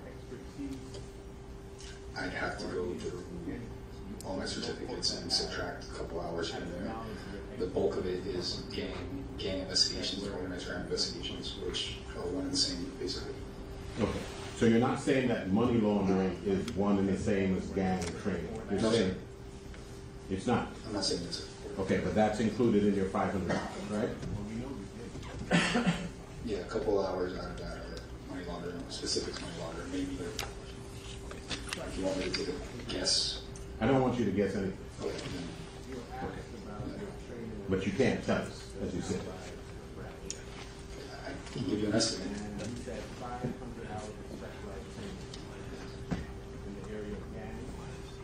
And can you tell us how much of your training was actually gang related? The majority, the bulk of it. How much? Time? The exact hours? Over 400 hours. Over 400? Yes, sir. Okay. So 400 was gang. And you have certifications that indicate that?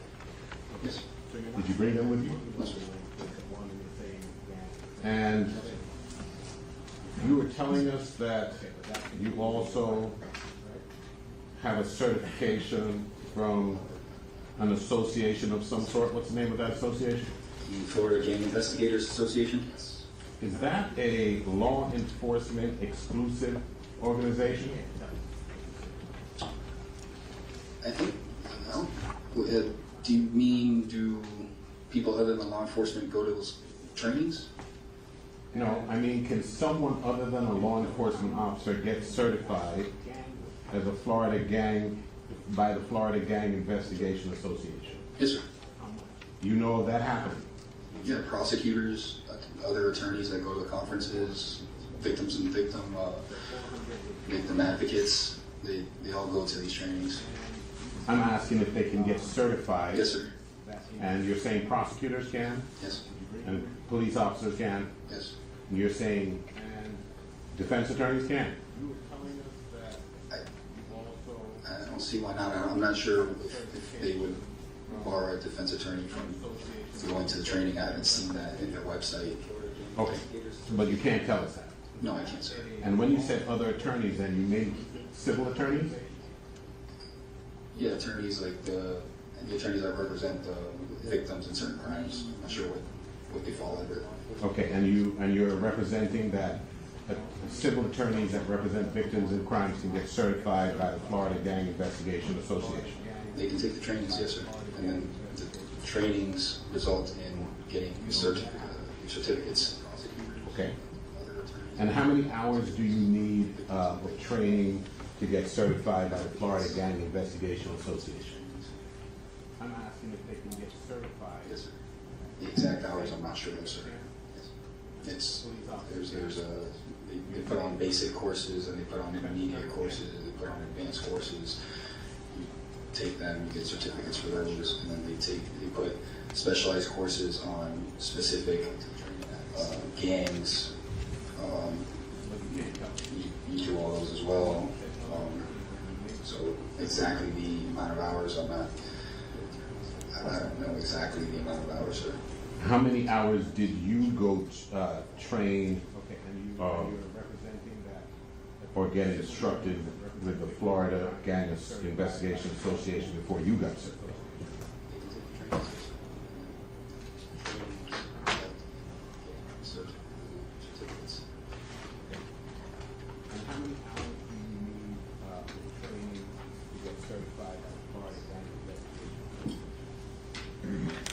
Close to 100 hours, maybe more. It's an estimate. Okay. So it could be less than 100, you're saying? It's around 100. Okay.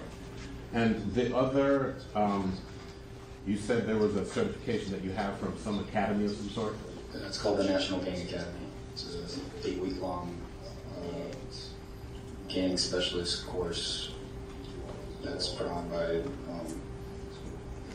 a company called the National Gang Academy, a training company. And the National Gang Academy Training Company? It's called the National Gang Academy. It's a training company. They provide training. Okay, and the National Gang Academy Training Company, who are the people who give instructions? What is their experience? The person that runs the academy, I'd have to look at his bio. I don't remember exactly what his experience was, but usually the people that run these organizations have 20, 30 plus years teaching in gangs. Like I know the Florida Gang Investigator Association, their president is one of the lead gang detectives in the state of Florida. Okay, but where I was asking about the academy, you don't know the credentials of the people who give instructions and credentials. I don't recall, sir. I don't recall the exact credentials of this person. Okay. And were they gang members? No. Okay. So it was some other people who professed to have expertise then conferring certification upon you. They're putting you through a course. You have to pass tests. You have to. It's not just multiple choice tests. There's written exams. There's videos. There's interactive portions of the class where you have to call the instructor and discuss what you've been doing in your game training. So it's an 8-week interactive course. Okay, eight weeks you said? 8 weeks, sir. Okay. And you said that some of the knowledge that you gleaned in order to deem yourself an expert is from gang members that were in custody trying to work off their time? Some of the interviews are gang members in custody. Some are gang members not in custody. Okay. Let's start with the gang members that are in custody trying to work off their time. Not all of them are trying to work off their time. Okay. Well, the gang members that are in custody. Yes, sir. Okay. Some of them are trying to work off their time?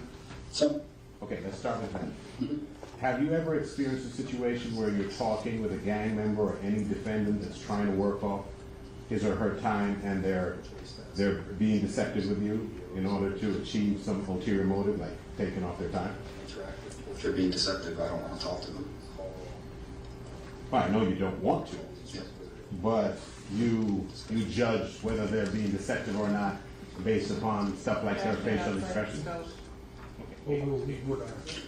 I give, And you said that when I interview people, I will give them baseline questions that I already have the answers to, things that I might already know about them, intimate details about their lives or people they associate with, other gang members, things about their specific gang. And if they're being deceptive in those questions that I already have the answers to, then my interview is basically over. Or if I call them out on the fact that they're lying to me, and then see if they want to change to being honest. And then at that point, maybe we can reestablish a connection. But if they're lying right from the get-go, if I ask them a question about their affiliation or about someone they associate with who's a gang member, and they're lying, I usually don't want to keep talking to them because it doesn't benefit me to be working with someone that's going to lie to me. I understood. But essentially what you're saying is your assessment of their credibility governs whether or not you pursue the interview. Right? Yeah, if I find that they are not lying to me, then I continue my interviews. And then I continue to assess whether they're lying or not. And if they're lying to you and you think they're not, you're not saying that your assessment of somebody's credibility is bulletproof. You're not saying that. No. Okay. All right. Now, the ones who are reformed gang members, are they themselves in danger when they just give out knowledge willy-nilly about their past lives? Their affiliation. I mean, based on the rules and bylaws and stuff like that they have written down on some of these major national gangs, you would think that it would be frowned upon. But like I stated, everyone wants to put everything on social media right now, and these founders of these organizations are giving all these intimate details about stuff they've already been convicted of, they've done time for, because they're always trying to get views on YouTube, views on Instagram, they're trying to make money, and it's an incentive for them to tell true stories. So they're being interviewed by others in the same gang world, because it's usually, most of these interviews are, they'll put a couple guys that kind of came up at the same time that were founders of the organizations, co-founders, and they'll go back and forth. Will you agree? I'm sorry, you're done? Sure, sir. Will you agree with me it's an incentive? Getting clicks on YouTube and making money that way is an incentive for them to tell stories. It's not necessarily an incentive for them to tell the truth. Because nobody will. Okay. And some of your expertise you gained from watching YouTube videos? No, sir. That just gives me a little insight into their world and into the gang mentality. It's rare when someone, a typical person doesn't brag about committing violence upon someone else on YouTube and how they had to crack someone's head open or shed blood so they can make it in this game, right? That's not typical of a person to want to admit. It's incriminating against themselves, and why would anyone do that? I understand. My question to you was, some of the body of knowledge that you obtain in order to hone and advance your expertise is from YouTube. Is that true or is it not? Some of the knowledge came from interviews, yeah. Interviews that I watched with people that I found to be telling true stories because it's been corroborated based off written documents. So that's a yes. Sure. Okay. And you were asked about your hands-on investigations, and I think your answer was suspects or special investigations. You remember that? Correct. And you said over 30 suspects you have engaged in investigations since 2022. You never gave us a number of your involvement in special investigations themselves. What's that? The number 30 was a reference to just, I believe, the amount of blood gang members we've investigated this past year. The reason I separate investigations from suspects is because a lot of these investigations, if it's an investigation into a criminal organization, that's one investigation might involve 20 subjects. So it would be misleading for me to say I only did one investigation when it was really 20 separate investigations that are all linked together into one organization, charged as an organization. Understood. Now, my question to you, however, was how many special investigations have you engaged in yourself? Give me a second to think about it. Please. Thank you, sir.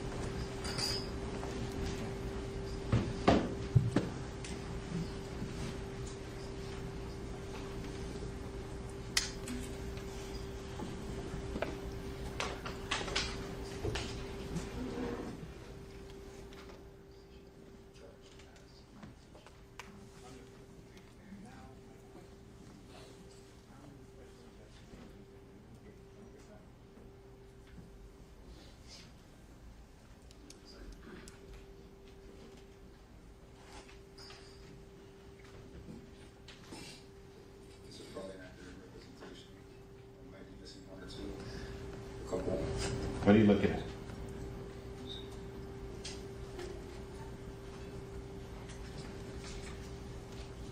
About 18 gangs and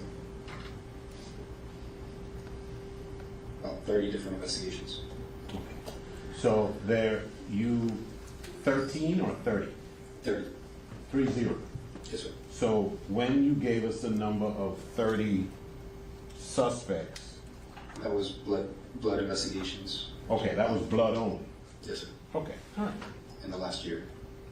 So this Florida Gang Investigation Association, can anybody get certification if they don't attend the criminal justice only part of the training? I don't work for FGIA, sir, so I don't know what their rules are for that. I know I'm allowed to take the classes. I know I've seen prosecutors send those classes with me, because I've had prosecutors come to the trainings with me. So I can't answer on behalf of FGIA. Okay. I apologize. Okay. So you were thinking that non-law enforcement can get certified, but the only people that you've seen in there with you are prosecutors and other are law enforcement. Yeah, they're not law enforcement. You mean cops or just people involved in the legal system? People involved in on your side of the legal system. Okay, that's overruled. Yeah, that's different than law enforcement. Okay. So when you're saying it wasn't only law enforcement, and you're talking about attorneys who represent people, victims of crimes. No, we've had victim advocates at the trainings before. Or at the trainings giving instruction? No. We were taking courses. Okay. I know I'm allowed to take the classes. So it's not limited to certified law enforcement or retired law enforcement or probation, parole, corrections, juvenile justice, intelligence personnel, prosecuting attorneys, judges and crime analysts, and intelligence analysts, evidence technicians for a law enforcement agency, or any other person deemed appropriate for membership. Look, you're reading that from their website. That's perfect. I mean, like I said, I don't work for FGIA, so I don't know where their cutoff is. And I don't have access to their website at the moment. So in fact, it may be just a law enforcement only organization for certification purposes. I can't answer that question. I don't know. I believe I've met people there taking courses that are not law enforcement. So I'm speaking from personal experience. I'm not saying whether they're allowed to or not. I just know they've been there. Okay. And you were saying some of the, do you work undercover? Yes, sir. Okay, you were saying some of the undercover members, you know of undercover law enforcement officers who are members of gangs? In an undercover capacity. Yeah. In an undercover, are you? I'm not, sir. You did. So you would agree that those undercover officers who went that step would probably know more about the intimacies than you would? You're reading I was the case agent. That's perfect. Like I said, I don't work for FGA, so I don't. And case agent being the person that leads the investigation and tells the undercover what to do, and what evidence I need to gather, what evidence is beneficial to prove the game, and I collect all the evidence, meaning knowledge, instructions from other gang members.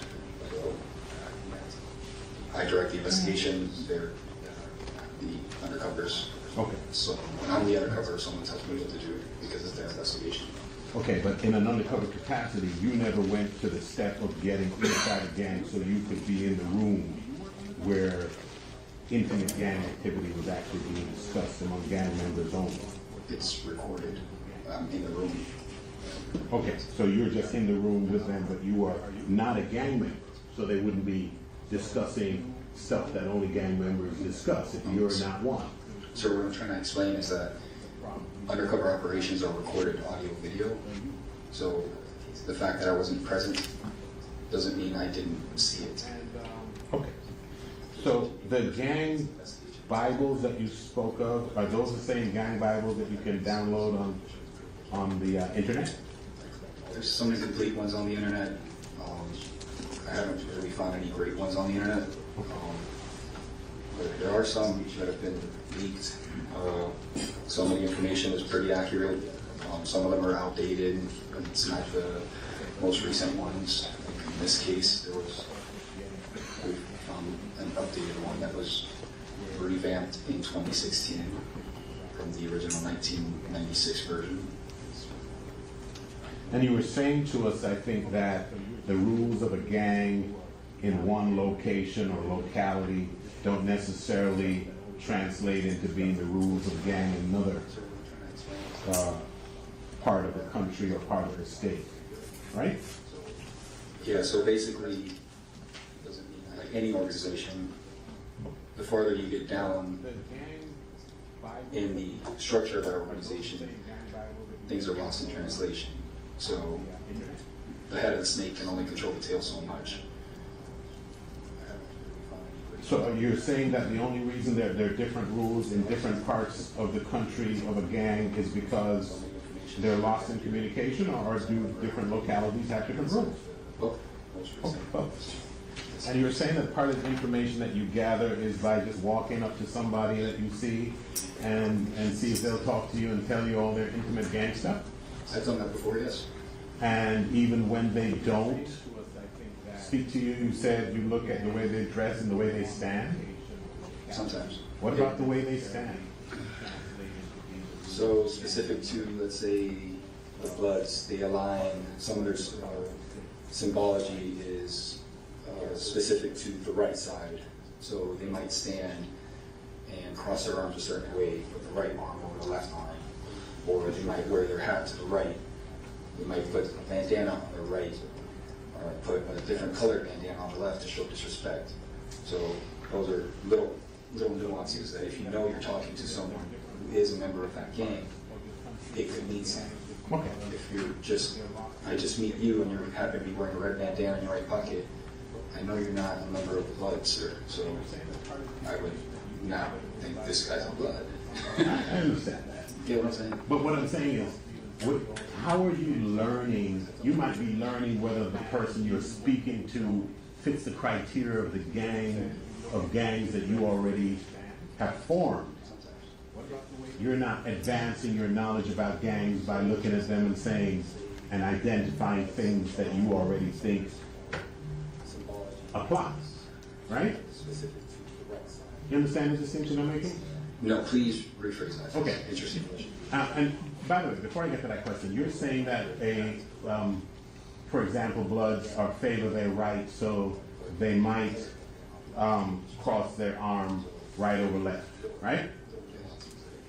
When you say might, are you saying that sometimes they cross it left over right? Okay. I'm just saying. So that's not really a rule, right? Nothing's written in stone, sir. Okay. So that means Bloods typically wear red. That's one of their primary colors. They also wear green, which is on the East Coast a blood color. And new recruits within the Bloods are told to wear brown or tan with a white T-shirt. So there's different things. You can't just stick to one aspect and be like, oh man, that guy didn't cross out that B that one time, because you're supposed to cross out your B's or your C's. Sorry. So just because you didn't do it one time doesn't eliminate what you are. I understand. I'm just trying to get your testimony straight. Sure. You were saying sometimes they might wear their hat to the right, meaning sometimes they might wear it to the left, and sometimes they might wear it straight, and sometimes they might wear it in the back, right? Yes. So that's another rule, that sometimes they do. These aren't rules. These are a rule is something that has to be followed. These are just things that they're known to do. That's one of their primary colors. Like wearing the color red. They don't always wear the color red. If they did, it'd be very easy, and you would just find all your Bloods, or at least start looking for them. And all of the 6 times that you testified as an expert were they in 2022 and 2023, or just in 2022? I testified in federal court a couple months ago on the Zone Mafia family case as an expert. I testified last year sometime, I forgot when, on a Nitrate Gangster Bloods case, attempt homicide case. And I testified in a couple of sentencing hearings between that time and now. Okay. So whatever the case, would it be fair to say your expertise is just kind of in its embryonic stage, since you weren't certified as an expert as of February of last year? You agree with that? I think my knowledge of the topic has grown over time. Obviously, that's why I do recurring training. But and you said that you've attended every conference since 2016, right? Yes, sir. And your first conference, what conference was that in 2016? The Florida Gang Investigators Association. And how many times? I'm sorry. The conference. Okay. And you said every conference since then? Is it biannual, annual, every month? Annual? Annual, and then they host additional trainings throughout the year. We wouldn't call them conferences. They don't call them conferences. They're just trainings, just 2-day trainings, 3-day trainings on specific things, like outlaw motorcycle gangs, I believe was the last one I took. Okay. I think a 2-day training. And you got your certification in 2016 then? I have to look at my certificate. I think it took my knowledge of the topic that had taken 2 years before I got the advanced certificate. Okay. All right, one last thing. You said that you have taught, like, I'm not sure I got that right, but was it like at-risk youth kind of seminars to just say no kind of thing? I've spoken to the youth both while I was working on the road before I was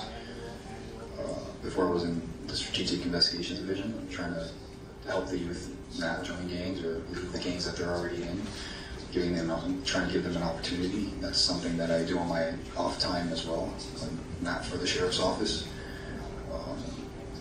I volunteer, and I've taught at a victim advocacy conference for the Office of the Attorney General. And youth outreach is important to me. And thank you for that. We need that. My question to you, however, is, I'm not sure I got that right, but when you are speaking, and would you actually call it teaching, or is it speaking? It's teaching. They have questions. You're teaching them how to properly document gangs, because if it's done incorrectly, then you're going to ruin the system. And it happens. We see it where. I thought you were talking to kids. Are you talking to young youth? You're teaching. I thought you were talking in general when I'm teaching. Okay. I'm sorry. No, kids. Yeah, no. When you talk to the youth, you're talking about victim advocacy. It's a prevention thing. It's more of like, don't ruin your life, and explain the risk factors and what not to do, and try to help them understand that there's a life outside of that, because some of these kids come from families and neighborhoods, socioeconomic areas where they don't see a light, so they need to understand that there is a way out. I agree with you. What I'm asking you is, when you do that, you are doing nothing that any other of these fine officers could do, or I could do. I think I could relate with them a little better, because I understand the gang mentality, because I've interviewed so many gang members, so I understand where they're coming from. Okay. But you have included references to motivational and just stay on the straight path speeches to you as among your teaching experience and your expertise. Something I do, yeah. And you learn from those kids as well. Try to help them. You don't understand. You learn from kids that are involved in gangs. Okay, thank you. One more.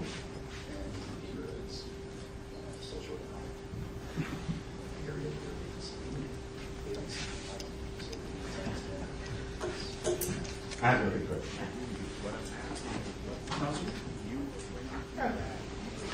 So, Detective Cola, when you're talking about determining whether or not someone is or is not a gang member, do you go both ways? I try to convince myself that they're not.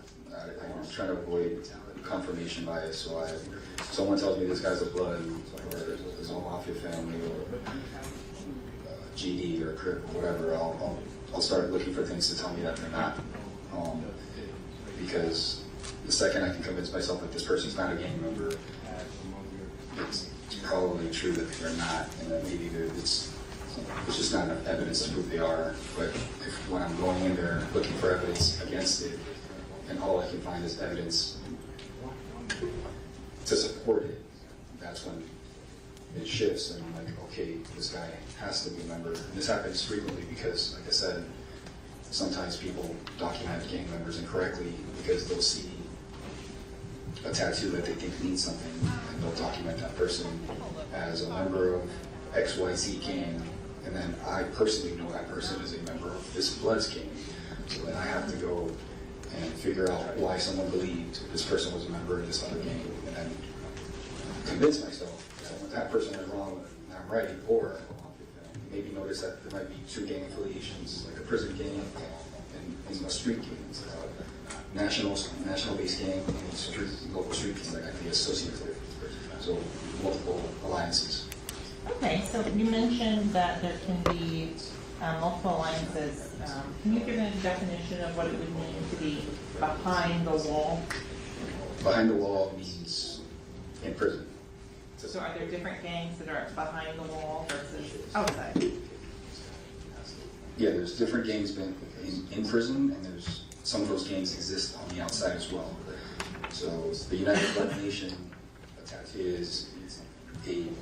was founded as a prison gang to protect Black Americans against Hispanics in New York and Rikers Island. Little by little, that expanded and it spread to the streets, and then these multiple blood sets that were created in Rikers Island are now on the streets spreading their ideology. You used a term that we haven't defined. Can you explain to the ladies and gentlemen of the jury what is a set? A set, like a group. Okay, so you mentioned that there can be different branch of an organization. So you mentioned some of the organizational system. Is there a recognized organizational system in place for example, the UBN? Yes. And so can you describe a little bit about how that is organized? So the United Blood Nation was founded by a handful of leaders within Rikers Island.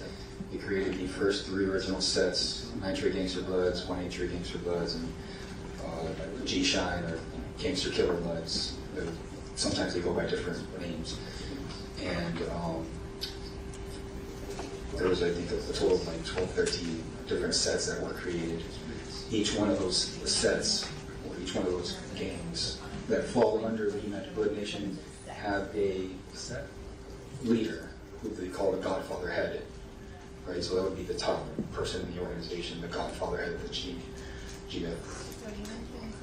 GFH. From there, you have Godfathers underneath, and there's a couple more of those, and then they spread into different branches. Then they have from there, from the Godfather, you have the highs, and you have the lows. That's the title of the rank. And sometimes they'll give those titles, the high and the low, they'll give it a separate title. So they might give it an associated title, like it could be anything. Whatever their G-Shine, whatever set could call it whatever they want for their group. Sometimes they go like, you have the highs and lows, then you have the 5th floor. The 5th floor is a rank, 12, 13. We call it 5th floor or 5-star, each one or 5-star general. Then the 4th floor, 3rd floor, 2nd floor, 1st floor, and you have foot soldiers. And that doesn't mean there's one person per position. There could be hundreds of people talking one position, and then a bit less than the next one, less than the next one. So you get all the way to the top. Like most organizations, there's only one CEO, there's only one big boss, and then there's assistant managers, and associate managers, and supervisors, floor supervisors. It's the same thing. You can only run an organization a certain amount. So in terms of your experience in training and dealing with gangs, is there a financial component to those? A huge financial component. Could you describe a little bit more about that? Other than protection inside the prison system, once they spread out into the streets, one of the main focuses of the gang is to financially support the gang. And to financially support the gang, you have to make money. To make money, you have to sometimes commit crimes. It could be, and they don't have a rule on how to get this money, right? You can less than the next one. Some of the Bibles say, "Get it how you live," right? So, pick a trade, make money. If it's rapping, it's rapping. If it's selling drugs, it's selling drugs. If it's selling guns, it's selling guns. If it's killing, it's killing. If it's doing home invasions, it's doing home invasions. And then that money in most gangs that report back to the prison system, they pay dues. Not all gangs do, but a lot of them do. They pay dues. These dues are collected at the very bottom and transferred over to, once they spread out, the person in charge of collecting the money. That person in charge of collecting the money usually has a title. They might have a rank. They also have a title of treasurer.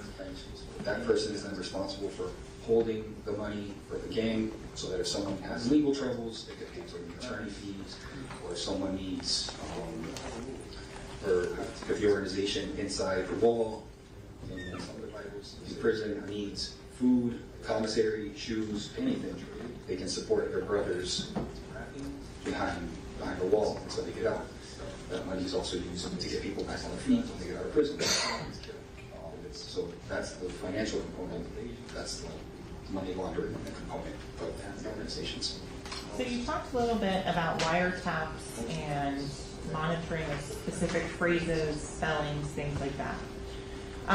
How do you learn the phraseology or specific slang used by any individual set or gang? Sometimes it's direct. I'm not gonna lie. Sometimes it's difficult. There's certain slang and symbols that we have yet to decipher. Right? Because even if you have the dictionary, it might not even make sense because the slang, the answer or the definition of the slang term or the code word is another code word. And unless you know what the previous Bible said, you never figure it out. But for the most part, you get this based off of context. Okay. But can you describe, because you've mentioned something about dropping a C or crossing out all the C's. How does that show up in the messages? It's written in most of if we're speaking about Bloods only, in the Blood Bibles, it'll say you'll cross out all your C's and replace them with X's, B's, K's. Basically just replace all the C's. And the reason that you replace the C's is because historically, when the Bloods were created on the West Coast of California, they were created to defend themselves against the Crips. The Crips were an organized gang at the time, in the early 70s. They were decimating the local neighborhood street gangs, and the local neighborhood street gangs banded together and said, let's unify and become one organization.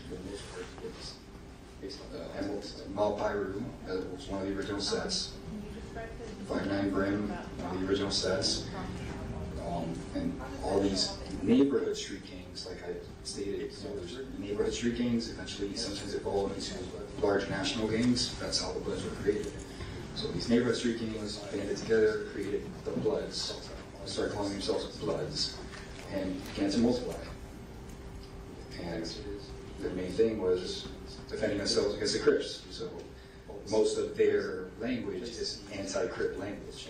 That doesn't mean right now there's a war between Crips and Bloods, but they might still disrespect each other.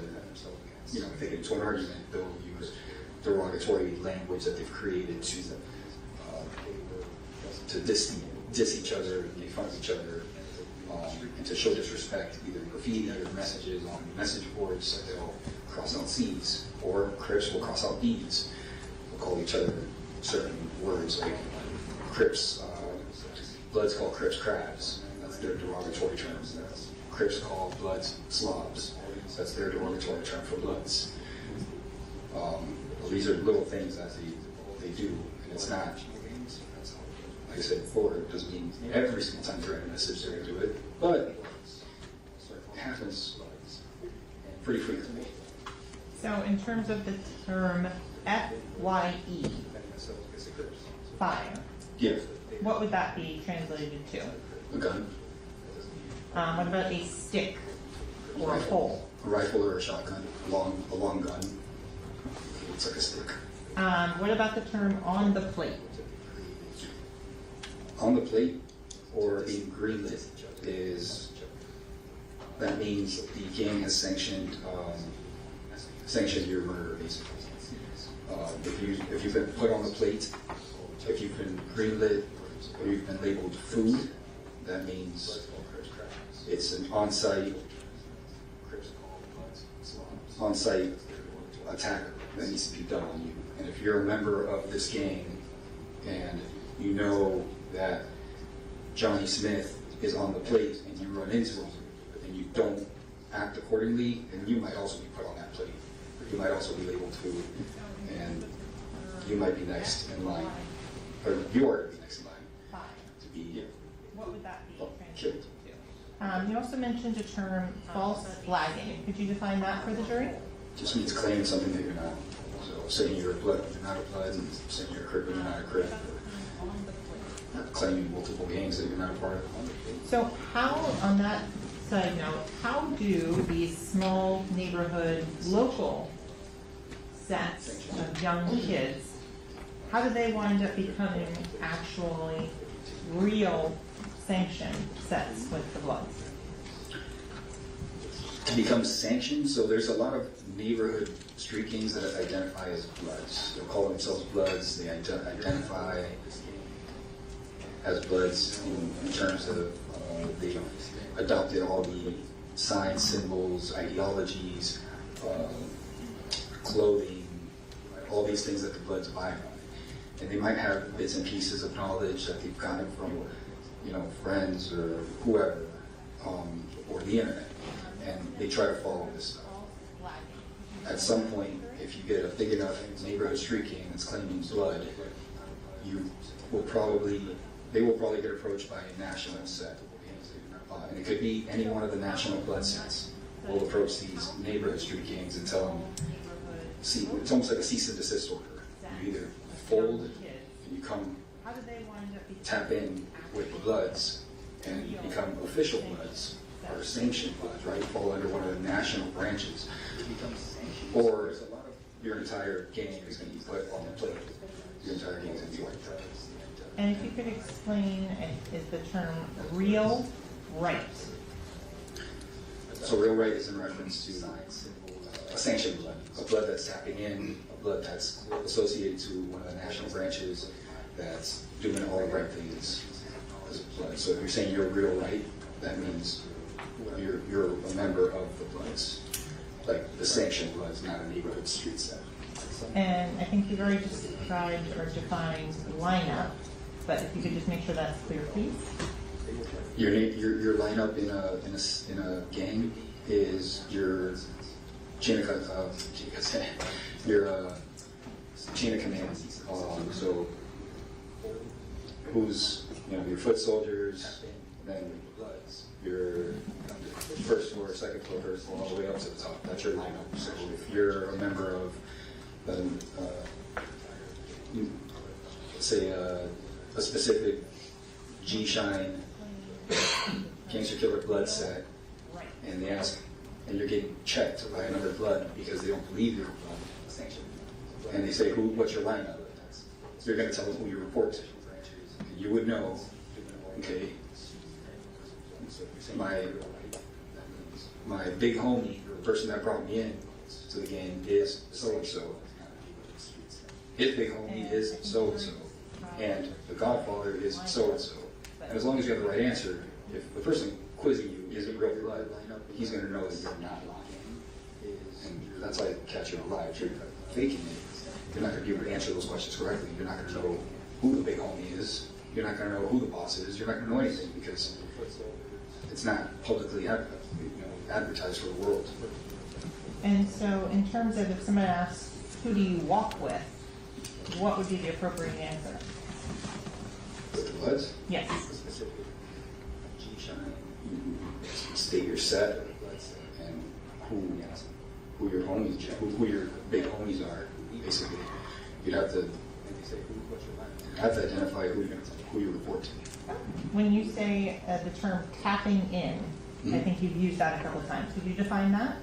Tapping in is what all of the unsanctioned blood sets are told to do. If you want to become a real Blood, and by real Blood, I mean unsanctioned sets are not real Bloods. A gang is a gang. It doesn't matter what you call yourselves. Just because you're sanctioned doesn't mean you're not a gang. So if you're claiming to be a Blood, and you want to be a sanctioned Blood, the first thing they tell you to do is you need to tap in, which is you need to start reaching out to people that are real right, people that are real Bloods, sanctioned Bloods, and start learning the knowledge, start gaining the knowledge, start getting these documents and learning the way to operate under the national guidelines. You've mentioned knowledge. Is there another term that's used interchangeably with that word? And go with like the city in California? Exactly. Okay. You taught, one of the other things you said, you defined what is set tripping. Set tripping is something that's created by G-Shine. G-Shine and Gangster Killer Bloods. I might go back and forth. I'll probably just keep correcting it, not correcting, but mentioning it. But Gangster Killer Bloods created that term basically, and set tripping refers to a little history. So when the Gangster Killer Bloods were formed, they were formed as almost like an enforcement branch to straighten out all the Bloods that weren't acting accordingly, following the rules. And you have to remember they were in prison, so the rules are a lot more strict in prison because there's nowhere to go. You break the rules here in South Florida, you can move to somewhere else, and they might not find you. In prison, there's nowhere to go. You're in a cell block with 50 other Bloods. You start breaking rules, everyone knows. So set tripping is not acting accordingly. So that means if there happens to be a fight on the courtyard where someone needs to get slashed or someone needs to get beat, and you didn't do what you were supposed to as a member of this gang, you're set tripping. And then now G-Shine, or GKB, Gangster Killer Bloods, they will come and they will enforce Gangster Killer Bloods upon you, the violence that you should have enforced on someone else. So there's a little controversy with G-Shine because a lot of blood sets don't like them because they're enforcers. It's like, you know, like a lot of people don't like the cops because we write people tickets. The police of the G-Shine, right? They're enforcing the rules. So, Detective Fuller, are you saying that they commit violence upon each other? Yeah. And what do you have to support that? There's, as I mentioned earlier, there's plenty of videos online of people that either false repping or not even people false repping. There's just videos of Bloods that make mistakes and claim they are from one part of town when they weren't. And that was enough of a violation for them to get recorded live and live streaming getting beat for what they did. Everything doesn't rise to be put on a plate, everything doesn't rise to be killed, but you might have to take a violation.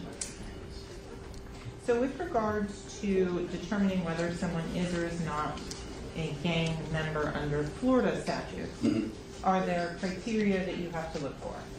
Yeah, so the Florida statute that governs, that defines what a gang is and what gang members and gang associates are, is 874.03, and there's different subsections.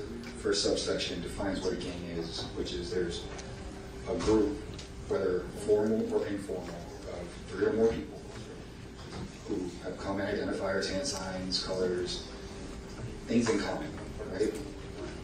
And as part of their primary activities, they commit crime. That's what makes them a gang, not the fact that they wear the same colors. And then after that, there's criteria that defines how you can determine if someone is a member or an associate. And these are, some of the criteria are adopts a style of dress, admits to gang membership, identified as a gang member by a parent or guardian, identified as a gang member by a confidential informant that's been proven to be trustworthy and reliable, identified as a gang member by a informant that hasn't been proven trustworthy and reliable, being associated with a gang member 1 or more times, associating with gang members 4 or more times. Okay, so maybe start you for, yeah, A through K. Does that sound familiar? Okay. With regards to the involvement, does every gang member have to be involved in every single criminal activity? No, like I said, they say get it how you live. So as long as you're bringing money in for the gang, then you're going to be in those good graces. So if your hustle is rapping and you're making money rapping, they're going to support you. They're going to bring you up and make sure that you're making more money and you're doing what you're supposed to. And you're supporting, in return, you're supporting the gang. And then you don't forget, you're not an individual, you're part of a collective. So you mentioned kind of ranks. How do you get a promotion from one rank to the next? Putting in work, So either completing what they call missions or just contributing to the game, showing your loyalty. Someone above you would have to decide that you're worthy of moving up. A lot of the early steps are as foot soldiers. If you're a foot soldier and your job is to go do home invasion robberies, if you're out there doing a whole lot of home invasion robberies and bringing a lot of profits back to the gang, or a lot of guns back to the gang, or a lot of drugs back to the gang, then you might get a promotion. If your job is rapping and you're doing good, you're making money, and you're bringing in money to the gang, you're taking the gang to shows, and you're supporting them, you're supporting the gang. You're not supporting yourself, supporting the collective. Then you can start getting promotions. Okay.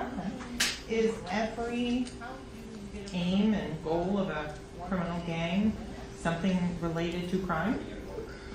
No, a lot of these gangs, like I said, were initially racially formed for racial reasons, to defend, for the African Americans to defend themselves against Hispanics, or Hispanics to defend themselves against African Americans or white supremacists. So initially it started off as something racial to help bring up their own people, right? So the Hispanics created gangs to bring up the Hispanic culture. The African Americans did to bring up black culture and to help them get out of these areas and to support their neighborhoods and bring money back to their neighborhoods, making sure that there's success amongst not just the gang, but their culture. And that's the same for basically every gang, whether it's white supremacists, Hispanic gangs, Asian gangs, black gangs. It's just, that's what gang culture is. Is there things about prioritizing education for gang members? Yeah, it's written into their bylaws. They don't want dummies, right? They want smart guys. If you're out there committing reckless acts and bringing bad attention to your gang, no one's going to want you. You might be out there committing robberies and doing stuff. That's your job. But if you're doing it recklessly, because you're not a smart guy, they'll probably tighten up on you and start telling you, you need to do this a different way. We need to teach you the right way to do this. Or you might just be a skilled rapper. You might be very good at sports, or you might be just a very smart person and you just do really well in school. So they want you to succeed in school so that you can maybe become an attorney or something that can help them out. So with regards to G-Shine in particular, were you able to document 3 or more members of that criminal enterprise? Yes. Approximately how many were you able to document? In reference to this case? In reference to this case. I think I stopped at like 17 or 18. Specifically in this case, can you talk about how you became involved in this investigation? I was asked to analyze the case and determine whether there was a gang nexus to it, whether Mr. Demons was a member of this gang, and if he was, to look into it further. So in terms of the things that you were trying to look at under the statute, in terms of subsection A, admitting to criminal gang membership, were you able to show that and document with regards to this defendant? Yeah, so document 3 or more members. Admitting to gang membership is not just admitting it to a police officer. If you admit to gang membership on a video, it's the same thing. You've admitted to being a member of that gang, because there's multiple videos of Mr. Demons claiming G-Shine or GKB as a gang that he belongs to. What about adopting the style or dress of a criminal gang? Yes, Mr. Demons was observed multiple times, more times than I can count, wearing the colors red, the colors green, and like I stated, the foot soldiers are told to wear tan or brown. And Mr. Demons, there's a bunch of pictures of him wearing this tan trench coat that falls in line with the time where he would have been a foot soldier. And so we'll come back to some of those pictures in a moment. So, what about adopting use of a hand signs that's identified as used by a criminal gang? Yes, Mr. Demmons knows all the gang signs, and he does them very well. He can do them very quickly, a lot faster than I can. Can you explain what stacking is? Stacking is a form of communication with gangs, within gangs. If you meet another blood, you might you might ask them who they roll with, and say, oh, I'm blood. Then they might just stack his set. So he'll say where he's from, right? So the foot soldiers they'll claim. He'll throw maybe a B for blood or a B for blood, and then follow up with each set's. Every set has their own specific hand signs that they might throw up. So there's universal hand signs for the UBN and United Blood Nation. Those are just standard signs that all bloods kind of are supposed to know. And then every set will have their own hand signs. And then apart from that, if you're part of a set as part of a certain neighborhood, you might also add your neighborhood stack into it. So if you live on 27th Street or something like that, 27th Ave, you might throw in your street, especially if you're in an area that's populated by a lot of different blood sets. That way they know where you're from. What about in terms of associating with one or more known criminal gang members? Yeah, so the way I was able to identify these other G-Shy members or blood members was through contacts that he had on his phone and photographs that he had on his phone, social media, stuff that was publicly posted, stuff that was posted or that was privately inside his phone, not shared. In terms of what about if they've been observed in the company of one or more known criminal gang members 4 or more times? Were you able to document that in this case? Yes, there's hundreds of pictures of him with other bloods. What about if they are identified as a criminal gang member by physical evidence? Physical evidence would be the videos of Mr. Demmons throwing up hand signs, the videos of Mr. Demmons saying the G-Shine oath, their motto, all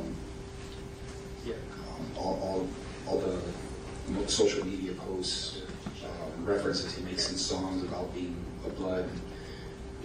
That's all physical evidence. Okay, so I want to The go. Bible. So we'll get to that in just a moment. So Detective Polo, are you taking into consideration that this could be a character or an act that's put on for social media? No, I don't believe this is an act or a character. This is, as I stated, G-Shine is one of the more violent blood sets. They're the ones that are enforcing when other people are false repping, and that's what they're known for. So if a famous person were to false rep G-Shine, they would quickly get checked. That happened to those two kids. I don't know how old they are.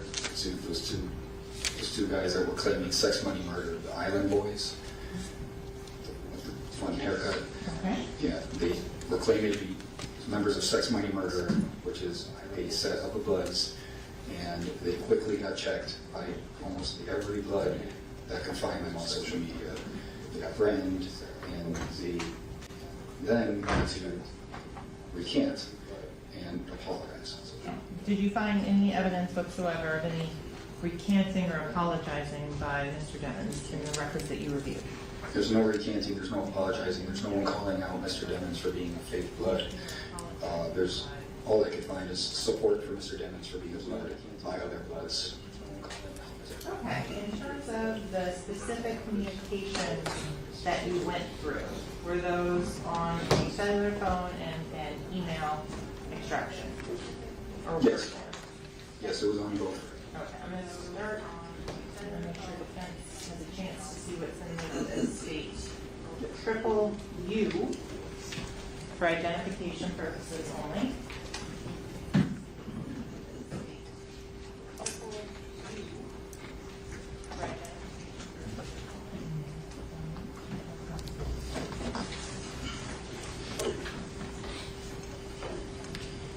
Detective Follow-up showing it's been labeled as state U for identification purposes only. Do you recognize those documents? Yes. How do you recognize those documents? It's the email chain forwarded to ynwmellybooking@gmail.com from one Jaquan Burton, same subject that was identified through his cell phone on his text messages. Objection, Your Honor, to the reference of it being his cell phone. Thank you. One from Cyber, second.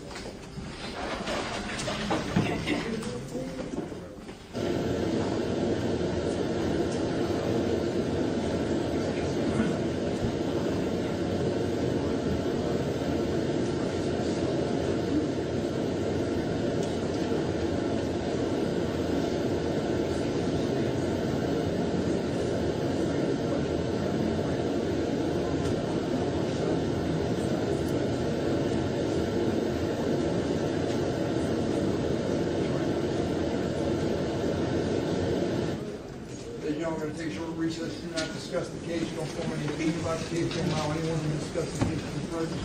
Just leave your notes, pads on your chair. Thank you.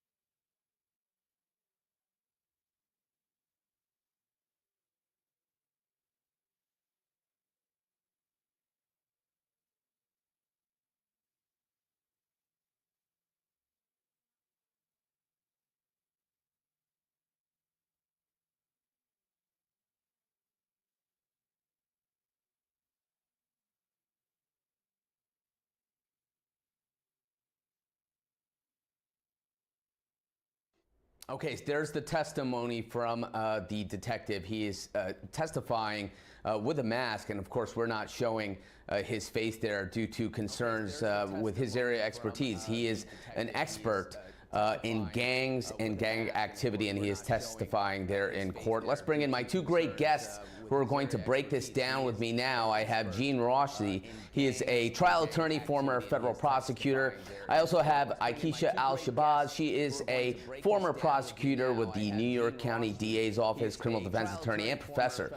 Aikisha, I want to start with you. I'm a former prosecutor, too. I was with the Brooklyn DA's office across the East River there from where you used to be. And I had the experience of having a gang expert testify, and similarly, he testified under the cloak of anonymity in order to maintain his undercover status and also his area of expertise. What do we see here in court now? Is it a valid concern for this witness to want to be anonymous in this trial, or at least testify without his face being shown? Absolutely. If he is, and I'm sure they did what we do here in New York called a hidden hearing, where the prosecution would put forth some sort of evidence to demonstrate that if he was not being able to testify in disguise or anonymously, then his life would be in danger. And so he's probably still engaged in undercover work, which is why it's necessary for us to protect his life. This is very common, so long as the judge has explained to the jury that they should draw no negative inference, right? It doesn't make it look like this witness is afraid of the defendant or something to that effect, then it shouldn't be a problem. Right, and Gene, the process of what we're seeing right now, the line of questioning, is this to establish this witness as an expert? And in your experience, what are some of the things that you're looking to draw out from a witness that you're ultimately going to offer as an expert in court? Well, if I'm the prosecutor, I have to lay a foundation that says that this expert knows what the heck they're talking about.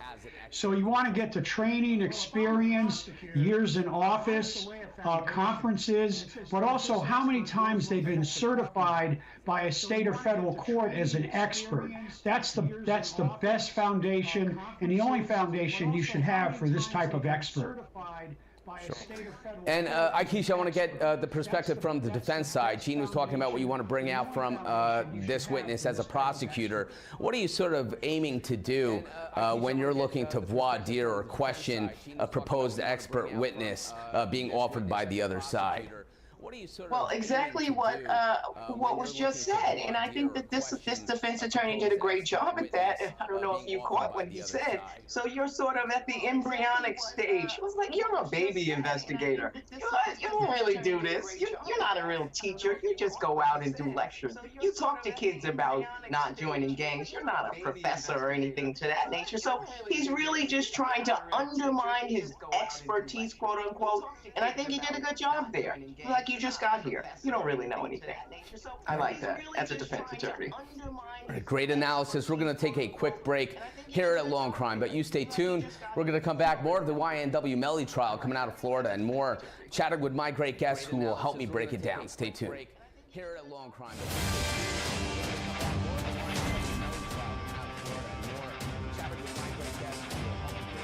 Stay tuned. Here at Law and Crime.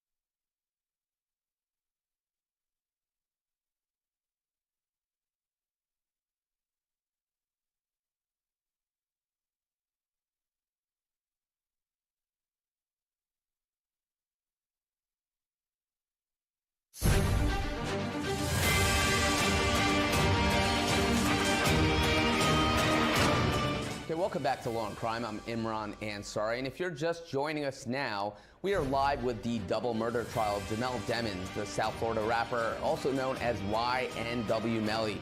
Demmons is charged with 2 counts of first-degree murder in the deaths of Anthony Williams, also known as YNW Sack Chaser, and Christopher Thomas Jr., also known as YNW Juvie.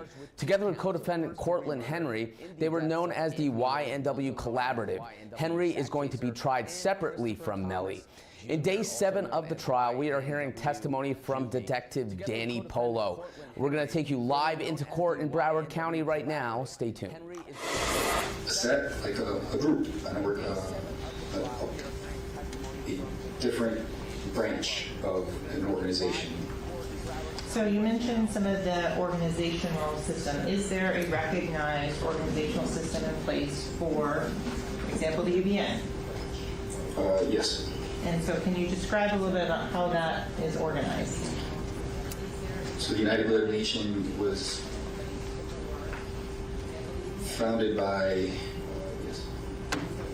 a handful of leaders within Rikers Island. They created the first 3 original sets, Nitrate Gangster Bloods, 1-8 Gangster Bloods, and G-Shine or Gangster Killer Bloods. Sometimes they go by different names. And there was, I think, a total of like 12, 13 different sets that were created. Each one of those sets, or each one of those gangs that fall under the United Blood Nation have a leader who they call the Godfather Head.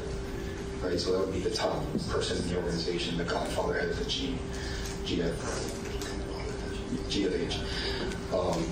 From there, you have Godfathers underneath, and there's a couple more of those, and then they spread into different branches.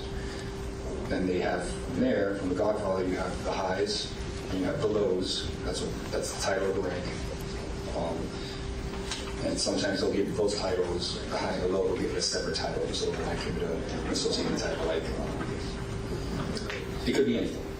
Whatever set could call it whatever they want for their group. You have the highs and lows, then you have the 5th floor. The 5th floor is a rank. They call it 5th floor or 5-star, you're a 5-star general. Then the 4th floor, 3rd floor, 2nd floor, 1st floor, then you have foot soldiers. And that doesn't mean there's one person per position. There could be hundreds of people in one position, and then a little bit less in the next one, a little bit less in the next one, until you get all the way to the top. Like most organizations, there's only one CEO, there's only one big boss, and then there's assistant managers, and associate managers, and supervisors, floor supervisors. It's the same thing. You can only run an organization a certain amount of one thing. So in terms of your experience in training and dealing with gangs, is there a financial component to those? A huge financial component. Could you describe a little bit more about that? Other than protection inside the prison system, once they spread out into the streets, one of the main focuses of the gang is to financially support the gang. And to financially support the gang, you have to make money. To make money, you have to sometimes commit crimes. It could be, and they don't have a rule on how to get this money, right? You can, some of the Bibles say, get it how you live, right? So pick a trade, make money. If it's rapping, it's rapping.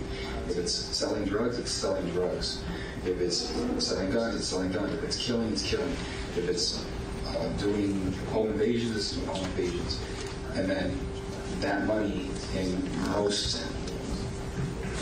most gangs that report back to the prison system, they pay dues. Not all gangs do it, but most. Not from the 9807 number. Yeah. What did you say? Reported to be the defendant? Yes.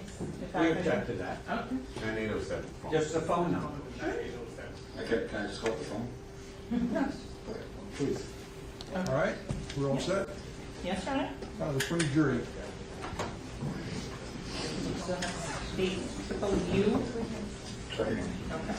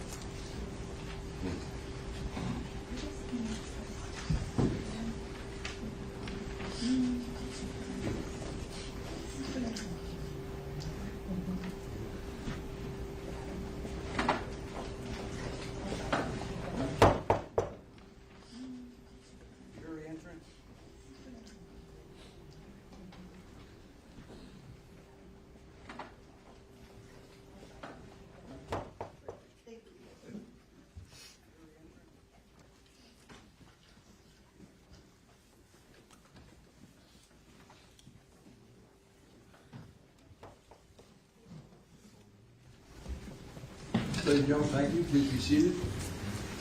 Let the record once again reflect the presence of the defendants, Devins, his counsel, the assistant state attorneys, and ladies and gentlemen of the jury, our witness remains on the stand. Councilwoman Grote, we're still on your direction of nomination, but proceed as sustained the last objection. Repeat your question, please. Yes, sir.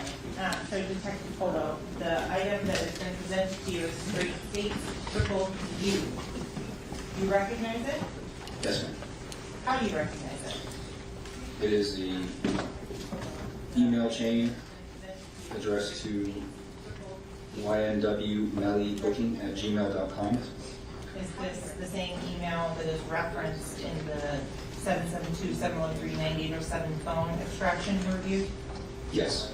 Is that the same or substantially same condition as when it was retrieved from Google via search warrant? Yes. Here at this time, the state would request that the state's triple U into evidence and publish to the jury. Any objection not previously raised? We object to it coming in toto, and I request that any individual exchange be authenticated. The conviction be made. Objection not toto, it'll be admitted.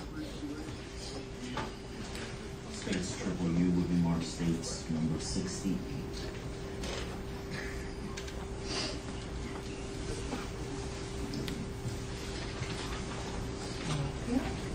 So Detective Fuller, I want to go through this email and the attachments that are on it, one by one.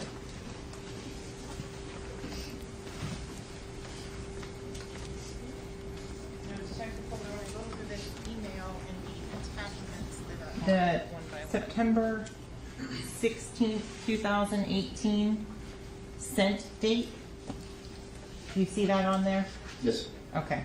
Can you please say and read for the ladies and gentlemen of the jury what is the Counsel, one second, please. Thank you. Sorry to disturb. No. Great. trying to make it as big as possible as well. So the individual that is from on that, you could read that aloud for the jury. My computer just Trying to make it as big as possible. Jaquan Burton So the individual at burtonjaquan@gmail.com. And who is it addressed to? ynwmellybooking@gmail.com. And before we get into all of the attachments, in terms of how many times this email was forwarded, is that also reflected on this page? Yes. And before we get into all of the attachments, in terms of how many times, this third entry down, the Jaquan Burton again is the sender. Who is it going to? The subject named Derek Dixon was identified as Gino. Okay. Street name Gino. And we'll come back to Gino in just a little bit. Continuing on. Okay. And we'll come back to Gino in just a little bit. Continuing on.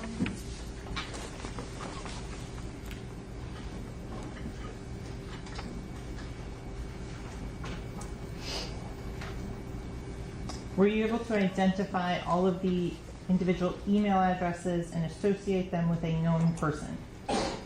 So we went through some of them and were able to identify. Earlier on, there was a Jamon Mitchell. He's in a photograph with Mr. Demons. That was on the first page. Okay.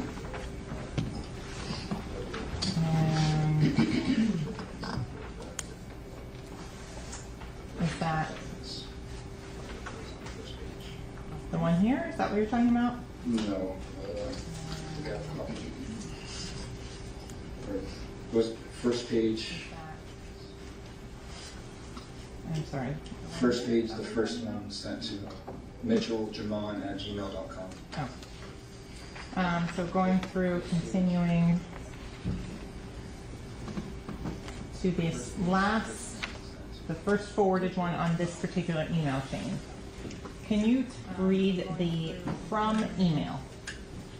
Bang Bang is the name, and then the email is bangbangAscari@gmail.com. Does the term Ascari mean anything particular or special in relation to the G-Shine Bloods? Ascari is a step above the foot soldier in G-Shine. It's it's like their second rank above a foot soldier. Okay. So continuing on, the information that we're here, and I'm sorry I have to make it a little bit smaller to fit on the page. Is this some of the history you were talking about? Yes. In terms of the individuals that are listed and the dates and things like that. For example, if you look here, the 199BIX. Can you explain or translate that? 1996, they took the S out for the B. Slav is a derogatory term towards blood, so we take out S's as well, put a B in it. In terms of some of the individuals that are listed on the next line, Corey King, Shaquell, Hitman, Pimp, and Rob Lowe. Are those some of the individuals that you talked about that have posted on YouTube? Yeah, OG, Corey King, he was the original Godfather head, he was one of the founders. There's a video of him in Tampa last year or the year before, during the G-Shine National Gathering. He was present, showing live streaming for everyone, showing the big turnout. There weren't just G-Shine members, there was members from all blood sets, but it was a G-Shine event. OG Shaquell, he's the second one. He's a notorious G-Shine member, one of the original founders. He does a lot of videos online as well with Corey King. A lot separate, some of the Corey King and some of these others' names, Hitman, Pimp, and Rob Lowe.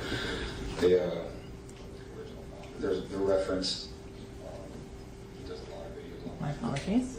They're referenced in these historical accounts from Corey King and Shaquell and some of the other blood leaders that aren't listed here because they're not members of G-Shine.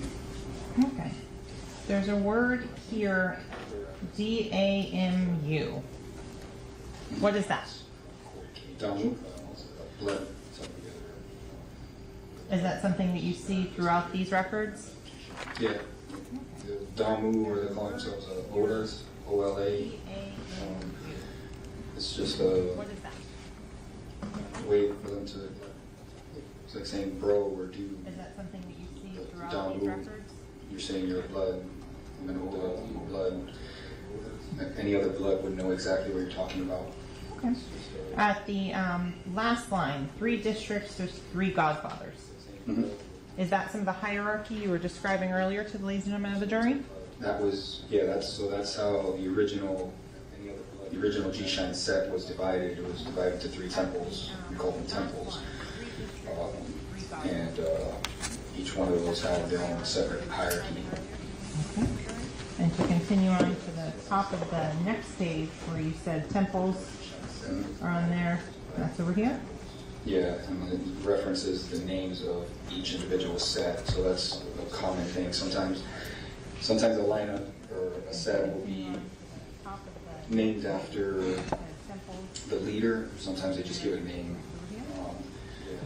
Like Nitrate Gangster Bloods have a set called the Hellraiser set. It's different sets, they just give them names.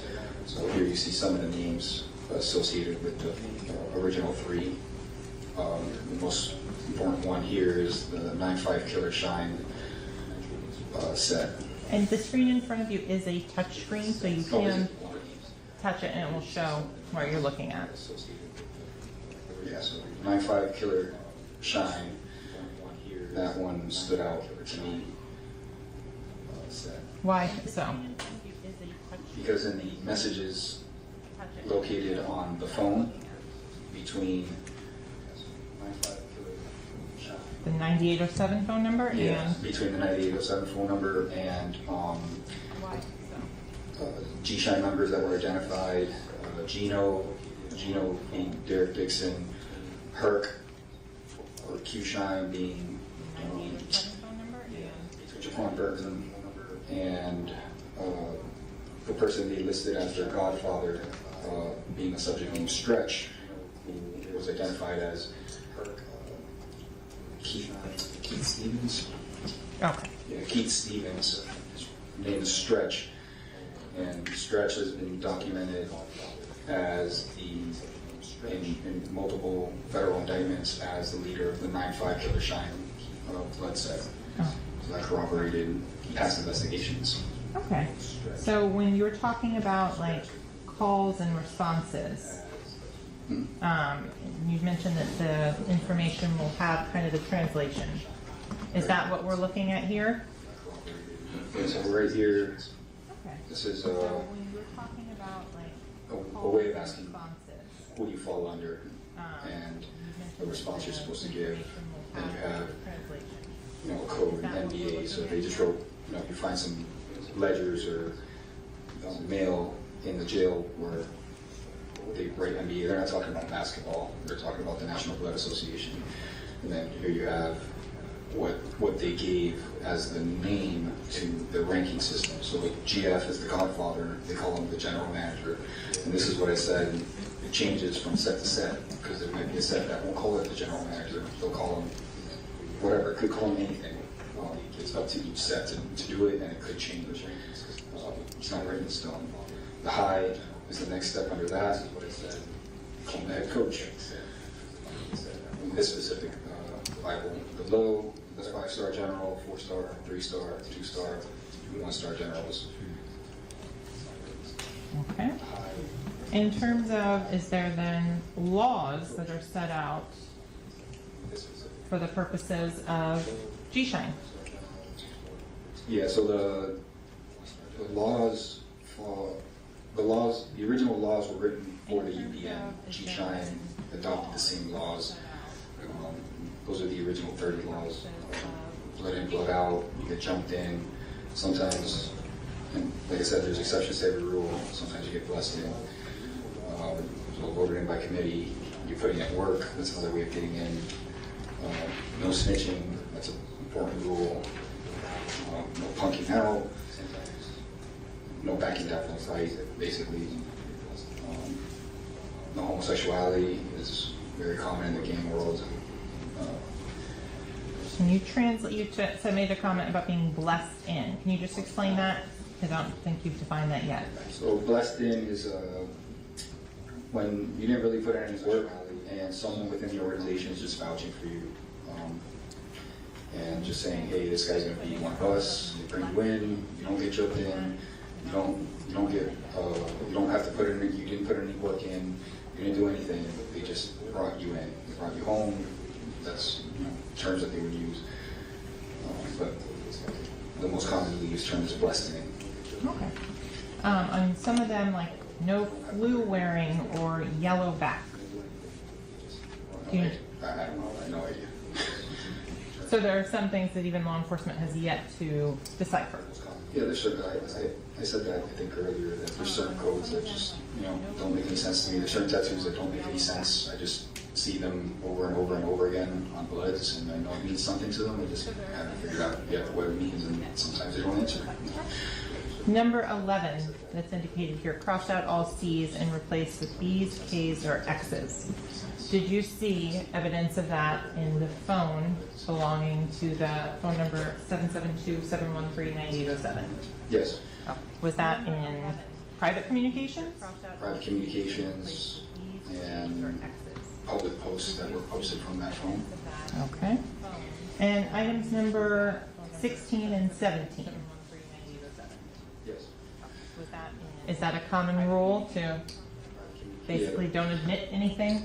This is what I was talking about, where the Bibles are held in secrecy, right? So that's why I send them through email, because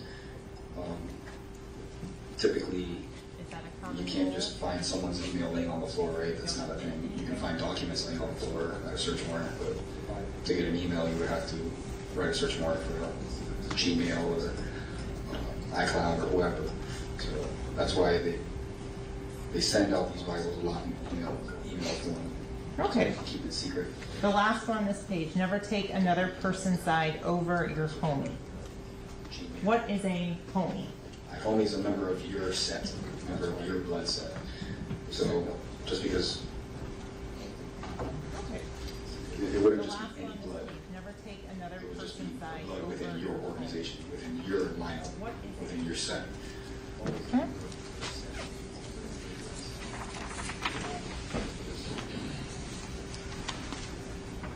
Again, more of the laws 20 through 30. Okay. And number 27 on this list.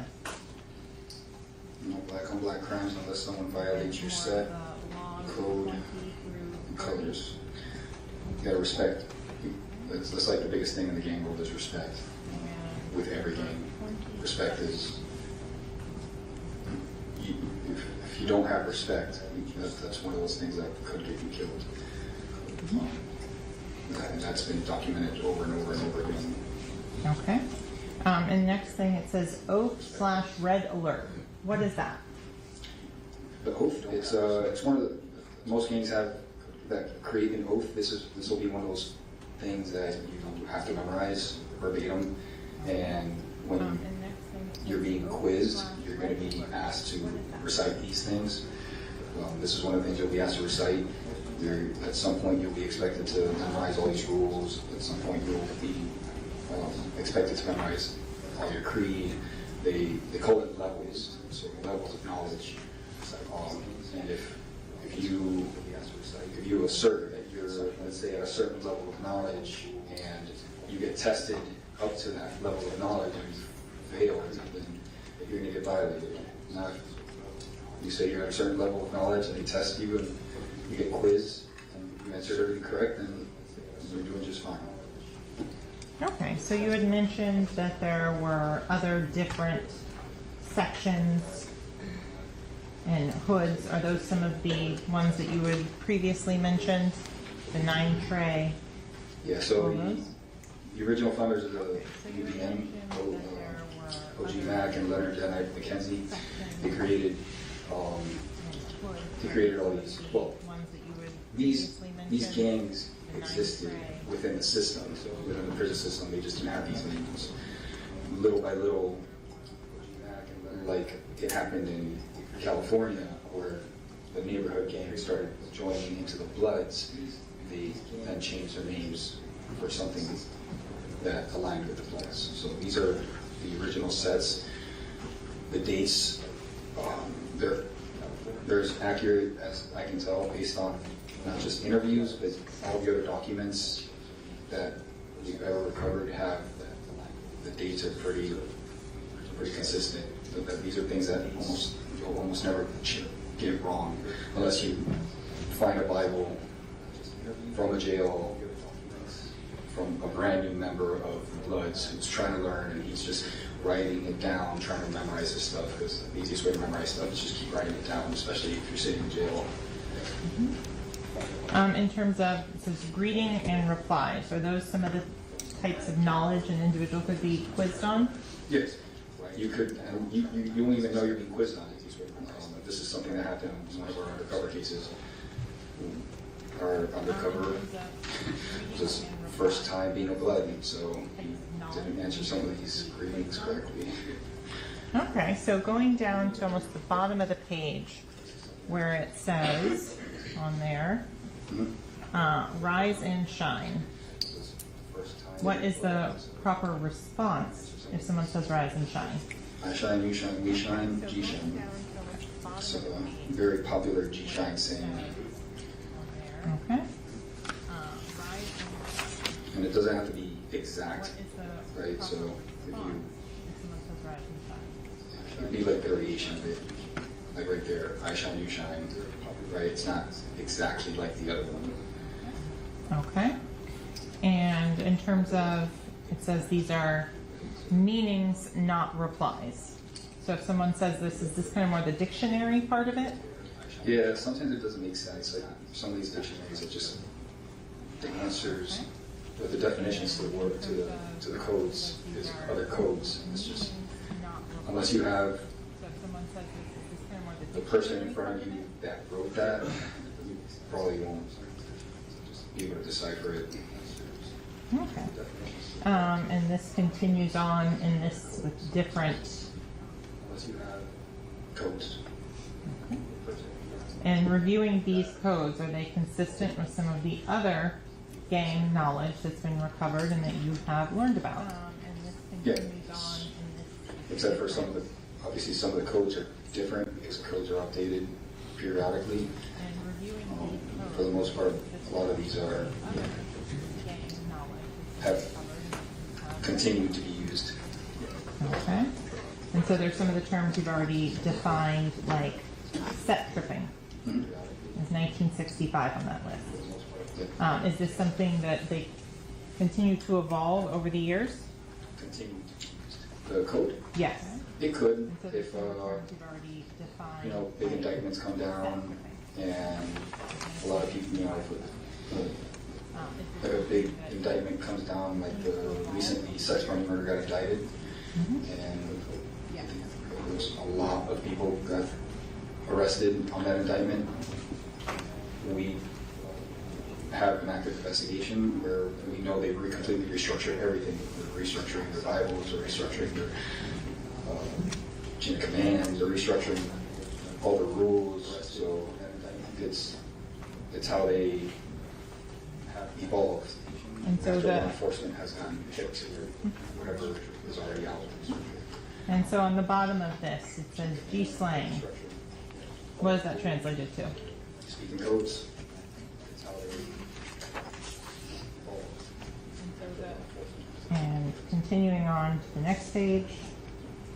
And so on the bottom of this, do you have all of these memorized? No. Okay. I've tried. Trust me, I've tried. Between this and all the other games have the same thing going on. A couple hundred pages of that, it's impossible. No.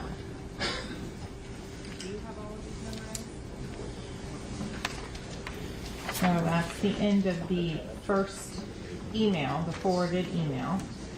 Maybe a first person. Yes.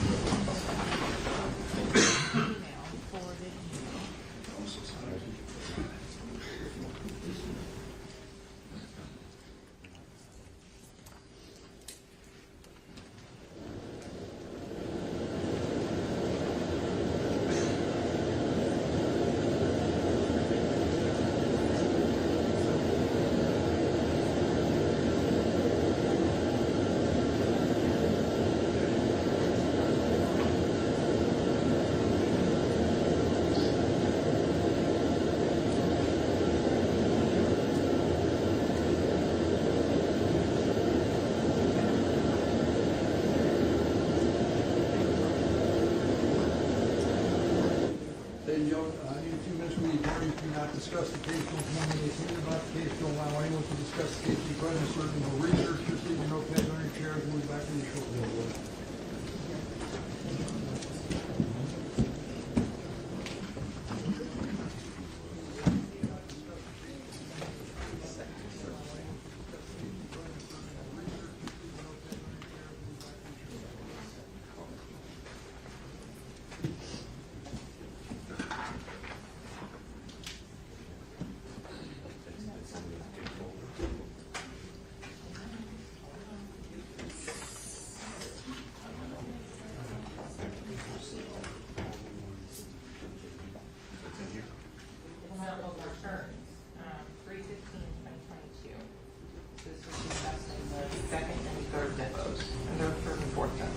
Just found it. It's not in there, that's the search warrant is in there. So you have that. Counsel, yes. Let the record reflect that you stepped out. Counsel Manuel with the defendant. You're suggesting you don't have this record? That's what I heard you say. Now you want time to look for it, so you need some time to see if you have it or you don't? Yes, sir. All right, we're in recess. Thank you, Judge. We'll see if you have enough. What are you going to give us? I need a specific one. You want time to look for it, so you need some time to see if you have it or you don't? Yes, sir. All right, we're in recess. Thank you, Judge. We'll see if you have enough. What are you going to give us? I need a specific one.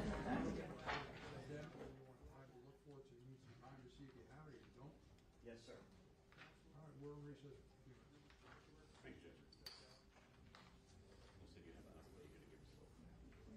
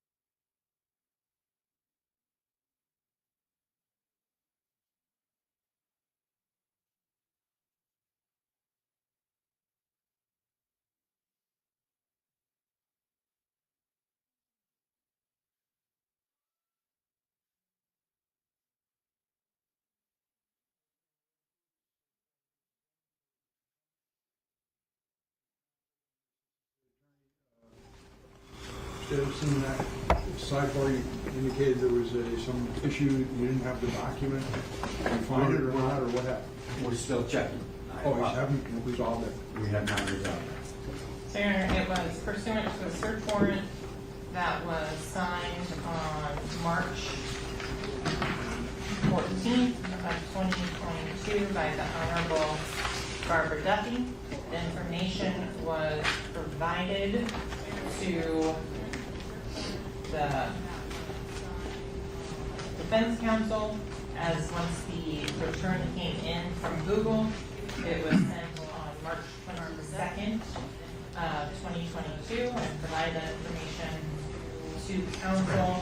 I'm going to try and pull up the email confirmation and then provided them another copy of it as well. Can you try to verify that now? Yes, someone on the team, yes. All right, we're in recess.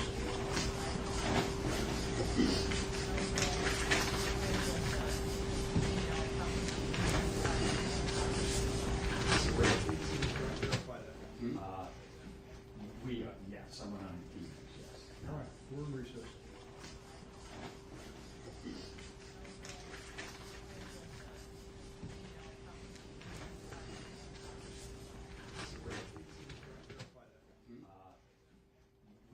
Yes, someone on the team, yes. All right, we're in recess.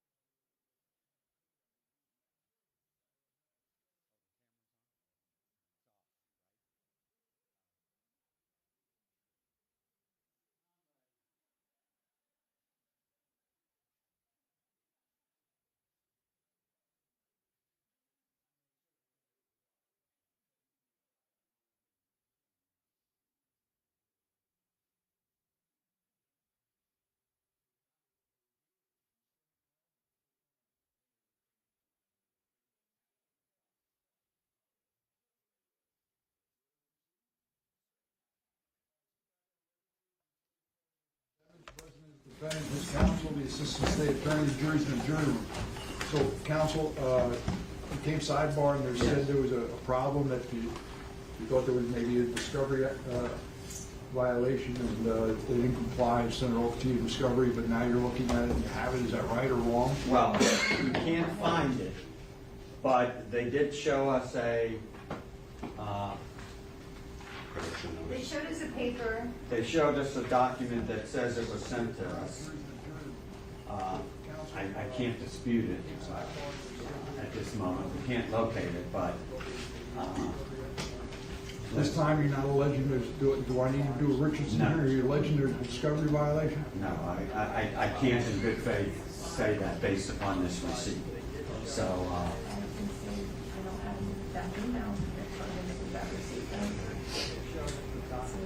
I searched all three of my emails. There's one email that day at 11 a.m. regarding text messages from the deposition of one of the receiving sellers. That is not in my email. It's not in the email for March 23rd. It says it was emailed to me. There's also email to me. and it was also supposedly emailed to me.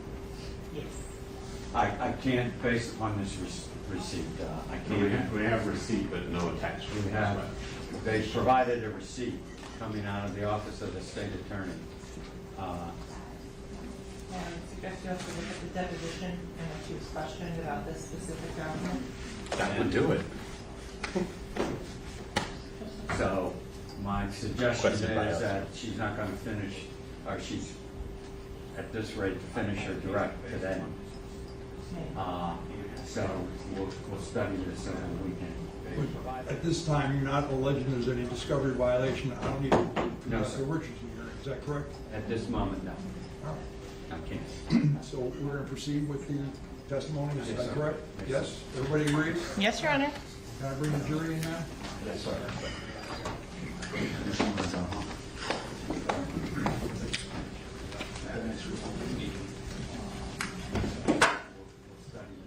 At this time, you're not alleging there's any discovery violation.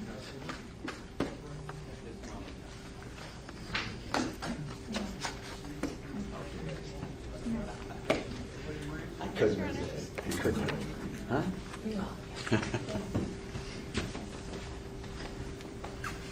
I'm afraid it'll make me again. We get something. We get them early, please. On the city.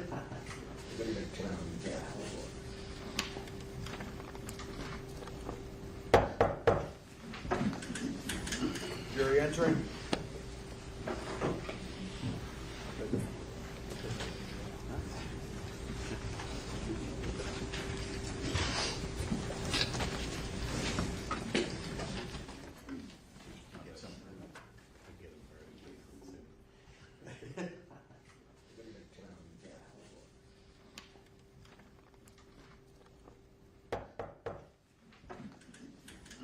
Jury entering. Reflect the presence of the defendant, his counsel, the assistant state attorney. Ladies and gentlemen, jury, remains on the stand. Counsel, I think you're going to continue with your direct examination of the witness. Yes, and continue publishing of State 68. So we've gone through the initial email, so now I want to go through each of the attachments.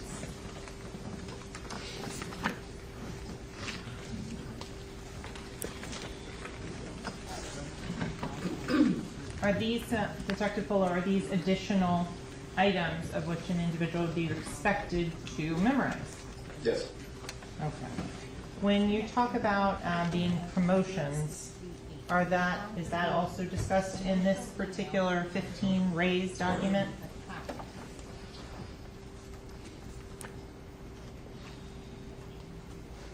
Your Honor, I object to the manner in which this question is being done. It's leading. Rephrase the question, counsel. Detective, you talked about how people are promoted through the ranks. Yes. Is that reflected in this document? In this one page? Yes. No, it's just like the principles of the game. Oh. Specific things that meanings they gave to symbols that they have within the organization. So like the 5-point star, they give meaning to each point of that star. Pyramid, what the pyramid means. The crown, the 5-point crown. Okay. Moving on to the titled 23 Rules.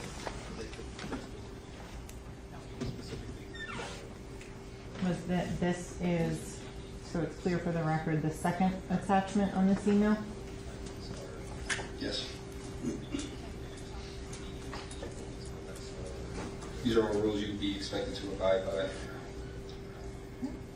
by. Number 12. Moving on to the communicate with someone on the lineup. Is that the term you defined earlier?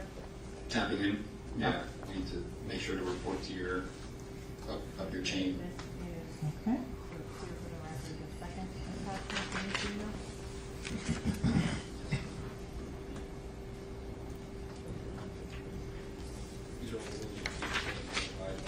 Moving on to the third attachment, what is this one called? 5 ways of hanging up. This is how acts and ways that you can move up within the ranks, ways that you're expected to participate and do things for your organization, for the gang. Okay. In terms of moving on to the third attachment, going down to the bold names. So if you could read them out loud so it's clear for the record which particular document we're looking at. Number 1, physically. Physically, you want me to read these entire? No, just the bold on that one. Number 2. Mentally. Number 3. Spiritually. Number 4. Economically. And number 5. Socially. Moving on to the next, the meaning of G-Shine. No, just the bold. You had mentioned that sometimes there are specific colors that individuals are told to wear. Is that reflected in this document here that was found in the YNW Melly booking email? Objection leading. Sustained. What does this say about the uniform or fashion statements? It gives directions on colors of the organization, what they need, and as with other signs and symbols that they have, like the 5-point star, they gave each point of the star a specific meaning. They do the same thing with the colors. They'll come up with initialisms of what each letter of that color means and why it means something to them. Okay. In terms of the colors that were identified in this G-Shine document, what were they? The colors I already mentioned, red, green, and black. I mentioned red, green, and brown. Okay.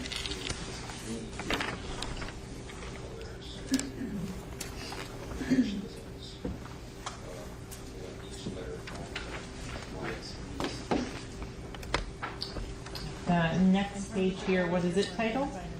Meaning of G-Shine Ascari. And then it says in here you've been, what does DMV mean? The Department of Motor Vehicles? No. It would be the like the council. I'm not sure exactly what that acronym is, but when you move up in the ranks, you would be reassessed by your higher ups, by your council. Okay. Is there a specific uniform that you talked about that was previously that's mentioned in this document? Yeah, wearing brown and with a white T-shirt underneath, untucked. So it says it in there to signify that you're always ready for battle. In terms of the email address that we had looked at previously, the one, the Bang Bang Ascari, is that consistent with what was said to be done in this last paragraph? Yes. That's typical with the gang name in general. A lot of members will just put the gang name at the end of their moniker, their Instagram handle, Facebook handle, whatever it is. Okay. Going on to the next document in this. What is this titled? The oath. That's one of the oaths you have to memorize. Okay. United Blood Nation oath. And now, this photo here. What is this illustrating? Make it a little bit bigger, I know it. This is when they restructured. They were talking about the grass has been cut low and the snake's heads have popped up. So when they restructured, it was for, like I said, when there's indictments, stuff like that, they need to restructure and change the rules up so that way they can weed out people that they might think are cooperating with law enforcement or just people who aren't being true to the organization. So this is talking about that basically. There's a line that says it talks about a memo. Is that something you've seen in your training and experience, that there are memos that are issued to update policy? Yeah, anytime, it's like a directive. Anytime things are going to change within the organization, they usually will close the books. So no new members, they'll freeze everything, no movement, and they'll reassess what they have to do within the organization so that they can continue to reorganize and move forward. Okay. In terms of, you said the books, what are the books? To turn to me, literally the books, like the ledgers where they would write the members' names. So when the books are closed, you're not going to put new members into the books. Most well-organized gangs will have a national ledger where all the sets will be outlined with all the members and what ranks they currently hold. Okay. And in terms of this last email here, an image, that's the close-up, or I'm sorry, the last image was a close-up of this email header. Who was this email sent to? Isaiah Aberhart. He was identified as subject named Goon on the phone. I forgot the phone number. 772-713-9807, that phone? Okay. And who was it sent to? YNW Melly booking at Gmail. The last image was a close-up of this email header. So you mentioned a lot of the items in the phone that you've reviewed. Yes.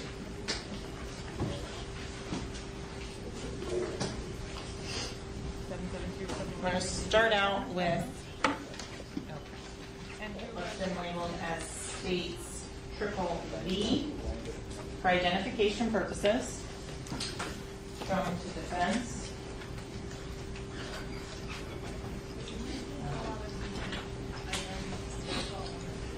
Detectives, you recognize what's been labeled as states triple B.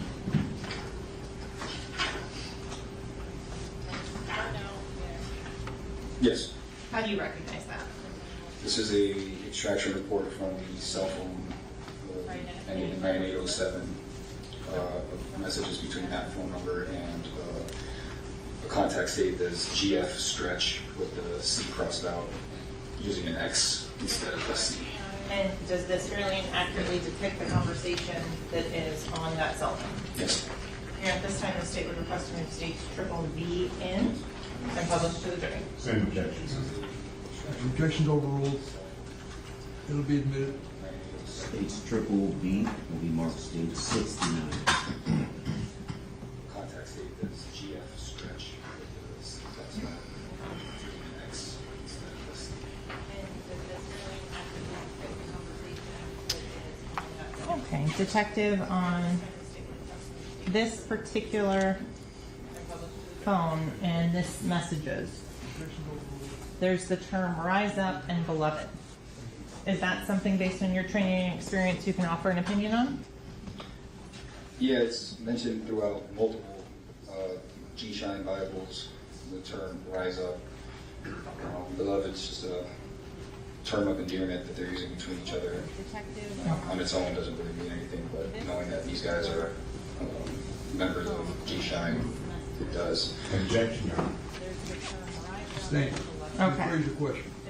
So in terms of the term HURK, H-U-R-K, on this particular message, is that something you've seen before? Yes. And what does HURK mean? HURK is a term used by members of G-Shine to refer to each other. It's like calling each other bro or dude, same thing.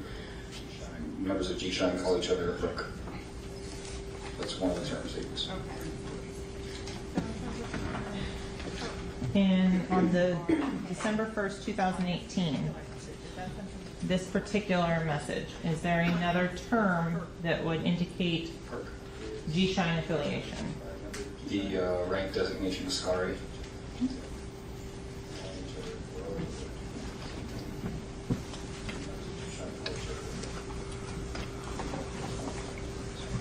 He's addressing the person receiving that message as an Ascari. Okay. He's not just saying the word Ascari. Understood. In terms of the last message here that looks like December 29th of 2018, if you could read that one aloud, please, and I can make it bigger.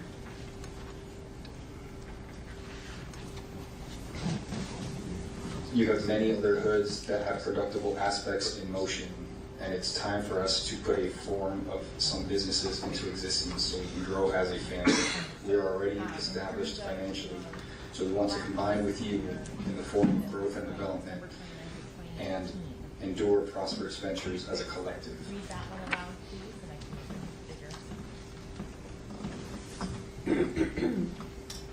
Going on to January 27th of 2019, is it the same use of the term 11? Yes. Then it says line up some venues. Detective Fuller, I want to ask you, if someone is a member in any sort of music group, yes, why would they be talking about venues with someone who is identified as a godfather? Because they would need to get sustained. So, Detective Fuller, I want to back up and go into your training and education and experience on areas of control by specific areas under the blood gang hierarchy. And you mentioned that there are different sets in different areas of the country. Correct. In terms of the various neighborhoods and various businesses within that neighborhood, do you have training and experience as to how access to those businesses are controlled? So if you're in a neighborhood that is predominantly controlled by a specific gang, whether it be the Bloods, the Crips, whoever, and you are trying to go to that neighborhood, you need to have almost like an approval to be there. If not, you might, if you're in the wrong neighborhood, you might get approached, and the repercussions could be different for every person, but the point is you'll probably get confronted. So I want to move on to some of the other messages that you've gone through, which have been marked as states W, which has been previously provided to defense counsel.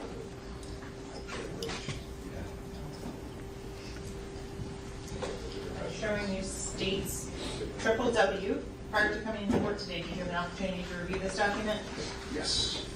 Does that document accurately depict 5 different chat conversations between the individual using the 9807 phone number and some of the individuals you talked about previously? Gino, Kirk, Jaquan Burton, etc. Objection. Suggestion. This witness is not in a position to attest to whether that accurately reflects conversations between two people that he was not a part of. Sustained. Does that accurately reflect the conversations that were captured on the 9807 cell phone extraction? Yes. In terms of, is there any additions or deletions from the cell phone extraction?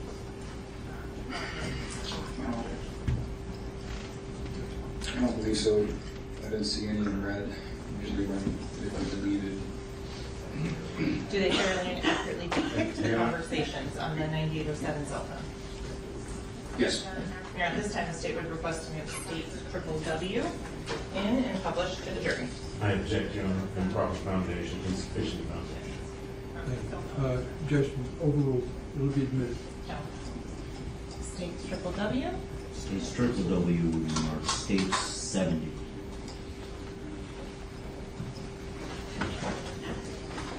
So, Detective, I'm going to go through and start with some of the pictures that are in this exhibit.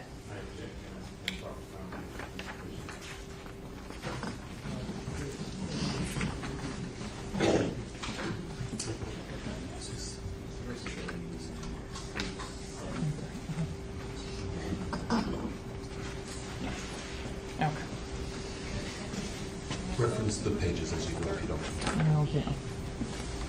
So starting and going on, which is labeled as page 6, and this is a conversation that starts out with an individual named Foley and the 9807 cell phone number. Are there pictures that are sent back and forth between these individuals? Yes. So, and with Your Honor's permission, I'm going to switch over so I can pull up the pictures from the digital version. And this is a conversation that starts out with Foley on the 97. Are there pictures that are sent back and forth between these individuals? Yes. So, and with Your Honor's permission, switch over so I can pull up the pictures. So the record's clear, counsel. What's the exhibit number?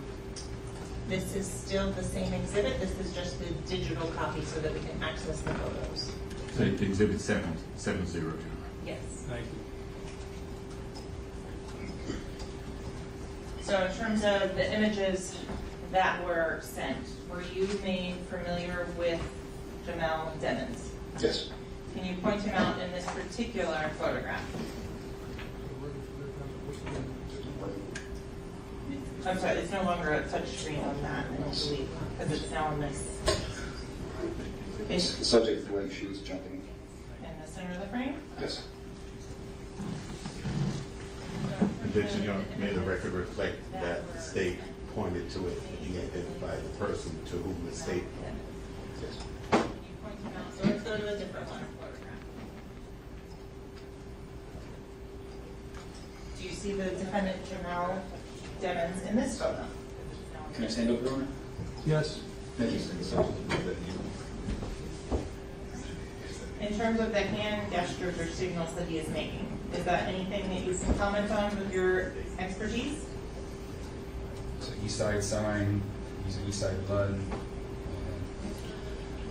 That's a old blood sign, that's a blood sign. You have to speak up. I'm sorry, sir. Well, I'm talking to you now. And so you first said the east side one, is that being done with his left hand or right hand?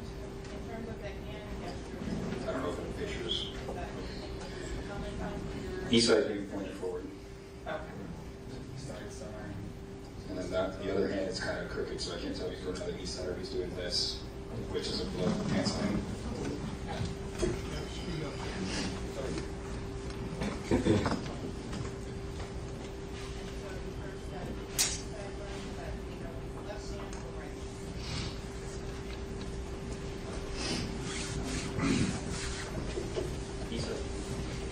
Those were both from page 6 of State 70.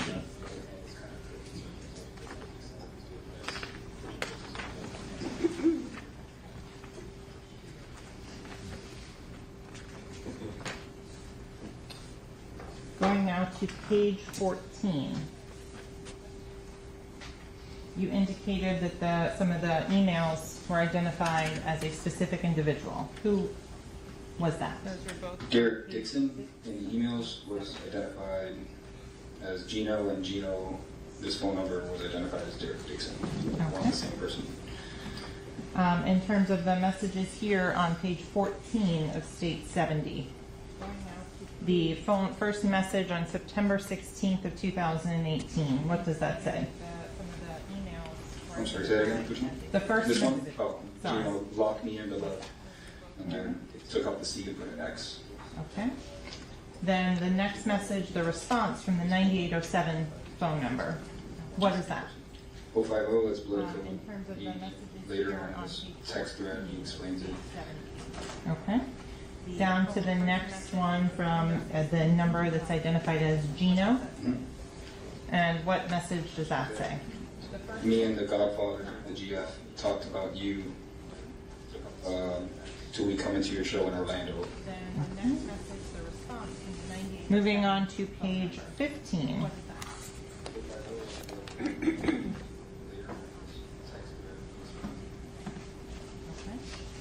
In this second message here on page 15, what are we looking at? The 050 means on point. Could you translate that, please? Gino's, the subject saved as Gino is explaining what the code means, so that the recipient doesn't mess up when the Godfather questions him and says it down below. Just a few things the Godfather might hit you with, I'm making sure you're on point. So he's saying 050 means on point, DL means I got you, and he proceeds to give other definitions.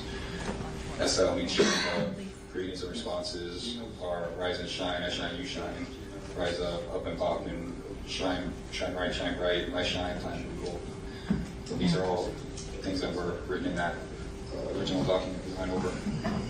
And that original document, in terms of the date on that, do you recall for the set date? September something. I think I have it here. September 16th, 2018. September 16th.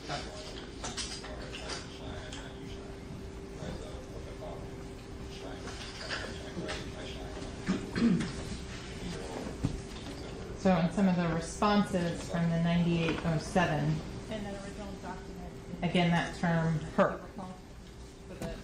Again, it's just a term used between members of G-Shine. It's just responding, recognizing it, just using G-Shine terms. Okay. Continuing on through the month of September on page 16. So some of the responses from the 9807. In terms of the message here from the 9807. So we can see, what does it say there? Just checking in. The C is taken out and the B is put in its place. And can you explain what, or translate the September 21st, 2018, 11:26 p.m. message from Gino? Just asking if he's all right. The message here from the Everything's good. He responds, everything's good. 050. What does it say there? Just to check.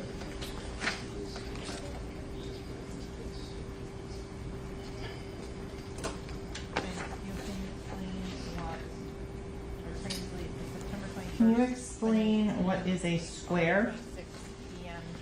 It's reference to Page 19. Square is a narcotic slang for typically a kilogram of any type of narcotics, so cocaine, heroin, whatever. Objection, Your Honor. What's the objection? 404B, 403. Which one, sir?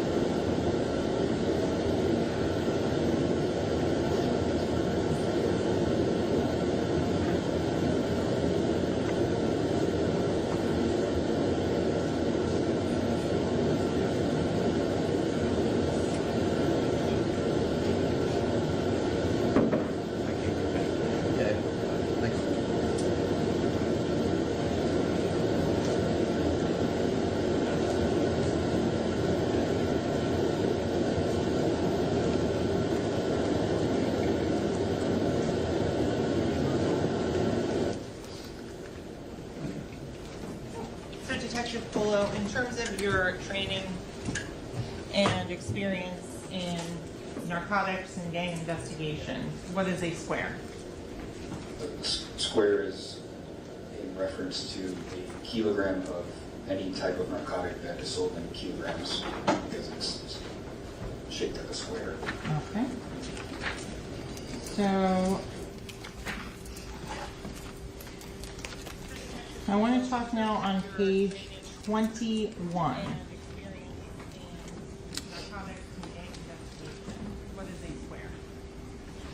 On September 23rd, 2018, 6:25 p.m. Can you read those two text messages and then help to assist in the understanding of what they mean? 21. So the guy hit is who he moves through on that. He got the Skittles. The next one too? Yes, please. Bro with that square, want to know what you want for a hook and a purse. Okay, and can you explain what the Skittles in that message? So that language has evolved the Skittles, because right now Skittles are something completely different. Back then it was talking about ecstasy pills, and MDMA pills, because after ecstasy. And in terms of looking in context, the message before that, on September 23rd, 2018, 6:23 p.m., with what is a Z? A Z is short for a zip. A zip is slang for an ounce. I call it that because you put it in a Ziploc bag. Okay. So going on to page 22, there's a different phone number that's listed on there. Tell him to call. Right. And what phone number is listed there? 954-376-9158. Okay. The next message, if you could read that one on September 23rd, 2018, 9:58 p.m. He got it. Yeah, I heard his name, image. He's very important. He's going to give you some, baby. He's over the whole South Carolina. When you talked about earlier about areas of influence, is that what you meant?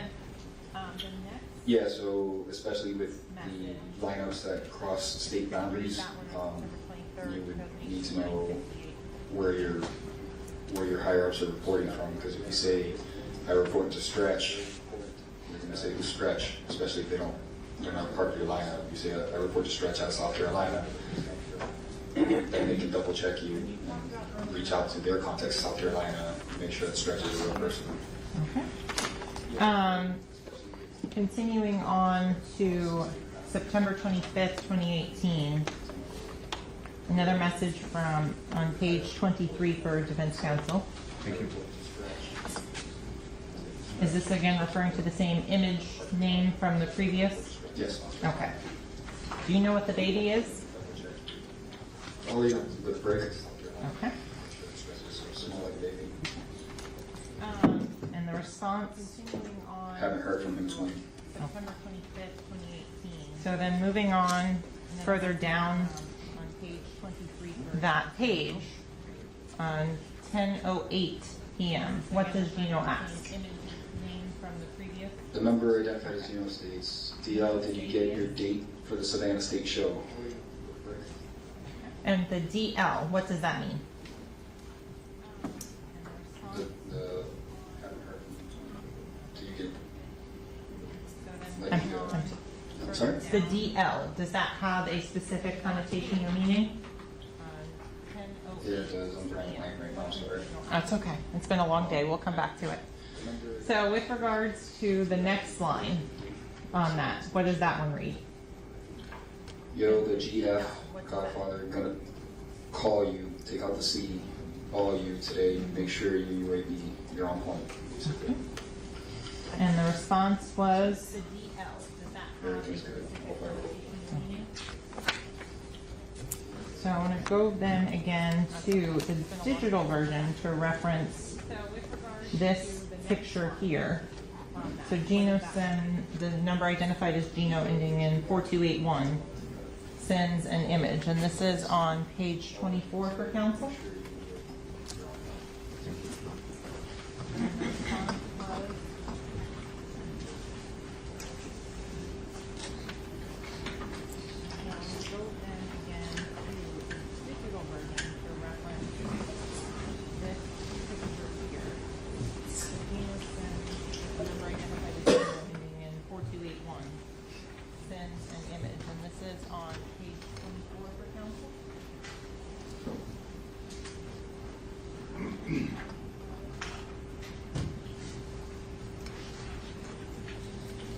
In terms of this message, can you translate as to what it's talking about?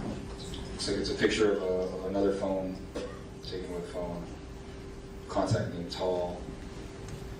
The person holding the phone writes, "Did you ever skyline with him?" So did you ever connect with him or talk to him?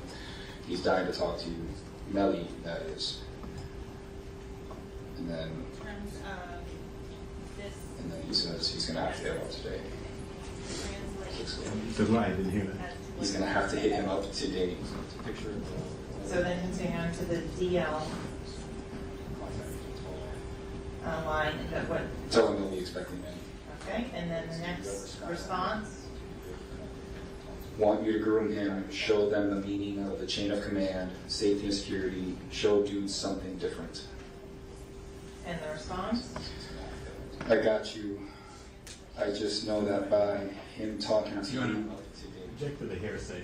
This is an image of a conversation between two other people. Why don't you come for a second?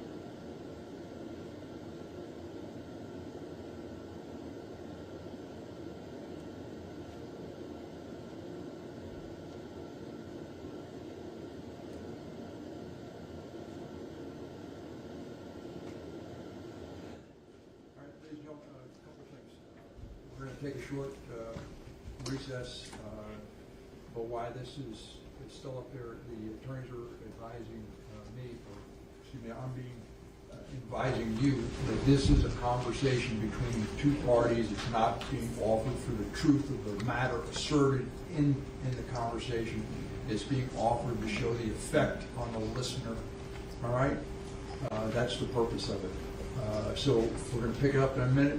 Right now I need to take a short restroom break, so we're going to be in recess. Do not discuss the case. Don't form any opinion about the case. Don't allow anyone to discuss the case with President. And no appreciation. Thank you.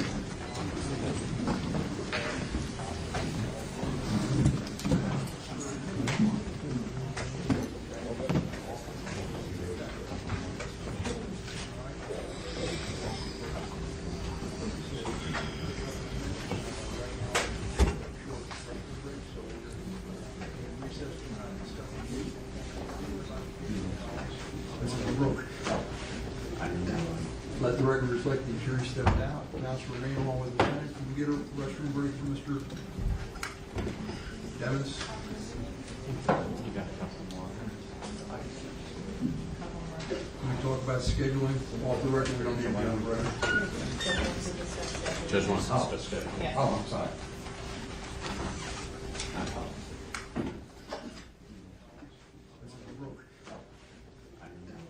Let the record reflect the jury stepped out. Counsel remain along with the defendant. Can we get a restroom break from Mr.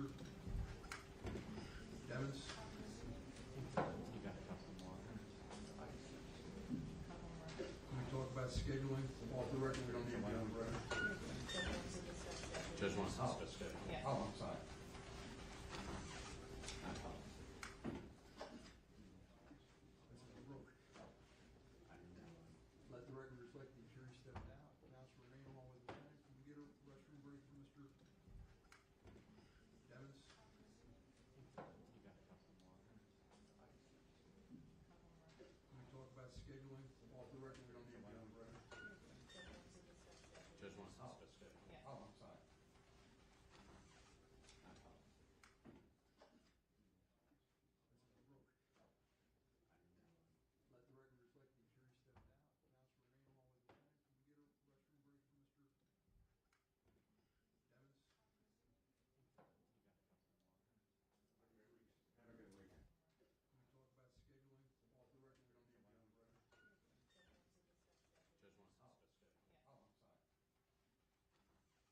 Verdict in your favor here is the psychology and the aspect and the way this testimony plays out in the mind of a juror.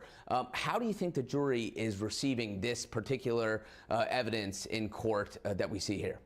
Well, we know that attorneys, work with juries to get potential jurors struck to try to eliminate their biases, but we know that they all come with their biases, their own histories, preconceived notions, prejudices. So it's really going to depend on how they see this case, their own feelings about gang violence, for example, their own feelings about loyalty, about betrayal. So all this plays into it, and it's something that's definitely weighing on their minds.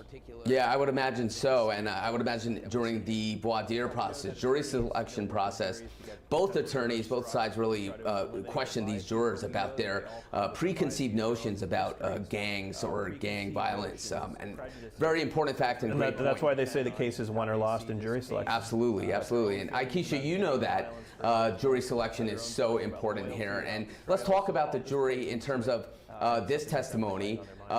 Gang testimony regarding gangs tends to be riveting at times for a jury because it's just an intriguing set of facts and to hear about. This feels a little dry. How do you think the prosecution could have improved, not to be Monday morning quarterbacking this, but improved the presentation that we see here? I think they should have allowed the jury to just know that he was in a gang, period. I think the fact that they're now trying to explain this some more hurts them because the average juror, which is why we have an expert, right? The average juror doesn't know this about gangs. They just think that gangs are violent. They don't know that there are laws. They don't know that they're instructing you to love each other and to read and to go to school and not to be homosexual and to make sure your hygiene is good and they don't know this about gangs. And so now you're introducing them to an element and an aspect that they aren't familiar with that undermines your case. And so I think that they have a problem. No, absolutely. I 100% agree because what we just saw actually in that clip was sort of like a code of conduct there. And it doesn't seem nefarious. It doesn't seem violent. If anything, it's saying love your brother, your fellow gang member. That's going to possibly hurt the prosecution. So great point there. Before we close out the show, Dr. Bober, I want to get your take, quick 10-second take. Do you think the prosecution is going to get their conviction? Or right now, as it stands, do you think the defense has a chance to get an acquittal? I don't think this is a slam dunk by any means. I think the defense definitely has some inroads in there, and there's some reasonable doubt for sure. So I think it's not a slam dunk. I think they still have a chance. Great. And Dr. Bober, thank you for joining us today. My pleasure. Akeisha, I want to get you quickly for your 10-second take. Do you think the prosecution have a conviction or an acquittal possibly in the making here? 10-second take. Acquittal in the making, and I'll tell you why really quickly. Jurors are serious about murder cases, more so than any other type of case. And they are not going to accept anything but the most ironclad type of evidence to send this young man to prison for the rest of his life to his death. All right, thank you for joining me, Akeisha, Dr. Bober. Stay tuned here at Law and Crime, and thank you for joining me here.